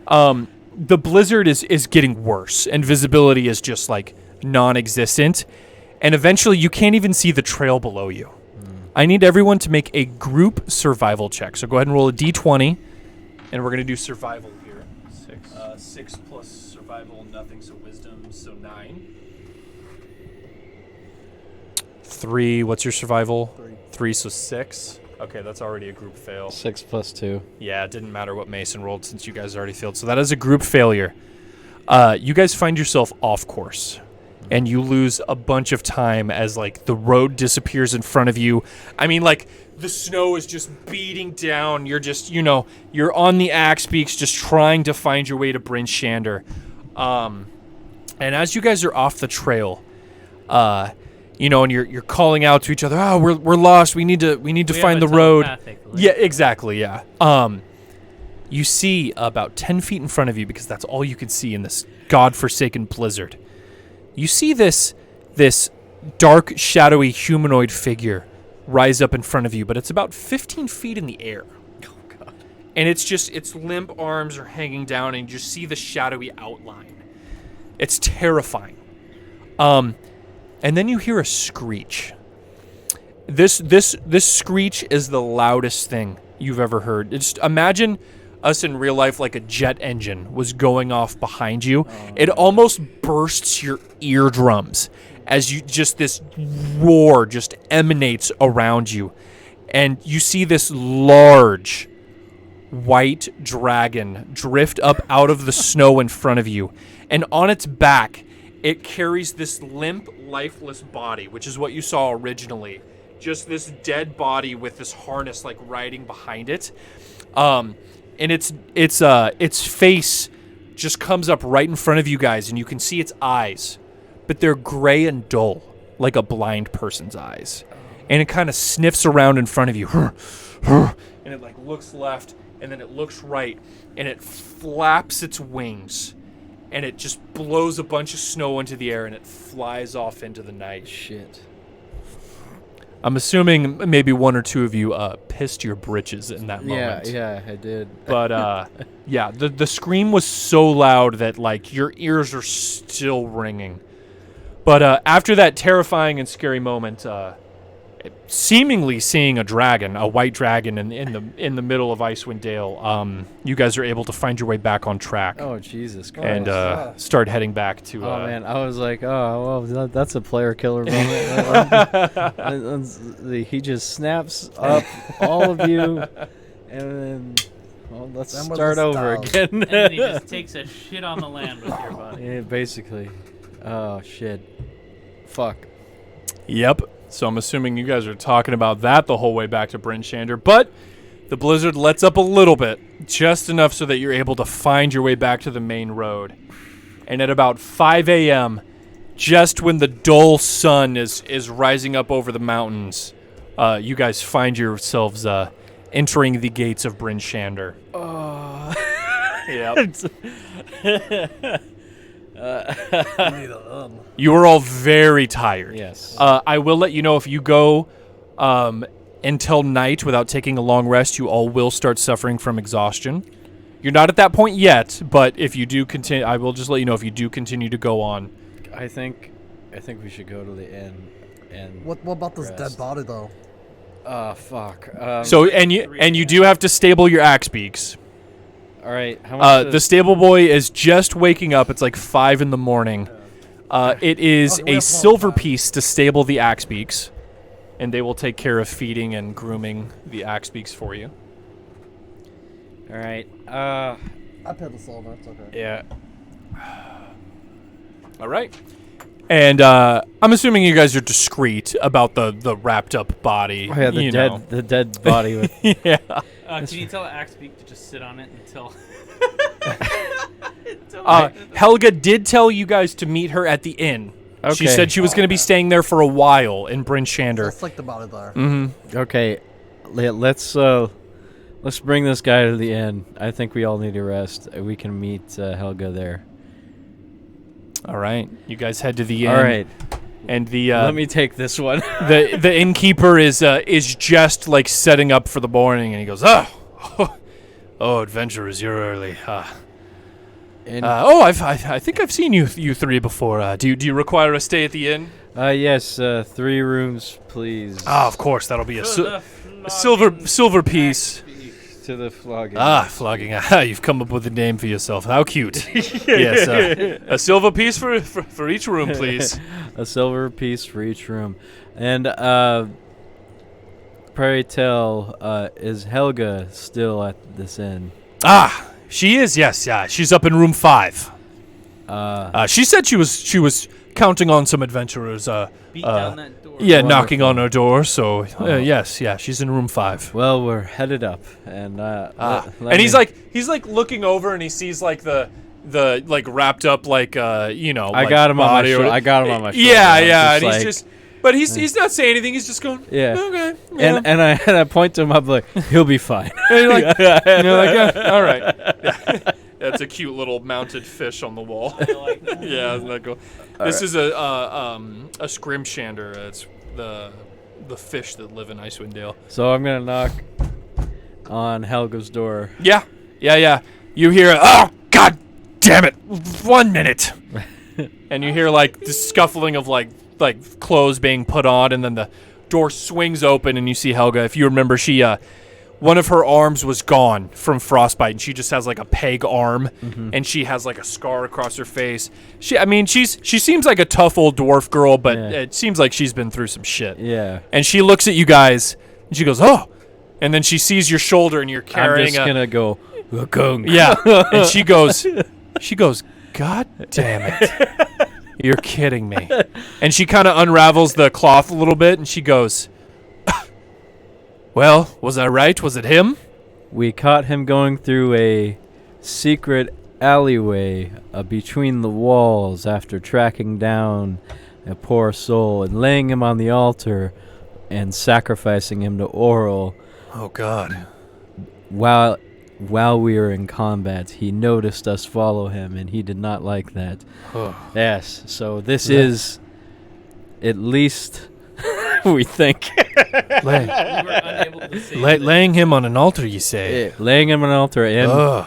piercing his chest with a dagger to sacrifice to God. Oral. made of ice and like To Oral. The health. Yeah. With Oh. these, She like looks over the hilts and says, they're carved with strange inscriptions. They're the same runes that were carved on the altar, and you think they're some kind of symbols to Oral. And she says, she looks and says, well, this is proof enough for me, eh? And she like goes back into the room. You see her like dig into a big bag, and she pulls out a thick pack of coins, and she plops it in your hand, Mason, and says, I'll be damned. There's lots of adventurers that come through these parts, but you delivered. Thank Listen, you. you already helped out me dwarven allies with the iron, and now this. I won't be forgetting you anytime soon.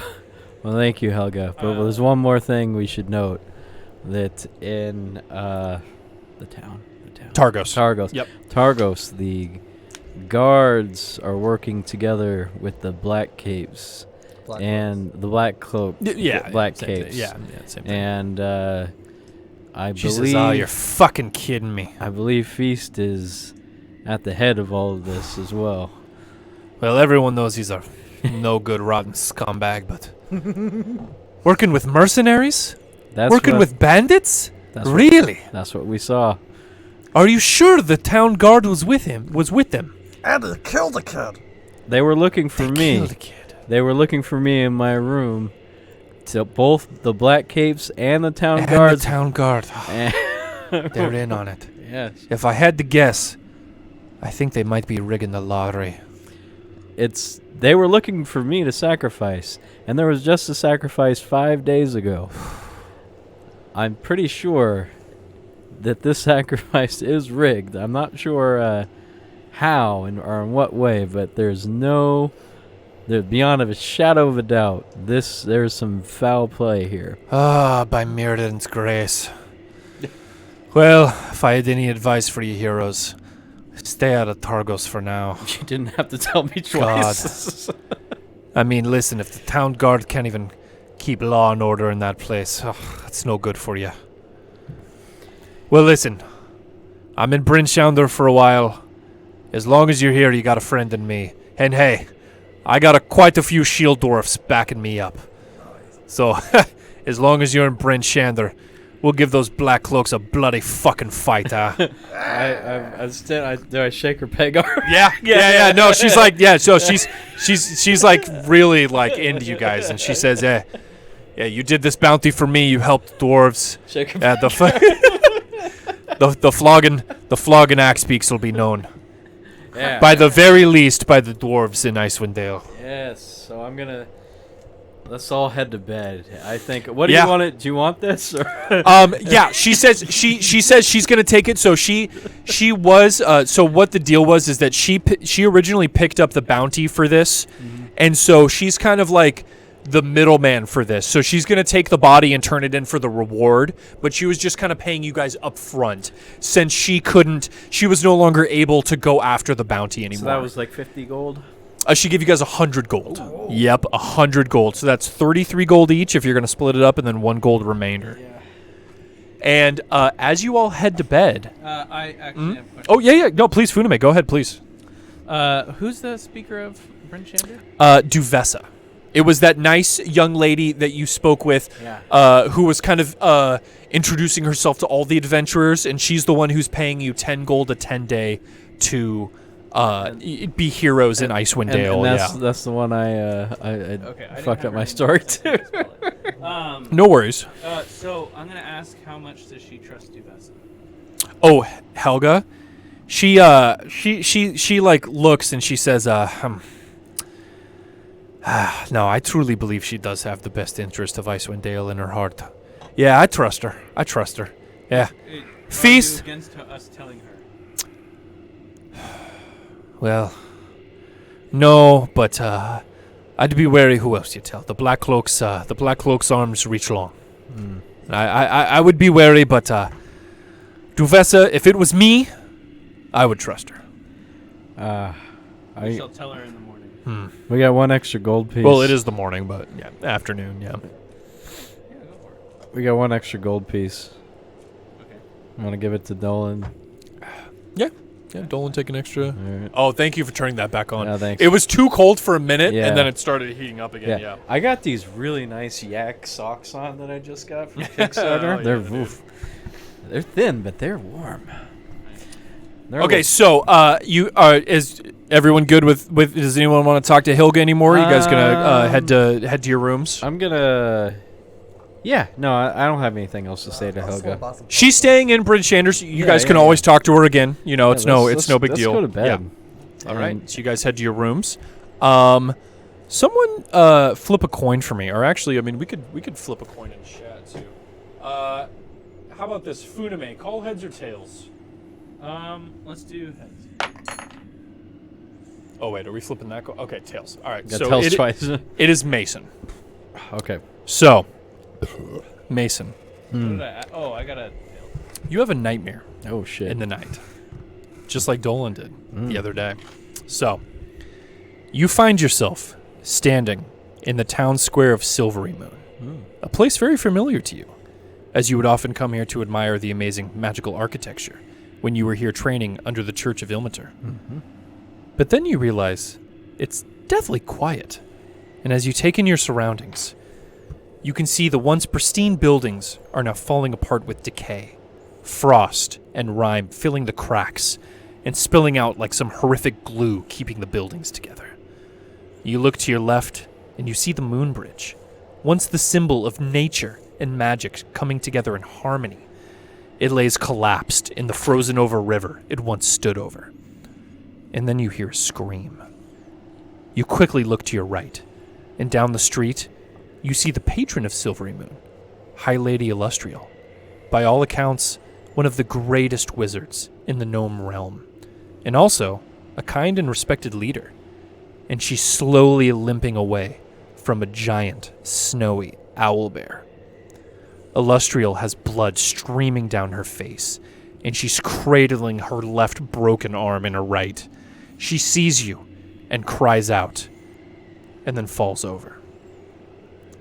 You quickly try to move, but Mason, your feet aren't working. And as you look down, you can see your lower half frosted over with ice, slowly working its way up.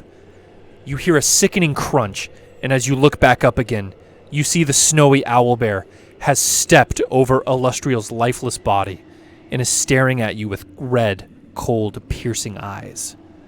You wake up gasping for air.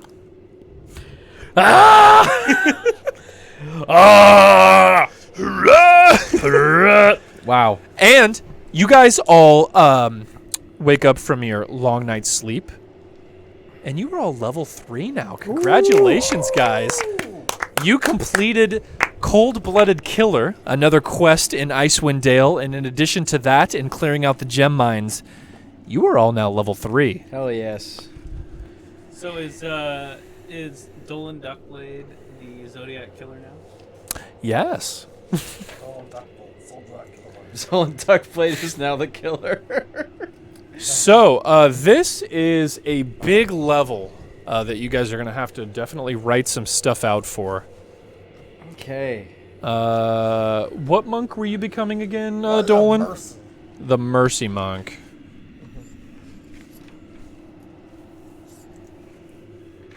So, Where did I write my level down? at level 3, you gain Hands of Healing and Hands of Harm. One more key point too, right? Key points are equal to my level.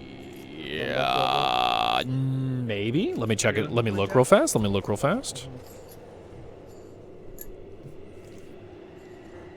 You guys can go ahead and roll your hit points too if you want to do that. Whatever you want to do. Mine's a 1d6. Yes, key points are equal to your level. You're right. So you have 3 key points now. That's powerful.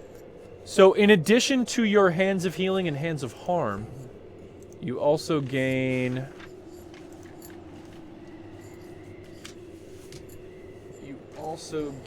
Deflect Missiles. Oh, just Deflect Missiles, yes. So you gain Deflect Missiles, Hands of Healing, and Hands of Harm. Hit points is just one of our hit die, right? You just roll your hit die, yes. You would roll a d6 and add your Constitution to it. Or roll 1d10. Your hit die's a d10? Mm-hmm. Yep. He's a fighter class, yeah. Oh, crap. Wizards have the worst hit die with a d6, yeah. And if you roll a 1, you get to re-roll. But just once. 3 plus your con, which is 1. So 4. you gain 4 hit points. Nice. Yep. 5 plus. Plus 2. your con. So, yep, 7 hit points. Nice. Did you do yours already, Funime? Oh, no. Yeah, you can roll yours right now if you want. 3 plus con, so you gain 6. That's not bad. Yeah. Gain 6 hit points. Ooh, that's a beefy level. What paladin oath were you choosing, Mason? I didn't. I didn't choose yet. No problem. I think we had one picked out that you liked. Yeah.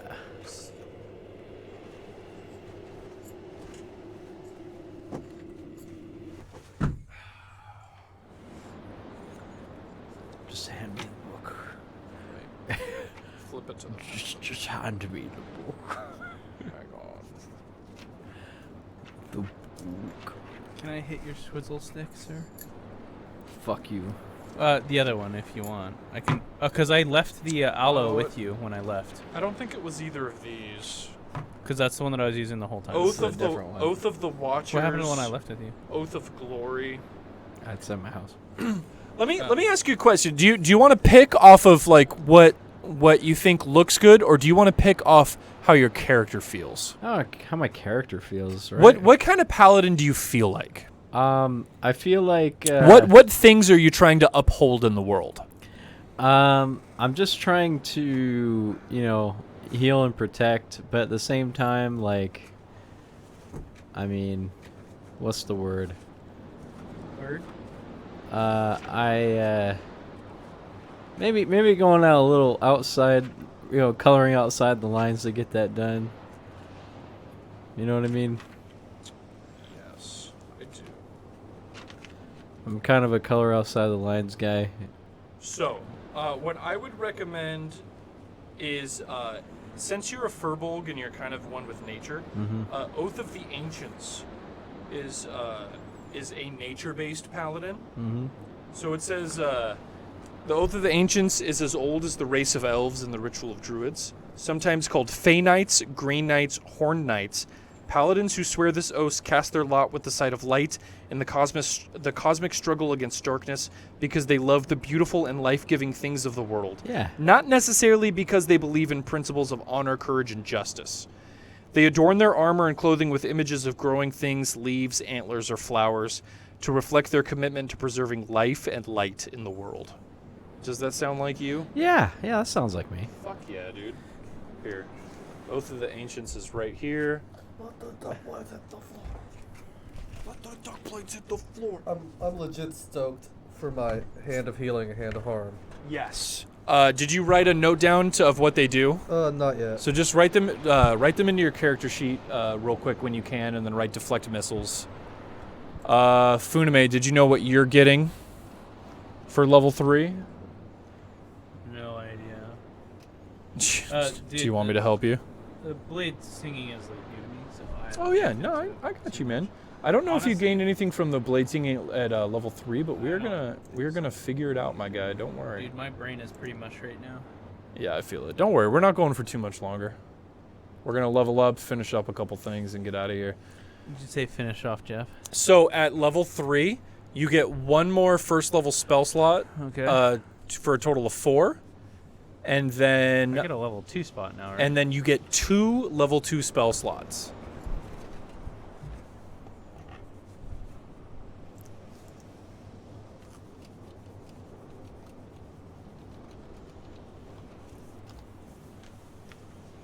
Okay, I'll put those later. And yes, you gain nothing else for Blade Song for now until you hit level 6. That's what it was. Sick. Yep. Wait, I get all these? Kindle the light, shelter the light, preserve your own light. Oh, okay, never mind. Just the stuff that you get at level 3.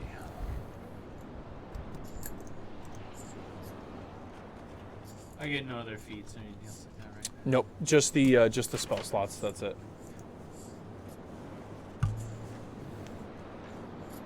So when you take this at level 3, you automatically add 2 more spells to your spell list, Mason. So you add Ensnaring Strike and Speak with Animals. So you can write those into your first level paladin spells. So I could like double speak with animals. Mm-hmm. Yeah. And then you need to add in your Channel Divinity, which you have Nature's Wrath and Turn the Faithless. All I can think of is, did you ever listen to Protest the Hero? Way back in the day, Matt? Mm-mm. Oh, man. Listen out. Good old Matt metal. And other spell slots? I don't think you gain any. I don't think you gain any spell slots. Let me double check. I think they just double his cantrips. No, paladins don't know cantrips. No, you don't gain any more spell slots. You do. Oh no, I'm sorry. You don't gain any level 2 spell slots. You do now have 3. You have 3 level 1 spell slots now. Nice.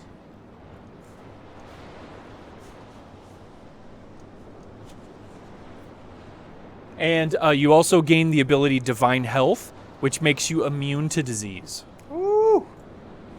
So your holy powers are so strong that no disease can touch you. Nice.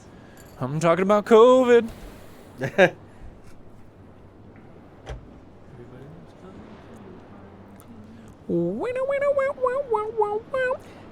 I got nature. You gain the following 2 channel divinity options. Mm-hmm.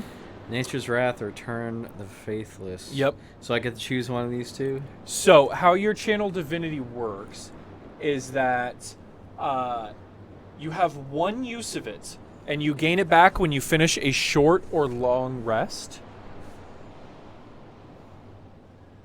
And yeah, you can basically use it to do one of those things if you want for your action. So you can do the Nature's Wrath and try to ensnare some motherfuckers with some vines, or you can do Turn the Faithless to try to turn some undead creatures and fuck them up, basically. Oh. Yeah. Okay, so it's like healing undead. Yeah, kind of. Yeah. So if like you're coming across any undead like zombies or some shit, you can try Which to. I think we might. Yeah. You never know. You can try to fuck them up. Yeah. All right. Yep. All right. So everyone rolled their hit points. Duckblades writing in his Hands of Healing and his Deflect Missiles. How the wizard's spell list works is you're gonna have to swap around some spells because now I think you can. How the wizards work a little bit differently, so you can pick like between all the spells you know, so like 1, 2, 3, 4, 5, 6. So let's say you know 6 spells. So if you wanted, you could have 6 level 2 spells, but you can like mix them up however you want. So you can add like 1 level 2 spell, 2 or 3. The way that I remember But then you have to take away spells from your right. So the way from I your remember thing. it is it's slots plus the next, but only per the edition that you have. It's something And it's like shared that. between the 2. Yeah. Yeah. It's So something like if that. I have 6 here and I add 2 for the expansion, I'm only getting 8 total between the 2. And you would have to take away If I you would have to wanted- take away 1 because you can only there's some equation. Yeah. I'll bring it up. Quadratic. There's a fucking thing for it because wizards suck. No, they don't suck. It's just complicated.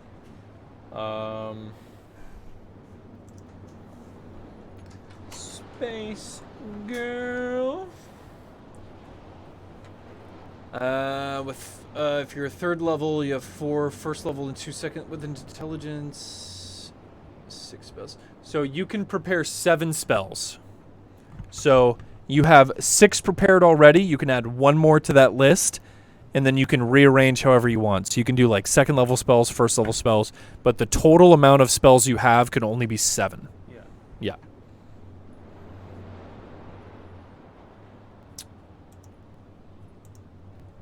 Dope. Space girl.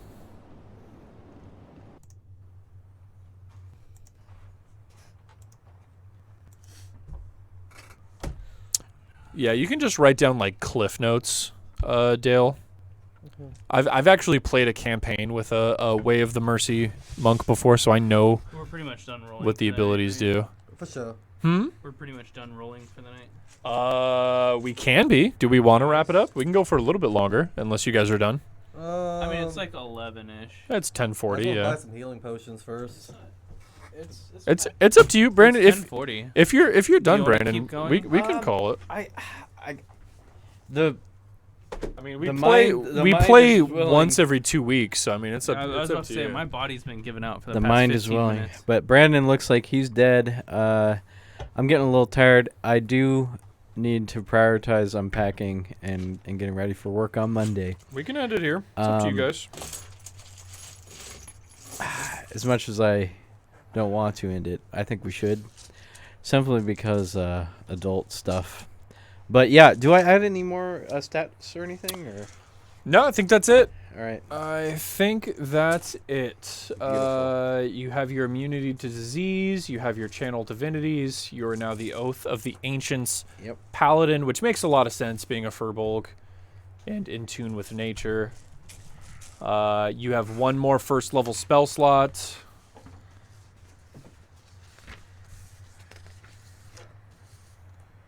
And let me see.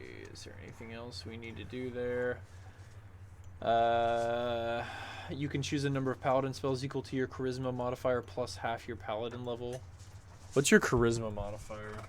charisma modifier is 2. 2, and then your paladin level is 3, so that's 4. Yeah, so that's the that's the maximum number of spells you can have. So you don't need to add anything more to that. That means some of your cycling, Matt. Oh. Oh, thank you. I got it. Oh my god. All right, I think that's it. And then all Brandon needs to do is just pick out a couple of spells, and he'll be ready to go. And then Duckblade is writing in his things. He already has his key points. Yeah, that's it. All right, guys. We are going to call it for tonight. Big things are happening.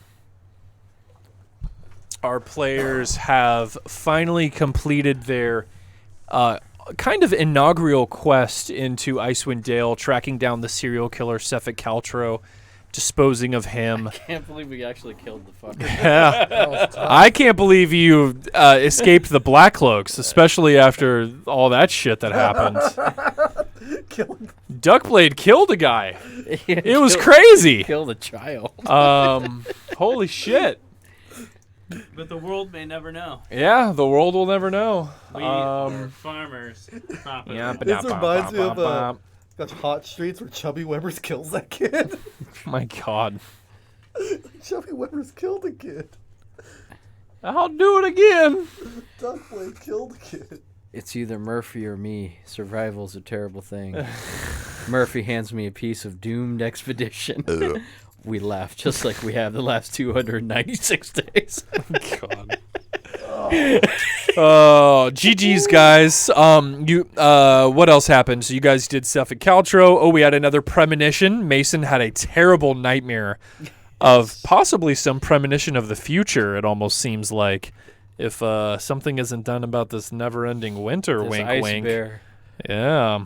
Yogi Bear. This snowy owl bear seems to be fucking up things that are precious to you guys. Do you need any information from me on what my nightmares would be? Oh, I have it all written out, baby. Don't worry. Oh, You're you did next. history? Oh yeah, Excellent. yeah. You're fine. Don't worry. You're just you rolled the last to go. I'm curious to see if I ever hear back from my monastery from that letter. Yeah. I mean, you just sent it. It's definitely a long trip. So if you guys spend enough time in Icewinddale, I would imagine you'd probably receive a letter eventually. Yeah, we're back. Where'd you send it from? From, oh, shit. From, where are we? Tourmaline? No. You sent it out of you did send it out of Tourmaline. Oh, you did? Yeah. I thought you sent it out of Fucktown? Yeah, Yeah, Fucktown. no, not that place. Yeah. Fuck that. Yeah, you guys learned that the Black Cloaks and the town's guardsmen of Targos are apparently working together, which seems awful. Yeah. And yeah, more to come. More to come next episode on The Black on Rime of the Folks are working with Lexicon. Frostmaiden. Oh, maybe. I shall be Duckblade the Godslayer. Are you gonna fucking? How many little boys do you have to kill to become the Godslayer? Yeah, You're savage. never gonna live that. We're totally not gonna bring that up every time. Duckblade the child murderer. Duckblade Boy Slayer. Boy slayer. Before DSM's is Godslayer. This is my sword, Boy Slayer. Boy Slayer. I killed a kid with it. I like how I knew. I'd do it again. They were just like, If I had to guess, I'm sorry. If I had to guess who the first person to kill an innocent person would be, it wasn't Duckblade. It was gonna be Brandon's yeah, character. Brandon, yeah, holy shit. And Dolan freaking murked this kid. Duckblade's sword's name is gonna be Youngblood now. Wait, hang on. Before we leave, They killed a kid. Does Why your- are you telling me this? does your character feel like any remorse or anything from that? I'm sure Duckblade does, but Duckblade has a bigger agenda. Yeah. He knows- Okay. So he it's knows- kind of like a greater good thing. He knows Yeah. his survival is tantamount to. Yeah, to- okay. to- All right, He yeah. believes that he has a greater destiny. Okay. I feel it. Yeah. My character would never Can't- fucking slaughter a child. Can't sweat the little things. Can't sweat the little things. I feel it. I would only slaughter a child if it was beneficial to me. Yeah, well, Yeah, well, in that's- that sort of that's what happened. situation, it would be. Yeah. All right, guys. We're gonna get out of here. Thanks everybody for watching. Hey, catch this on the YouTube. This is probably really late in the YouTube video, but fucking like that shit and comment and subscribe and fucking Like, comment, subscribe. Do Don't it. forget to join the Discord. yeah. Like, Yeah, comment, do all and these things. subscribe. You'll never hear this. No one watches this. No one watches it. All right. Hey, take care. Good night, guys. everybody. We love you. Good night. Peace. Bye-bye. Goodbye. Bye.